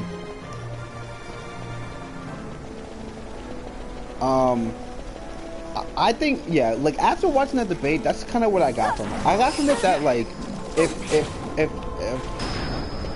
if I don't want, like, okay, here's my thing though, and this is like, this actually goes to a conversation that I don't think anyone is really having, and it's based on Hillary. Okay, so as much as I don't like Hillary, one thing that I do like about Hillary Clinton, is that she's the first, she's like really the only female politician that has ever really made it to the throes of becoming a presidential nominee. And what I mean, obviously we've never had a woman president, but what I mean by that is that she comes the closest every time. Zeus, oh, there's a better mace. I can find a better mace. I just have to go all the way around. Like, what I mean by that is that she's the only candidate. I mean, I don't want to say she's the only candidate because now we have Elizabeth Warren and Amy Klobuchar, but like, she's the most. I think she's the most consistent female politician that has at least like been making it to legitimacy when it comes to trying to be a female president. So like, I know her campaign ran really heavily on being like, you know, on it being like pro women, way more than Elizabeth does. Like Elizabeth, she brings up like, you know, pro women statements, but it's more so within the context of criminal justice and less so just like an ideology that she brings up. Like, for example, she's very pro women as it relates to like their like healthcare needs that are different from men in the workplace. So like, I'm mostly just talking about being pregnant because I remember she was like, she had some story. I don't want to say some story like it's irrelevant, but some story as in like, I forgot the exact nature of the story, but I know she had a story about how like she was discriminated against in the workplace for being pregnant, and I do think that happens. I'm not really under the impression that doesn't happen. But I do think that's like a very specific issue, right? Like that's a specific issue she brings up, and it isn't like, oh, women should be in the workplace. It's like, oh, well, if we're gonna, it goes beyond that, because it's like, okay, well, you can say women should be in the workplace, but at the same time, you have to acknowledge and respect the fact that women give birth, and like, you can't just be not giving women chances because they're pregnant, because like, they're pregnant. Like, what are you gonna do about that? So, I like how she challenges that, because I've noticed that like women being pregnant and stuff like that is an excuse that a lot of men use to justify discriminating against women without saying that while claiming to be not sexist, right? They'll be like, oh well, like women can't do X, Y, and Z while they're pregnant, and like, that's true to a certain extent, but pregnancy only lasts 9 months, and like, if they have a good job or a good like a support system, which like, if they're trying to get a job they probably need to maintain, then like, you know, it's not like they're gonna be bringing their kid into work every day just because they're pregnant for 9 months. Like, and a lot of women can like that's what I mean. And like, even if you want to say, and I don't think it's, I understand like from a business perspective, it's difficult to like have a worker be gone for 9 months to a year, but if it's like a real business, like a corporation or something, that should be something they should be able to account for, right? Like, you could hire a temp agency or something like that, is what I'm trying to say.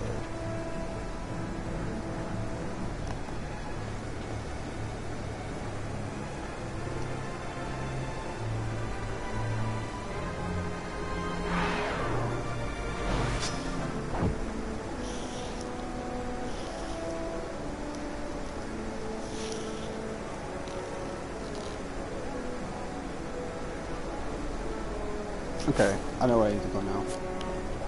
Alright, so I do like, not too much, but I think that, and this is just like an ideology thing, that like, Elizabeth Warren would make a really good first woman president, one that you don't have to feel bad about voting for.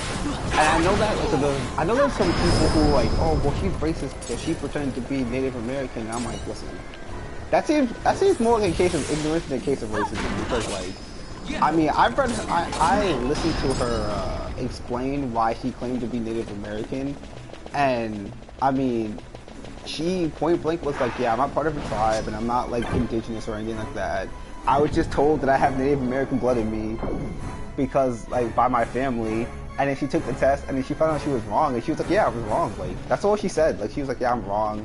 I never claimed to be indigenous, which is like a whole other like categorization of like, there's people with Native American heritage, but then there are people who are like parts of Native American tribes, and those are incredibly different from each other.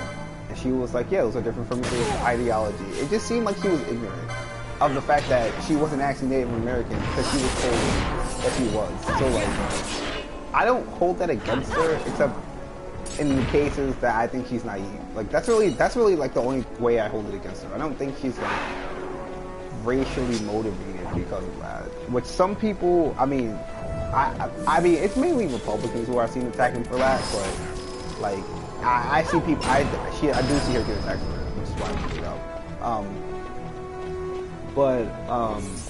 I mean, I just think like, if you just take that aside, right? What, like, she's a capitalist that wants to increase taxes on the wealthy. Well, I mean, so like, even Bloomberg proposed a tax bill that would increase taxes on the wealthy. So like, that's just something that is going to be happening, because unless Donald Trump like curb stomps, because I don't even think he can get away with, even he's trying to like make taxes higher for wealthy people by like relative to middle class people by lowering middle class wages. So like, this is ignorant child, orphan from history's truth. In heights unknown and unknowable sit we, sovereign or al. No more this evilly to walk, from distant silence watch we your doings, beyond the reach of mortal knowings. Okay, so the Arkari clearly are the ones that made all these pillars for me to follow. And that's kind of interesting, because Wraithwall warned of like being led astray, and I didn't really consider that you're being led to the top of the tower in the first place, like by the Arkari. Yeah. That's interesting.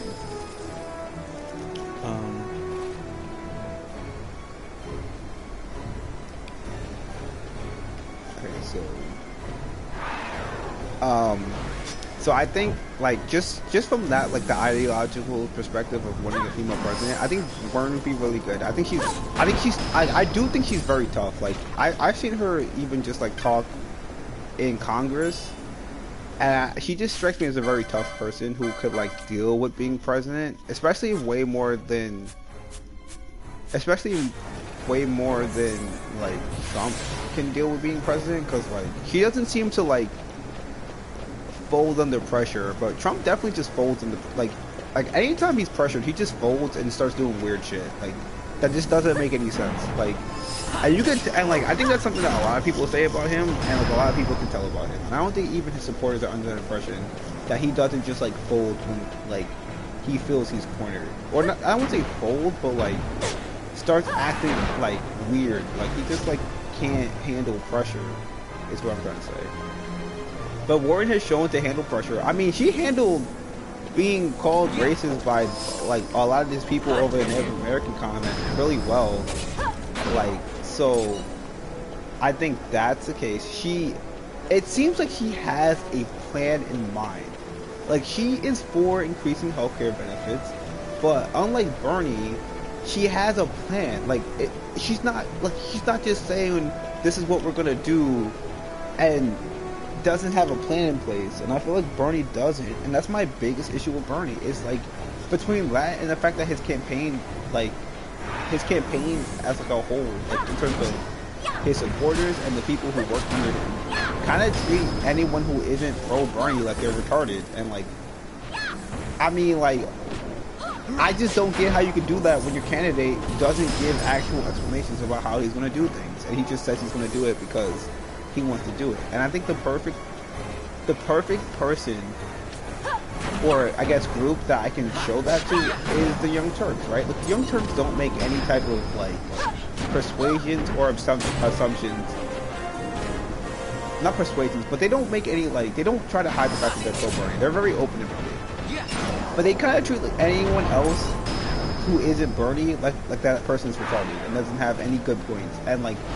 And I have a problem with that, because like Bernie doesn't. The only good point he's making is that we should have healthcare as a human right, and I think that's a good point. I mean, I don't know how much I buy that, but I think it's a good point. And I think it's a good message to have. But if you're not gonna make it like, okay, perfect example. If you can't.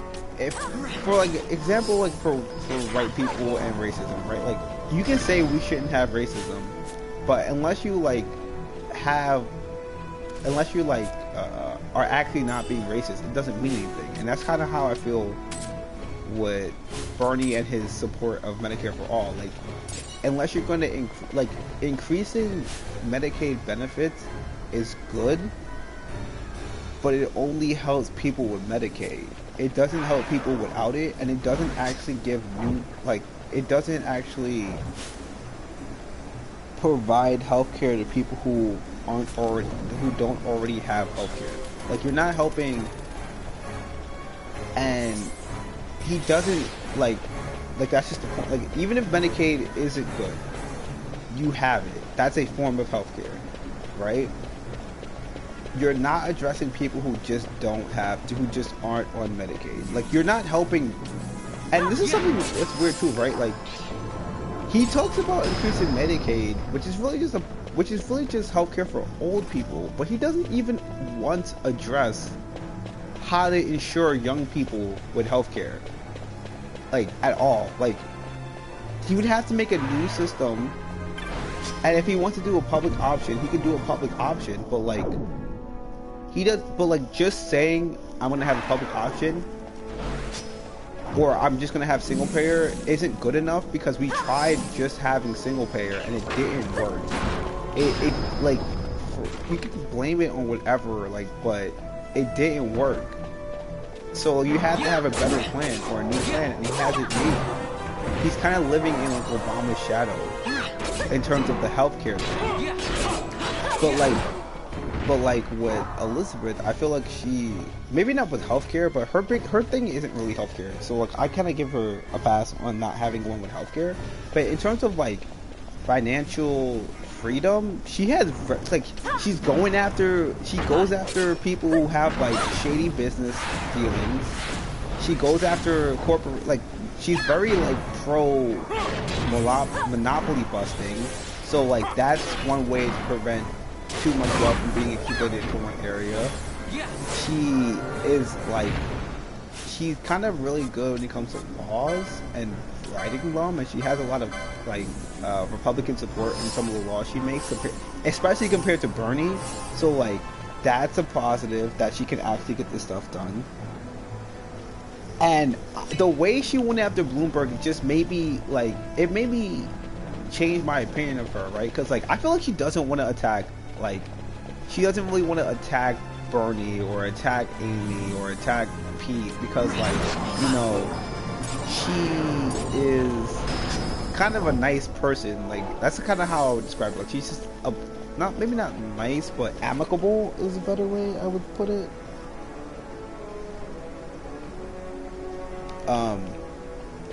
But I mean, she was going after Pete, she was going after Amy, she was like she didn't really go after Bernie, but like I just feel like she is now in a position where she can't go after Bernie because she got so much backlash for going after Bernie. Like she not even her poll, like she went after Bernie and like her poll numbers dipped so hard, and I don't even understand why. Like I don't like, and like she was just attacked for it by like every single person. Like, and I'm like, listen, like I believe that Bernie said that a woman can't win the presidency, because that's something that people believe. That's not like some out of pocket notion. Like magic power of mind. Oh, it increases his health. Yeah, this is definitely doing. That's just something that people believe. It's not like an out of pocket notion to assume that. Like, especially because of the context of how hard Trump goes after women, and how like he just isn't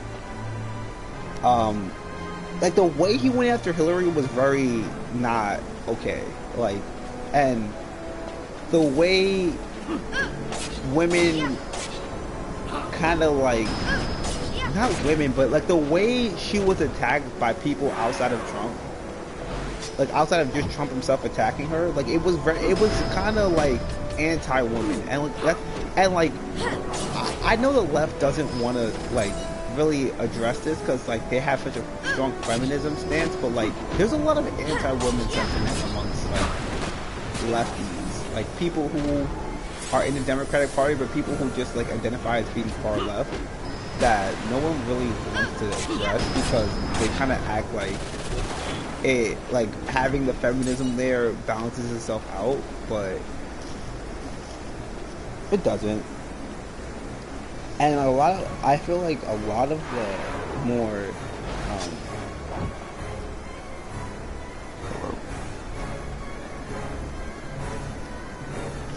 like I just feel like a lot of it has to do with just like, I don't know, maybe just like poor dating in the cities, because like poor dating happens in the cities, and I actually have something to say about that based on like something I heard Tim Pool say. Well, he was on his podcast, but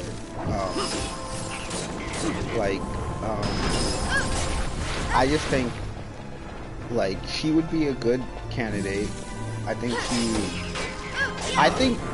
if I want Bernie to like, because I don't think Bernie can be president, and I think that he's sick too. Like I know people don't like to say that, but like when you have one stroke, if you know anything about medical, like if you know anything about medicine, like once you have one stroke, you're at higher risk of having another stroke. Like,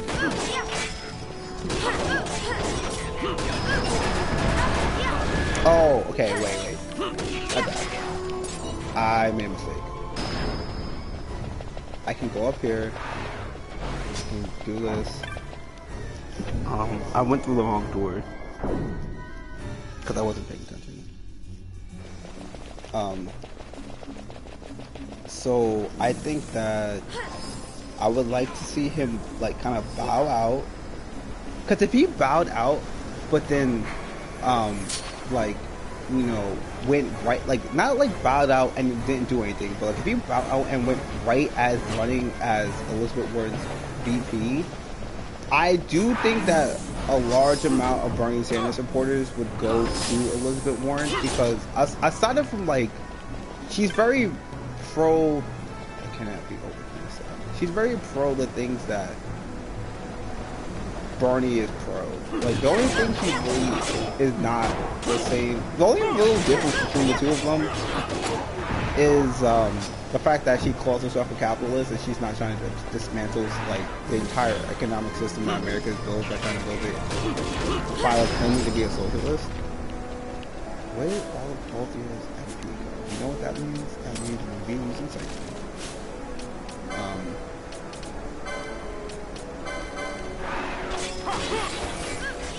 Oh, it's immune to Siphon? That sucks. I guess undead creatures are immune to Siphon.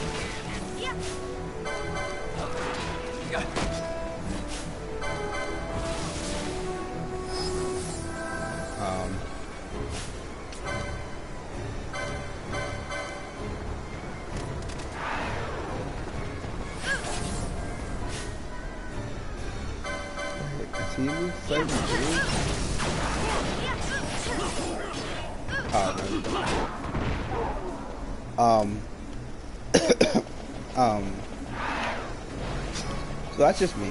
I like Elizabeth. I like her. She was my. I think she's a good. I think she would be a good face for the Democratic Party. I think the Democratic Party can actually like okay. In terms of like a lot of left people being pro-feminism, it'd be kind of it'd be like not anti-feminist, but it would spit in the face of that pro-feminist movement for you to just elect Bernie Sanders when like his supporter base has an issue with it. Like, I know they claim they don't, but like if you're like online, and as we said, a large amount of Bernie support comes from young people. If you're online, there's a lot of like anti-woman sentiment amongst Bernie circles, and I think it's dumb to like discount that and say it's not real or something when we know that a large amount of his support are from young people, and young people disproportionately use it. I feel like when you take those two things into account, you kind of have to take it more seriously. That like, you have to take internet harassment a little bit more seriously. That's just my opinion.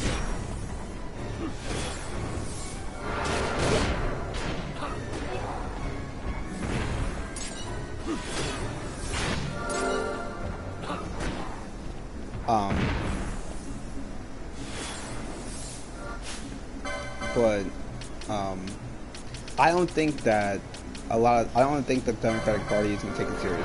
I really don't. And it seems like I mean Bernie isn't taking it seriously, and whenever he gets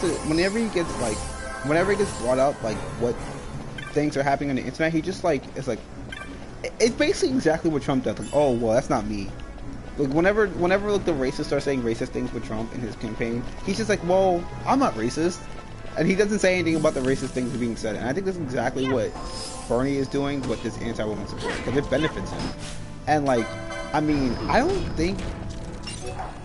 AOC has a large amount of support, but actually, I don't even know. Like, the more AOC exists, the less I'm like, the more I'm like, who supports AOC? Like, legitimately. Like, I know she gets a lot of press from,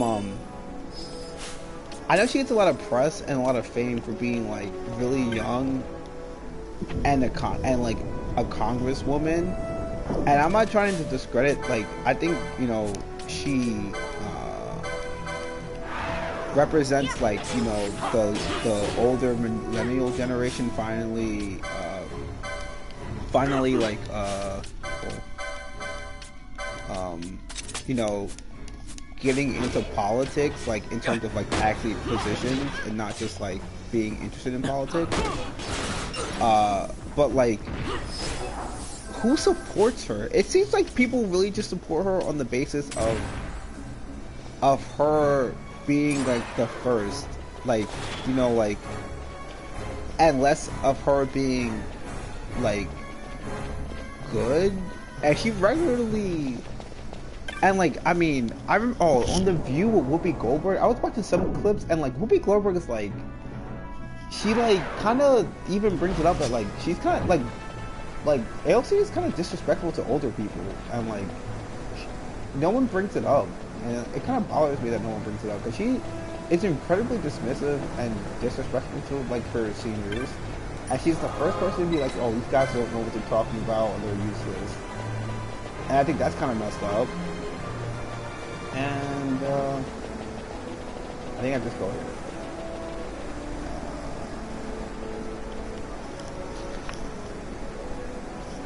And then I know she was arguing with I forgot her Megan McCain, I think her name is McCain's daughter, and like McCain asked AOC a simple question, like it was a super simple question. Like I remember like she was like, oh, like why should we support you? No, it wasn't even a question. She was just like criticizing AOC. She was like, I don't think America wants you to completely destroy everything we know and then give us something different. And AOC just starts talking about like shit that's just completely unrelated. Just completely unrelated to what was going on or what was being talked about. And then Bloomberg is like, yo, I think what you want to do is answer this one specific question that was asked. And I was like, I just thought like, yes, like AOC, you're right. This is exactly what's wrong with it. Like I never like realized it, but like that's exactly what's wrong with her. Like she does not address the things that people ask her to address, and she's on this like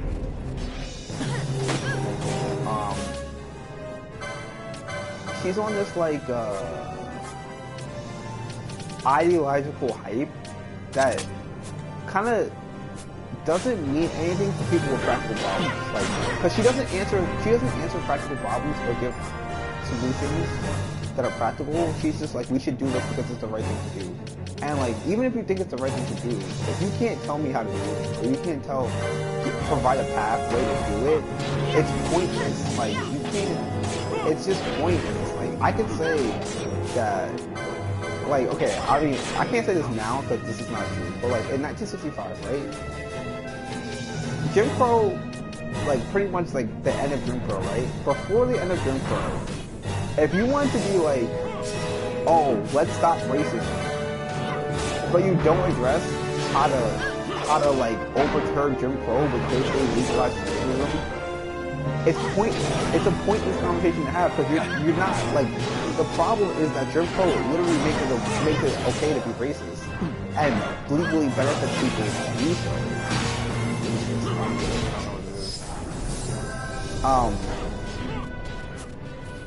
And I think that's like where AOC's head is. And like, yo, I mean, not for nothing, she's not a national figure. Like, I mean, she's a national figure, but like, did you see how many people are just like running against her in her Congress, in her district? Like, bro, she's even being run against by Democrats. She's being run against by like 3 Democrats and like 5 Republicans or something like that. And like, all of them are just like, yo, AOC is a joke. Like, I mean, they didn't even say that, but they're just all like, they had the same all of them, regardless on the Democratic side or the Republican side, had the same criticism with AOC, which is she spends all of her time on a national stage and like hogging limelight on a national stage, but she doesn't spend any time in her district. And then I think somebody even said that her office isn't even technically in the district he serves, or it's in like. And I'm like, that's kind of crazy. Like, I mean, I don't know how accurate that is, because she might have 2 offices, but like if you have 2 offices and one of them, because definitively one of them isn't in her district, and I think she has 2. So if 50% of your offices aren't in your district, that's a joke. Like if I live in your district, I gotta leave my area. Like, that's like if I gotta leave my district to go talk to you, and then they said that she's barely ever there. So like, that's a problem. Like, that's like a problem. Like, your job is to be there. Like, your job isn't to be a national figure. And you were even saying it's like, yeah, she's out like on the other side of the country, because like a lot of the or not the other side of the country. Well, some of them are. Like, Nevada is on the other side of the country compared to New York, but like she's out, not in her state, out of state, campaigning for Bernie on TV, right? Like it's like publicly shown that she's just like publicly campaigning for Bernie, and I can respect that, but like that's not your job. Your job is to be a congressperson, and the people that in your district are just saying how you're never there, but they can always find you campaigning for Bernie. And I think I mean, I don't live in her district, but I don't know, and like all of the people, regardless of Democrat or Republican, have publicly like said that they don't like the fact that she prevented Amazon from making a district in not making a district, but you know, setting up shop in her district, because it hurts a lot of the not migrant workers, but like I guess it just hurts people in that area, because a lot of them don't have college degrees, and Amazon would be like I mean, even if they're kind of anti-union, it would be a job that is very secure, and pays well and provides good benefits, and it would bring jobs to the area, because like she kind of just was against Amazon and didn't, like, no jobs came up. Like that was the job. She's like, no, I don't want this job, and now there's no more jobs. Like,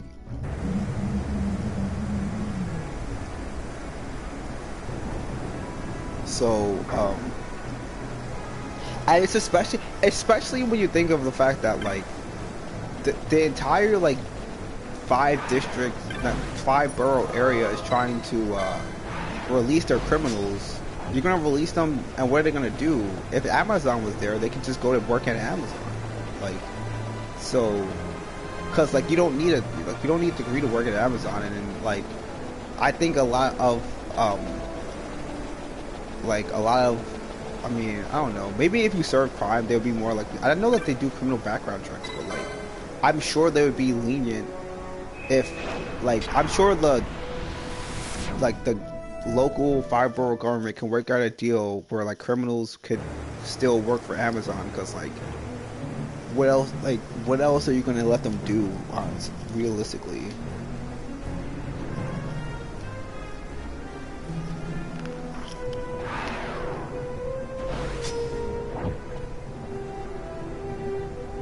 Okay, this place has some really good magic I want to find.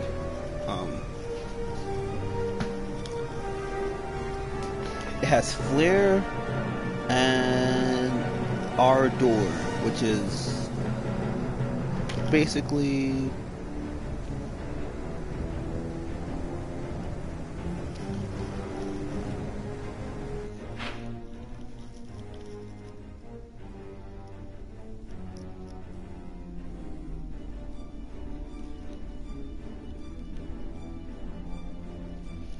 I don't know how this works though.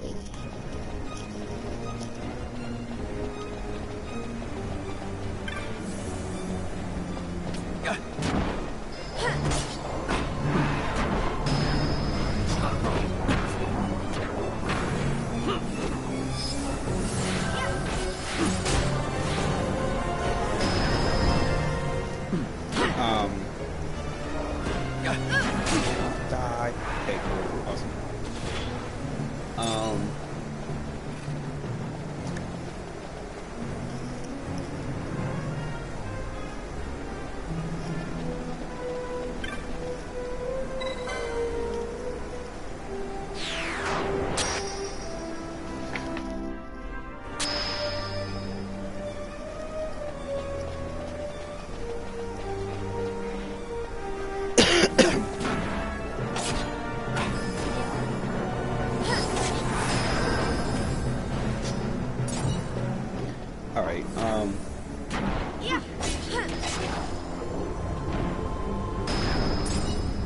Alright, so there are the different colors take you to different areas, and if you read that stone tablet that I passed in the middle, it just basically tells you which one to take to get directly to where you need to go. But I'm actually trying not to just go straight to where I need to go, because there's like Ardor is the last black magic spell. Not black magic, but arcane magic, which is the Fran the only like this stuff, and it does fire damage, but it actually does more fire damage than Fariga. So I kind of want that, and then it will let her strike. Like she can attack dark enemies weak to dark with the fire and still do a lot of damage. And then this flare, which does like non-elemental damage, which is good for Penelo because she can like it's not good to spam it as much unless you're like unless you're like fighting a boss, because it takes up like time. Like the longer spells like will take up more time than just Fariga and Thunderga. So like if you're trying to do a mob fight, Fariga and Thunderga and those spells are actually better because it comes out quicker. Like it's just a faster spell. That's the only way I can explain it.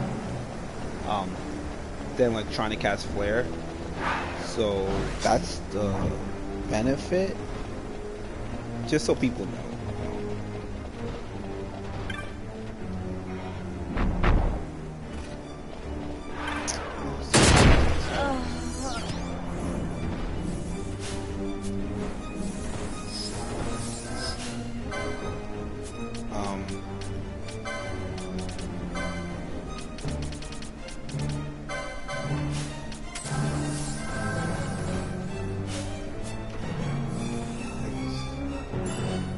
Yeah, so I got Flare.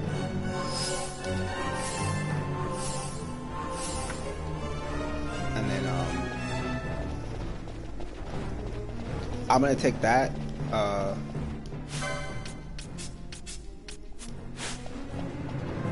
gonna take that green pillar, but first I'm gonna take this. I don't know what that is. Let's see what it is. It's a gun. Yes! Okay, actually, this gun will probably be better than the majority of stuff I have right now. I equipped it with silent. This water shot's probably good for now. What does it look like? Oh, it has a little bayonet on it. That's kind of cool.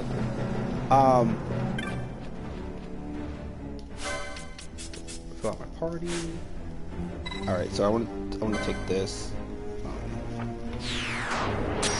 And it should take me right to the Ardor, which is, yeah, alright, so I'm just gonna take it out, touching this. Oh, cool. Manapon. Oh, that's Bite Robes, that's not what I was supposed to be.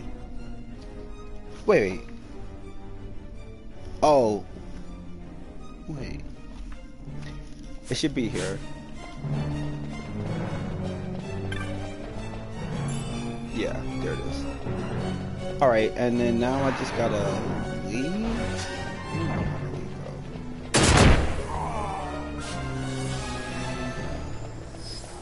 I think I leave this way. So that's really it in terms of oh, I can get the Ultima Blade. I don't know where to get that though. Oh, I think it's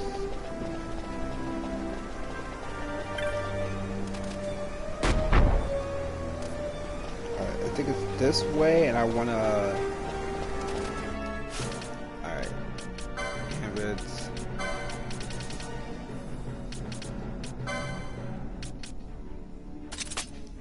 There's another dark. Oh, wait, I can learn Death. I never. Oh, yeah, there's a Death spell that I can, I could learn.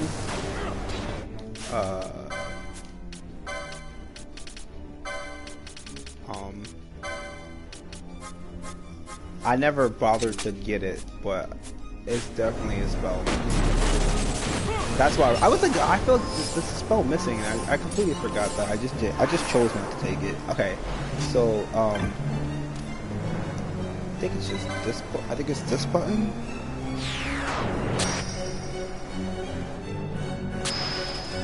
Yeah, it is.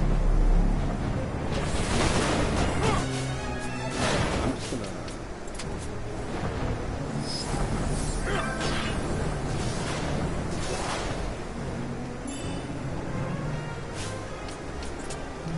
Is that a one-handed sword or a two-handed sword, though? It's a two-handed sword.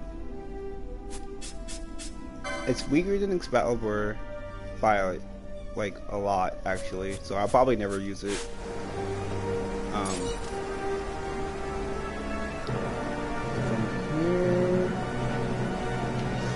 I can't just go backwards.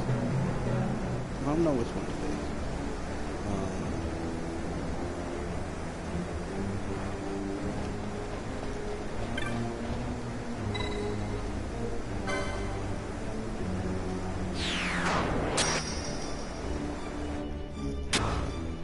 is. Alright, so...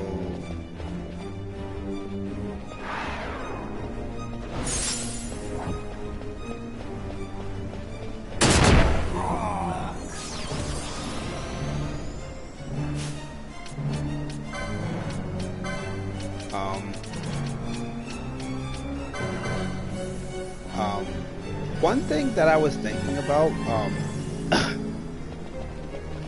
which is kind of a statement, a testament to the incompetence of the Republican Party, is that they won the election and really didn't do anything in the past 4 years. Like, I think the only thing I could say they really did was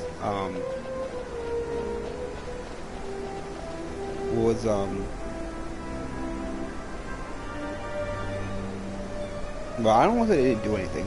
That's a lie. But I wouldn't say they lost the culture war. I think that's a better statement. Like, wait. How do I?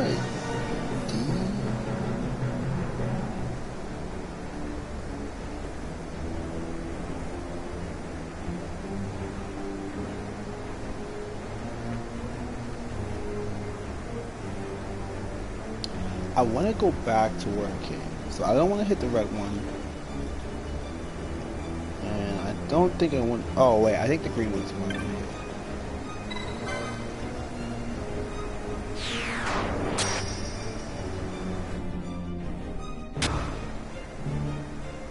Where am I? Map room? Oh, yeah. This is 2...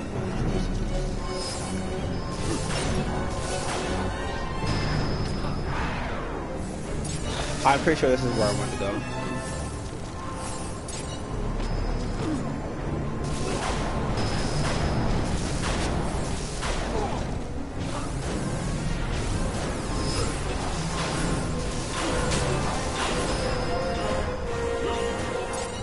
How many of these things are there?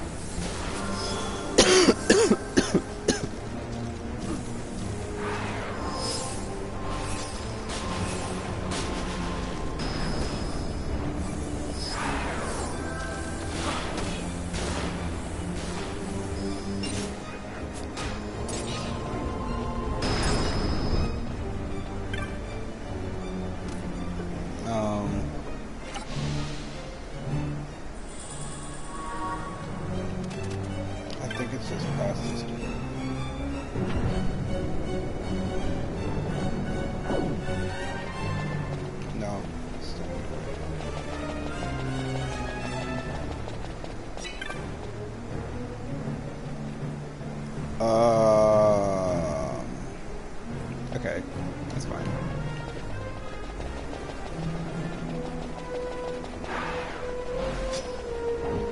I just go to the middle and then, which one?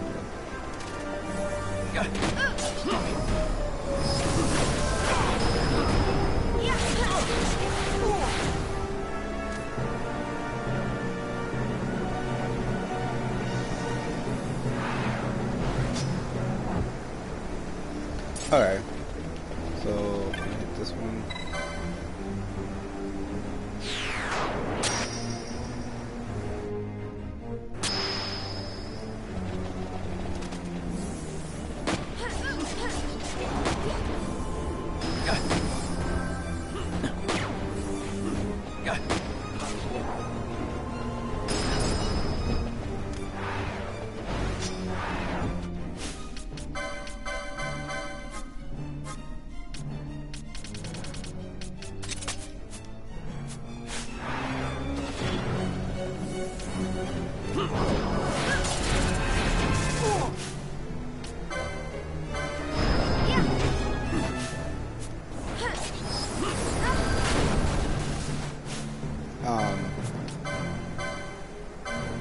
Oh yeah. So I feel like I don't know. I was thinking about it, and like I know what the Democrats like, and like people on the left in general like to like look,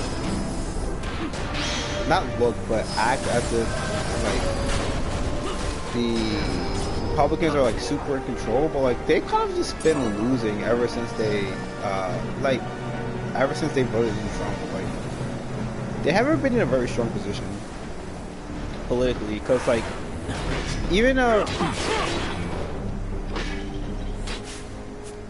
even if you can make the argument that they won the presidency, they lost. Like they immediately lost the House. They didn't lose the Senate, but like they don't have a like their majority is really weak, and like it's not that strong. Having a two-person majority isn't that great. Like because at any point like.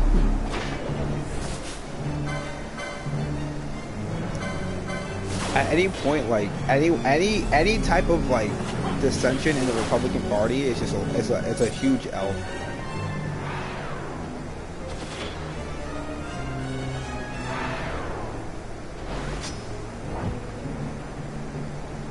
It's the green one.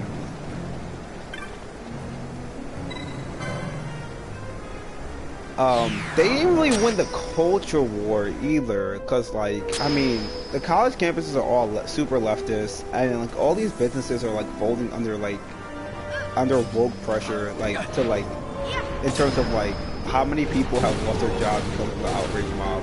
Like even if you think it's like a good thing or a bad thing, it is a left thing. It's not a right thing. People have a right to do that. The only place they really won is YouTube, really, like, but then my issue with YouTube is that conservatives on YouTube act like they lost, but they didn't lose. They kind of like have like a large amount of influence on the platform, and it's really the left, people on the left that don't really have any influence. Like in terms of like not like in terms of viewership, right? Like in terms of viewership, the left wins. I'm talking about in terms of power over the YouTube as an organization. Like people on the left aren't making decisions in YouTube boards. People on the right are. And I think and you can just tell by like the way you could just tell by the ads, like the people who are like political that have ads aren't on the left. They're on the right for the most part. Like cause like I mean I wouldn't put that on like their concerted effort to get power over on the platform, but at the same time, I feel like their perception that the left is winning is because they don't really like one thing that they're right, especially in politics, is that they don't try to push up new people. The left does that to their detriment almost, but the right, that's not like a philosophy of the right. So like, that's why they get cookie outnumbered. I mean, that's why I think they feel outnumbered. I don't know if that always happens, but that's probably why they feel outnumbered. And then people like Cigar attack his allies because like he claims to be on the right. And I do think he's more of like a left-leaning Republican or a former Republican, but then he does things like attack libertarians, which isn't in his best interest at all.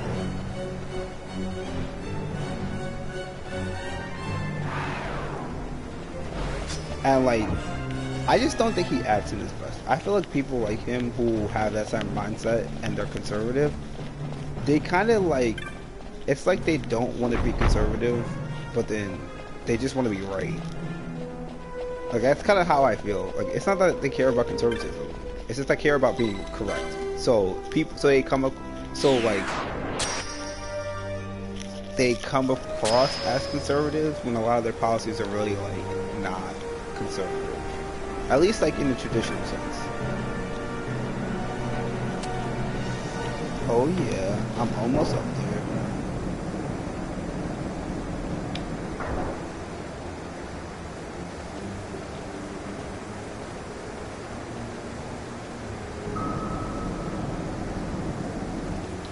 I'm just trying to get to this boss fight, and I'll probably save it there because this boss fight is kind of cool. And then from there, it's a lot of this is actually like there's only 2 more story segments, and then the game's kind of done in terms of the main story.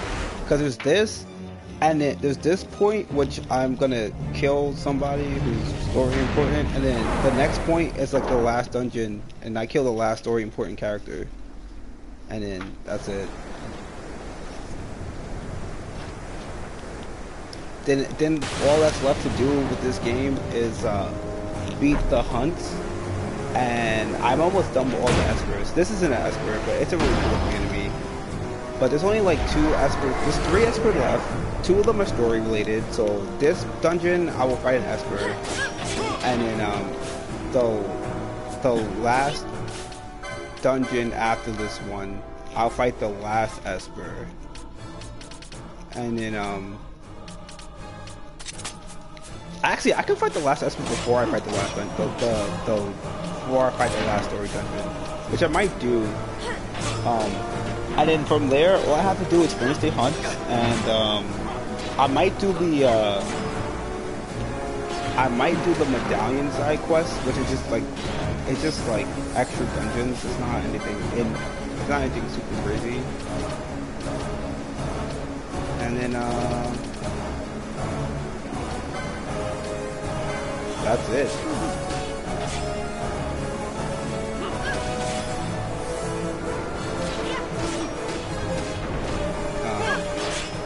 That's the story.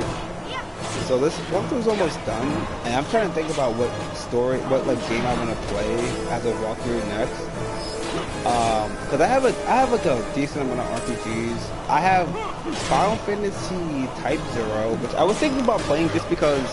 I mean, I already played this Final Fantasy game and another Final Fantasy game. I can finish Ni no Kuni, but I don't know if I really want to finish Ni no Kuni because that game it's not bad, but it's not that great either. And I have better games, like games I like more. Maybe not. Wait, is this? I thought this is an. This is an Esper. Oh wait, is this an Esper? Hashima? This is an Esper. This is definitely an Esper. I just don't. This is the Esper music too, and I'm thinking about it, but it just doesn't. I just don't remember this.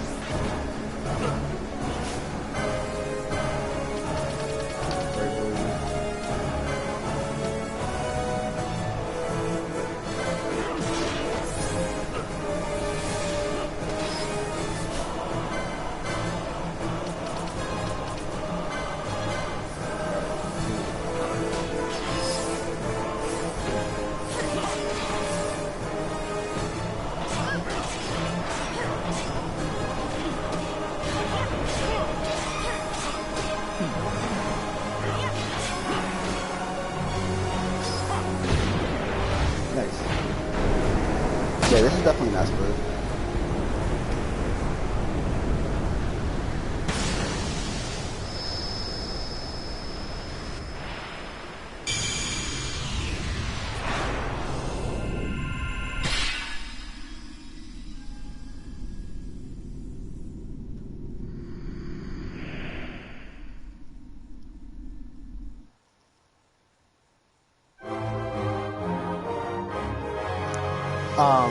I was thinking about playing. I mean, I could play through Kingdom Hearts, but I don't own Remind, and I don't really have the money to buy Remind, even though it's not that expensive. So I don't know if I want to.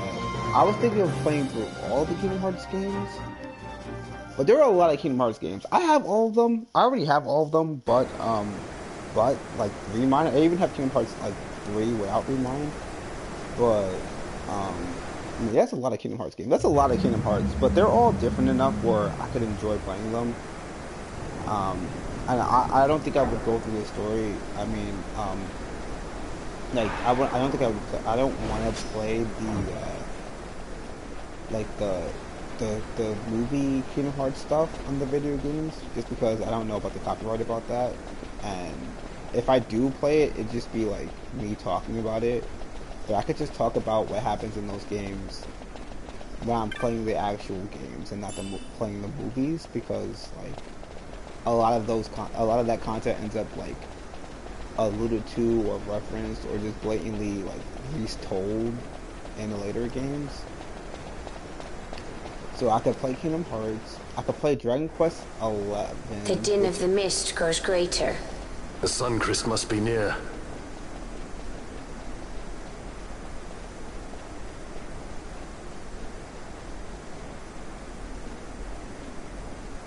I wonder if she'll really do it. Take revenge against the Empire. I mean, I know how she must feel. It's hard, losing someone you care about.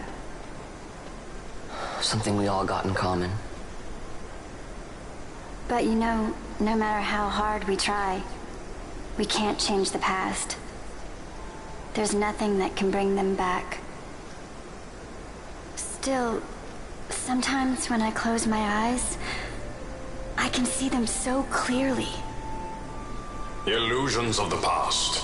You think to have cast them off, only to find them years later, unwearying, unrelenting. The past can bind a man as surely as irons. True that. Cut the true path. But will she?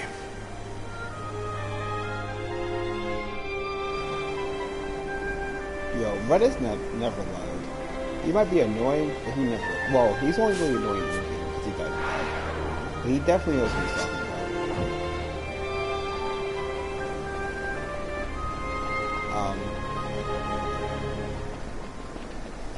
That save action.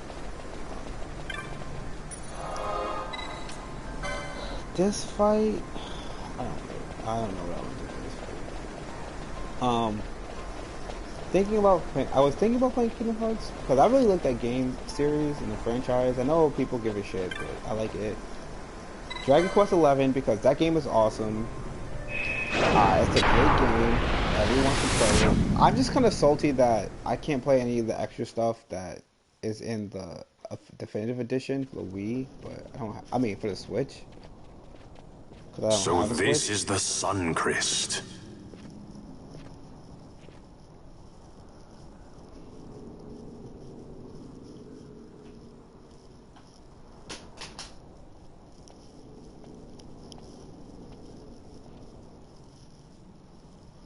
King Wraithwall stood here. With this sword, he cut the Suncrest and took its power in his hand.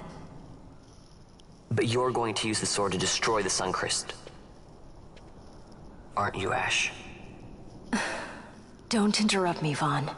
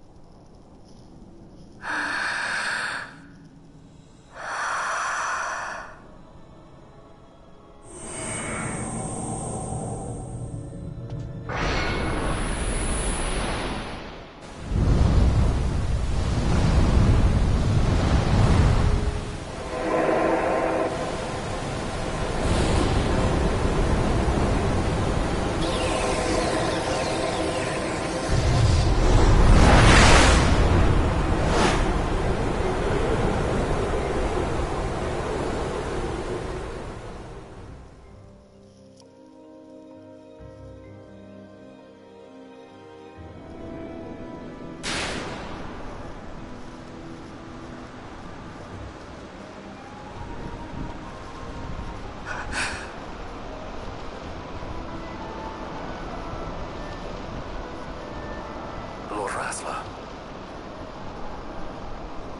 You want revenge? You would have me use the stone?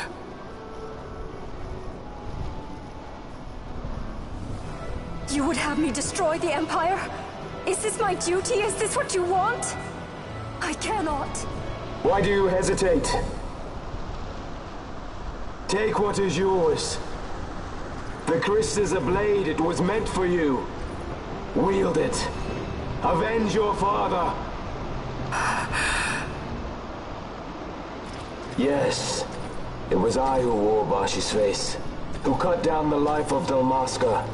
Lady Ash, your father's murderer is here. You and Rex! I slew your king. I slew your country. Do these deeds not demand vengeance?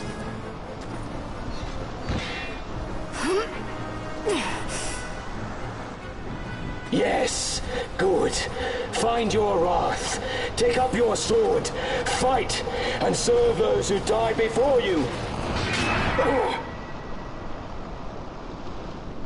A Judge Magister there was.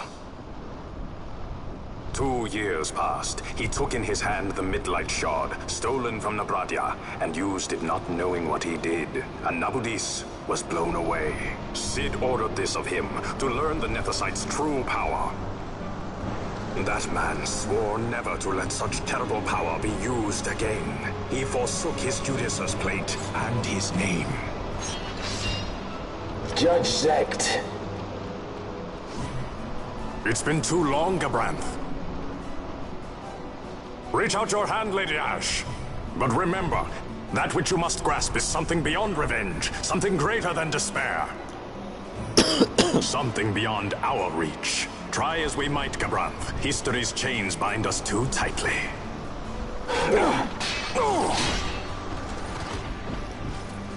No, we cannot escape the past. This man is living proof. What is your past, daughter of Dalmasca? Did you not swear revenge? Do the dead not demand it?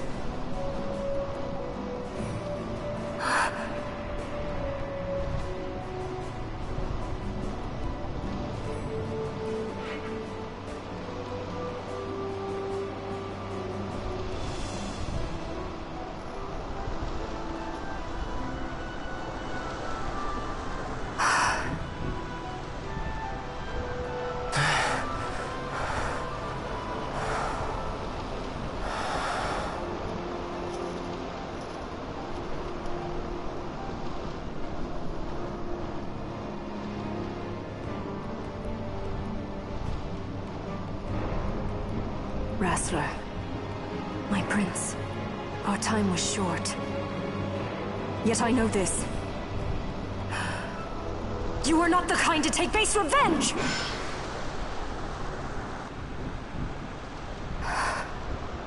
The Rassler I knew is gone. You are our saint, Tashalia Banagin. You must use the Nethicite. You must be the one to straighten history's weave. I am no false saint for you to use. Ash. In all Dalmasca's long history, not once did we rely on the Dusk Shard.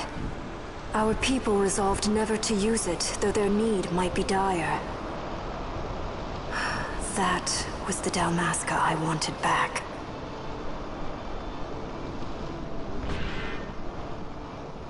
To use the stone now would be to betray that. I will destroy the Suncrest. I will discard the stone.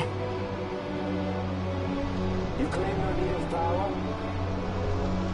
What of your broken kingdom's shame? The dead demand justice! You're wrong. What would change? I can't help my brother now. My brother's gone. He's dead. Even with power, we cannot change what is past. What is done, is done.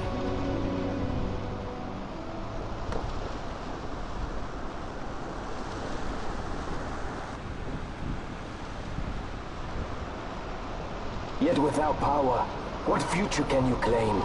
What good a kingdom you cannot defend? Then I will defend Queen and Kingdom both. Ha! Defend? You? You who failed Landis and Dalmasca. What can shame hope to keep safe? Your shield is shattered. Your oaths poison those you would protect. Rude.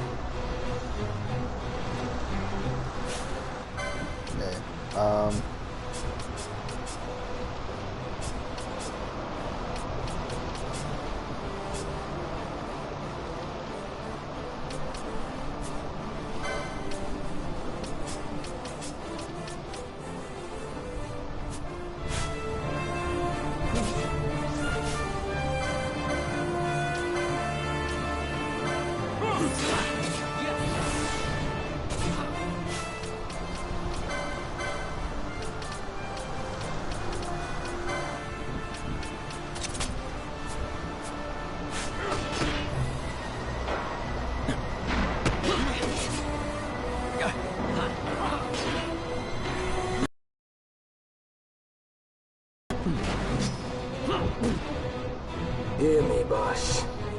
Do not think killing the Kingslayer will win you back your honor.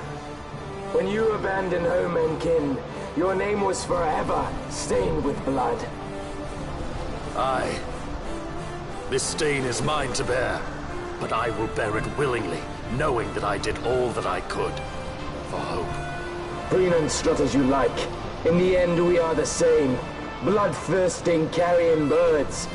Hellbent on revenge. Magic. That's good.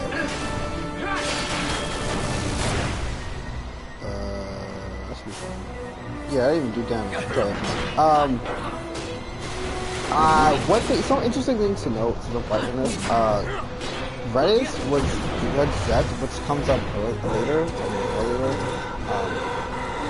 He's also the reason why the castle is like full of demons, because he used that. So you, too, would leave your debts unpaid. Enough of this! I can bear no more. Sid. You disappoint me, Gabranth. What? He trusted you.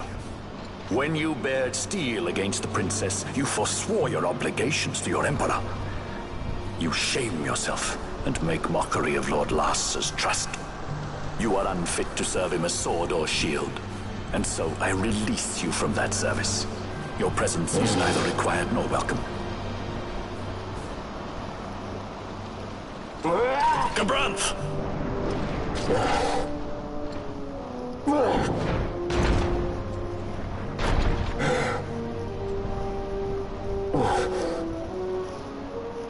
You were only a tool of this Venar. How quaint.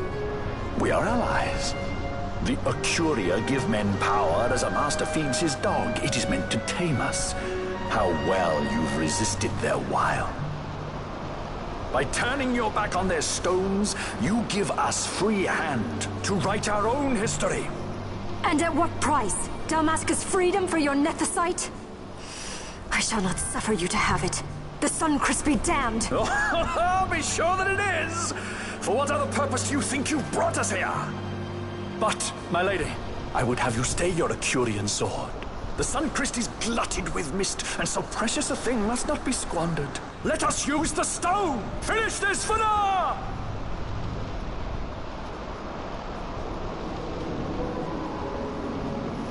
I think this is another escort.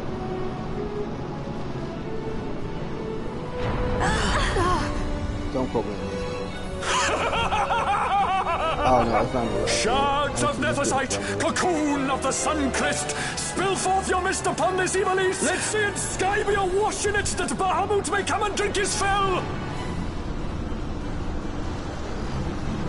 This is an escort?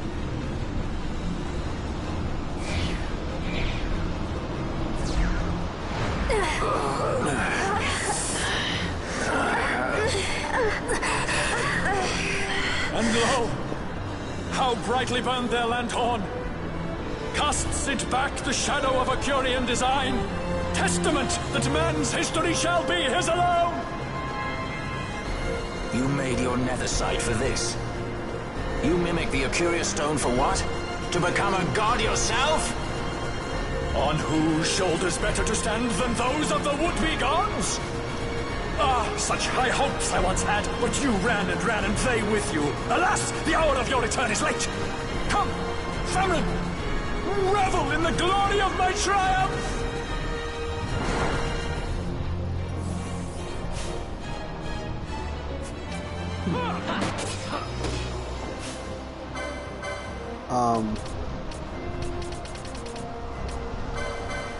I don't know. I'm still thinking about which game I'm gonna play after this, cause I mean I'm probably not gonna finish this like too quick. Not like next playthrough, definitely. Even though I had like 5-hour playthroughs, and I'm definitely gonna take a break. Behold the manufactured Nethicite, the fruit of our power and knowledge.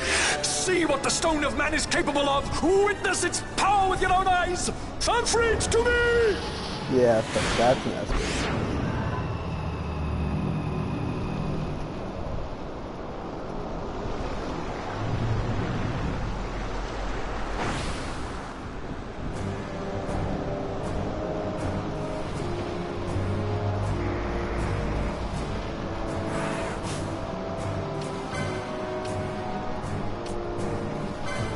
Wait, can I even do damage to this guy?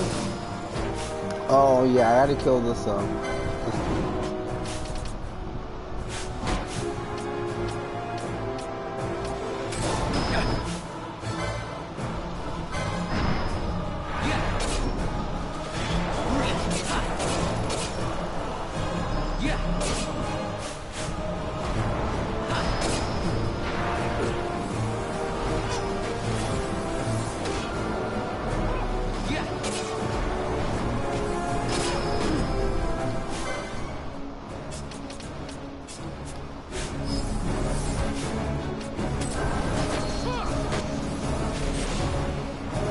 Oh boy, yeah, our door is gonna be. So I'm just gonna spam our door, which is the black fire thing, because it's like the best fire spell I have. This thing is weak to fire, which I didn't know.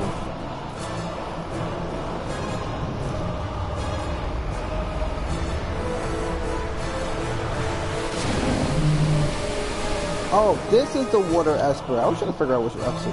Where's the water esper?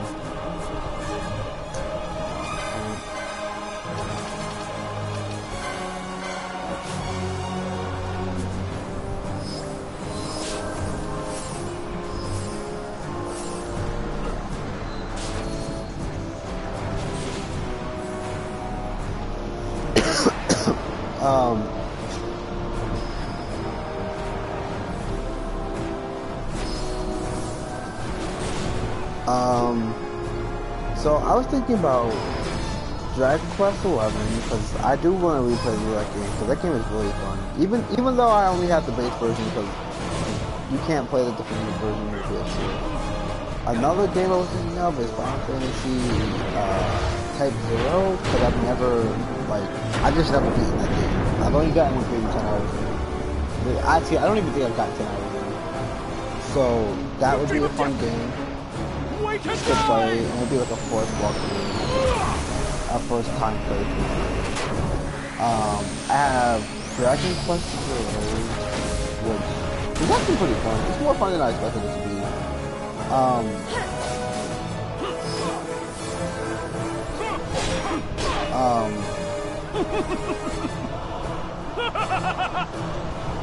No pity from me! Stand and fight! What other games? Tales of Vesperia, I think that's how you say it. That game is really fun. Like I never. There's also some side quests I never played. Like I beat the game once, but there's also some side quests I never really beat through. So I was thinking about playing that because that game would be fun. And then the difficulty setting is nice because I don't have to worry about like how difficult the game is going to be. If it gets too bad, I can just change it mid-game.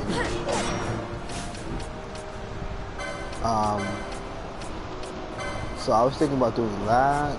That might be the one I end up playing because that game is really fun and I haven't played it in like over a year. So it'll be more fun. Like I played Dragon Quest XI more recently than I played Dragon Quest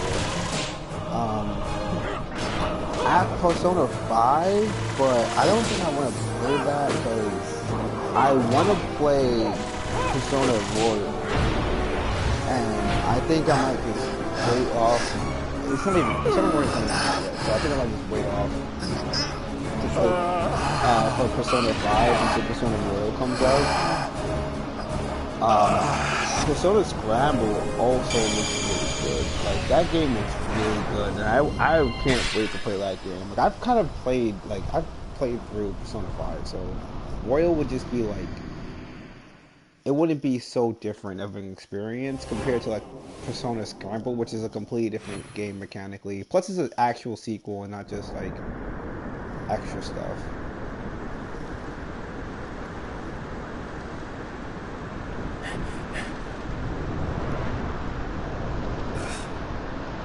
Let him by, Fenar. It is done. Ah, how I have enjoyed these 6 years. The pleasure was all mine.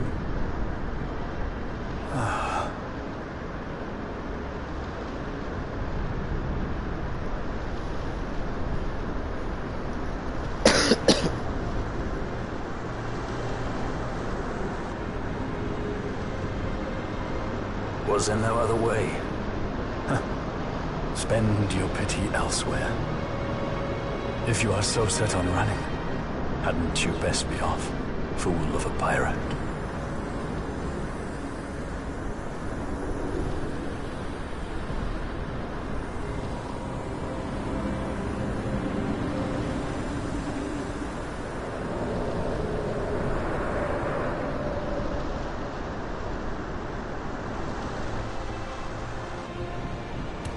Fran? Fran! The mist burns to bursting. It beats. The cocoon.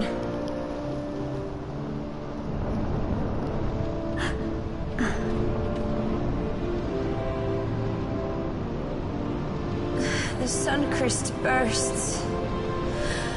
You must run as far as you can. Easy, Fran.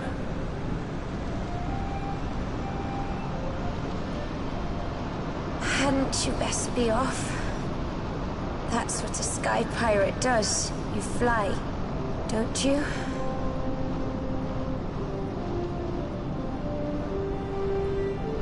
I suppose you'd better hang on then.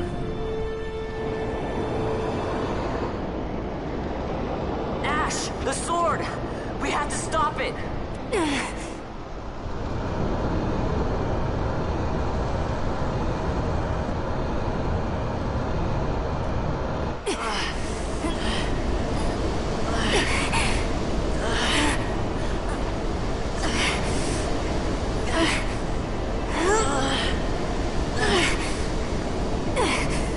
You must quit this place. It's reacting. I've not seen its like before. Nay, never this large. Never such threat impendent. For Nabudis. Redis!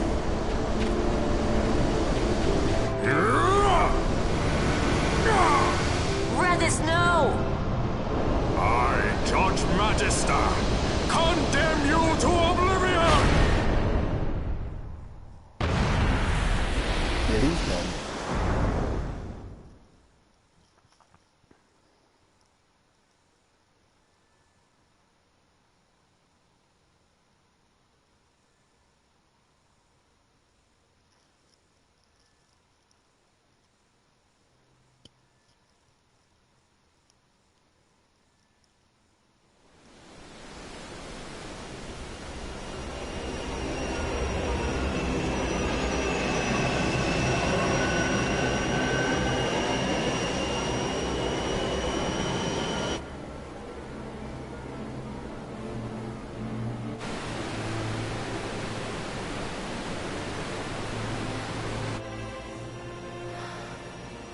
Redis.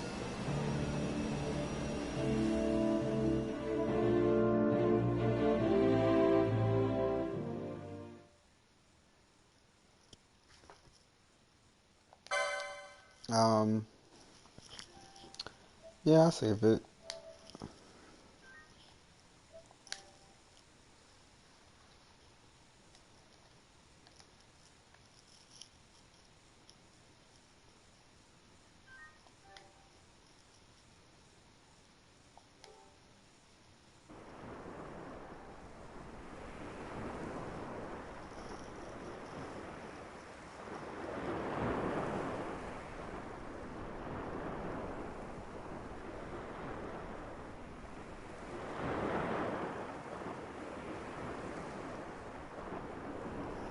Blast the sea, blast the waves, blast it all. I don't believe it. He's gone. He's Redis. How could he die?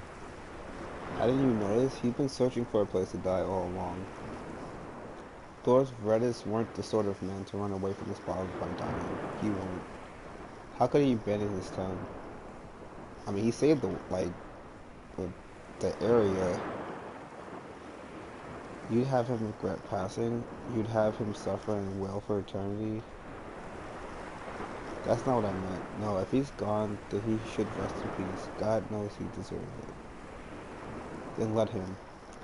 If you time to mourn and curse him, then you've certainly time to carry on what he started. If you don't wish an eternity of regret on him, then let's do our part here and know he's watching over us. Satisfied, Redis? We'd be lucky if we earned it, not disappointed from him. But I suppose everything depends on us now. Us and Bond's crew, my bad. Since when have you trusted that lot with more than swabbing the deck? I wasn't blind. I saw the fate that Redis put in them. I'm sure they'll discover what it is they need to do in a short time. Speaking of which, didn't you tell them about our guest? They should be meeting at the Manus as we speak. Who was that odd fellow anyway?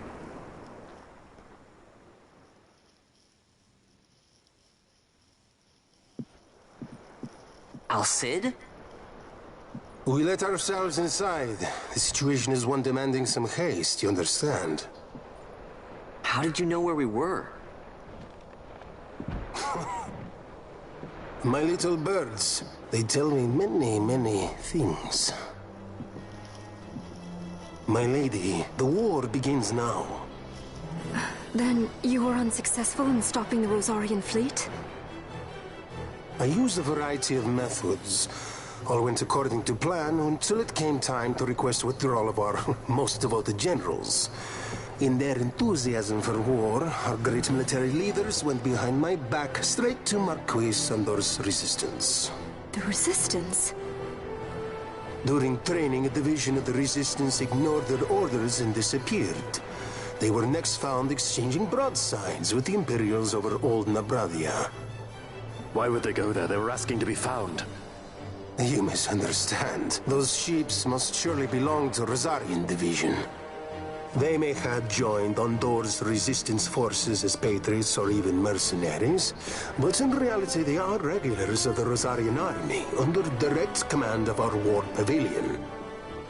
This fifth column has invaded Imperial airspace and provoked a response. Unable to abandon them, His Excellency the Marquis was obliged to give his main fleet the order to attack. And the battleground is Dalmasca. Should this fight drag on, Rosaria will enter the fray. The defense of Dalmasca is their excuse, and we will have a war between empires. Correct. They will bide their time waiting to strike until the Empire has spent itself against the Marquis. But then he will crush them and the Marquis both between his hands. Vayne holds the Dusk Shard no longer. His advantage is lost. Vayne has advantages enough. He stands on higher ground, and my birds tell me he has awoken something quite large. Bahamut, Lord of the Sky.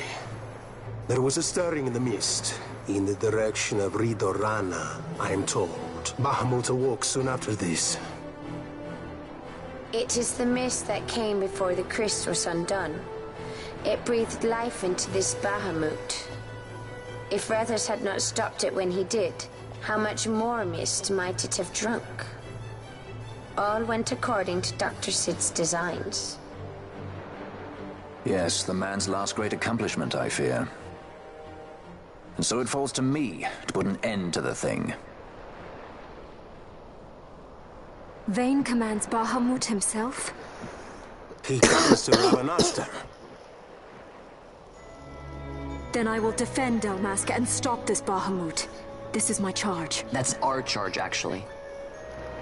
It's our home. It belongs to us all.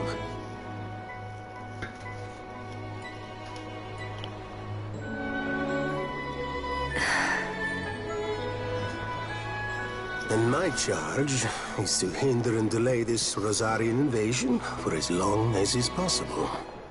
I will do what I can. Ah, yes. When this unpleasantness is done, you must come to Rosaria. I will take you to the Amber Vale of Clan Margrace. Such things I will show you. Until then, I will be waiting.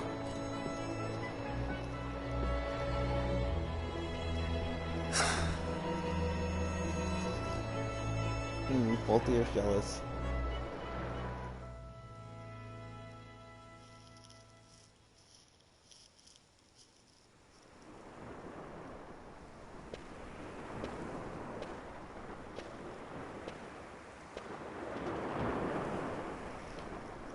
Word from the Resistance. The Imperial Skyforces Bahamut is on attack. This could be bad. You have no chance of fighting it from the ground. No, the only way to fight the Bahamut is to go to it by airship. Alright, well, I'm gonna save it here, but I'm going to go somewhere. I'm not gonna continue. I'm just gonna move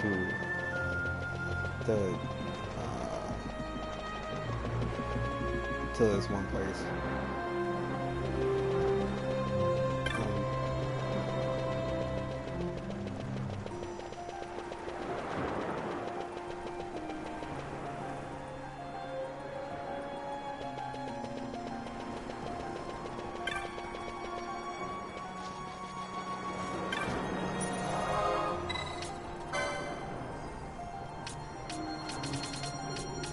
I want to talk to the team manager.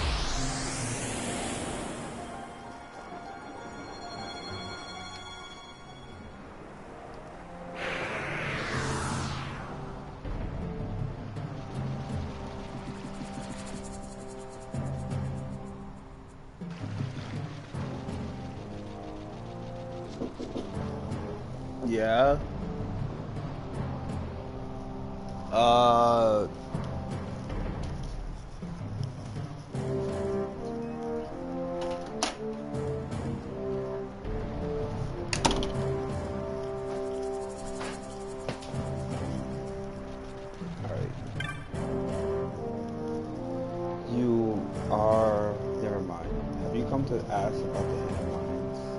Within the mines, a great power lies sleeping. Venture into the depths. Perhaps you will find this power and master it, or perhaps you will fail and die. I will send a Gareth to open the way. I warn you, do not undertake this lightly. This power is greater than anything you can imagine. Alright, cool.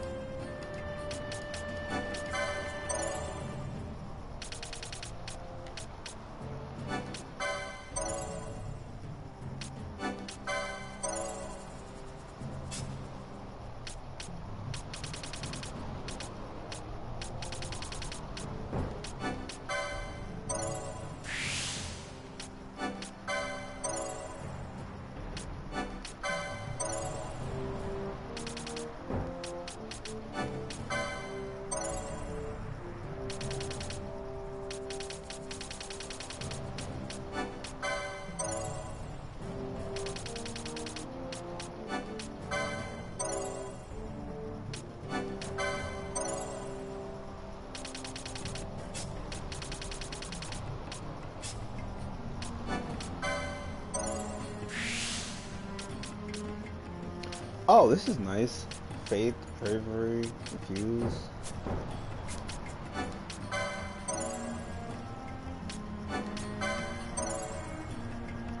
I really just like faith and bravery. That's like really what I like. What is she? And what does she get for it? She gets cure and raise. I don't care about that. What else does she get? Telekinesis, also worthless. And bombs? Yeah, that's not really good.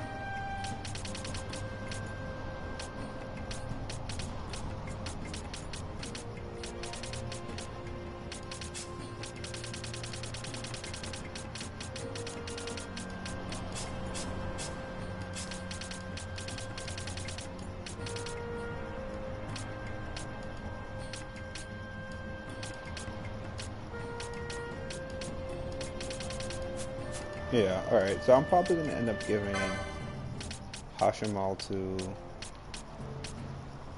Ash, just because he gets Kyrja, and Faith and Bravery. I don't really care about Confuse, but Faith and Bravery are really useful. And then after that, I'll probably, I'm gonna probably get this last Esper and just like, randomly give Espers to people, because I don't really, that's like really the only majorly beneficial thing that I can get. And then armor for Fran, but I mean, it's nice, but it's not that nice.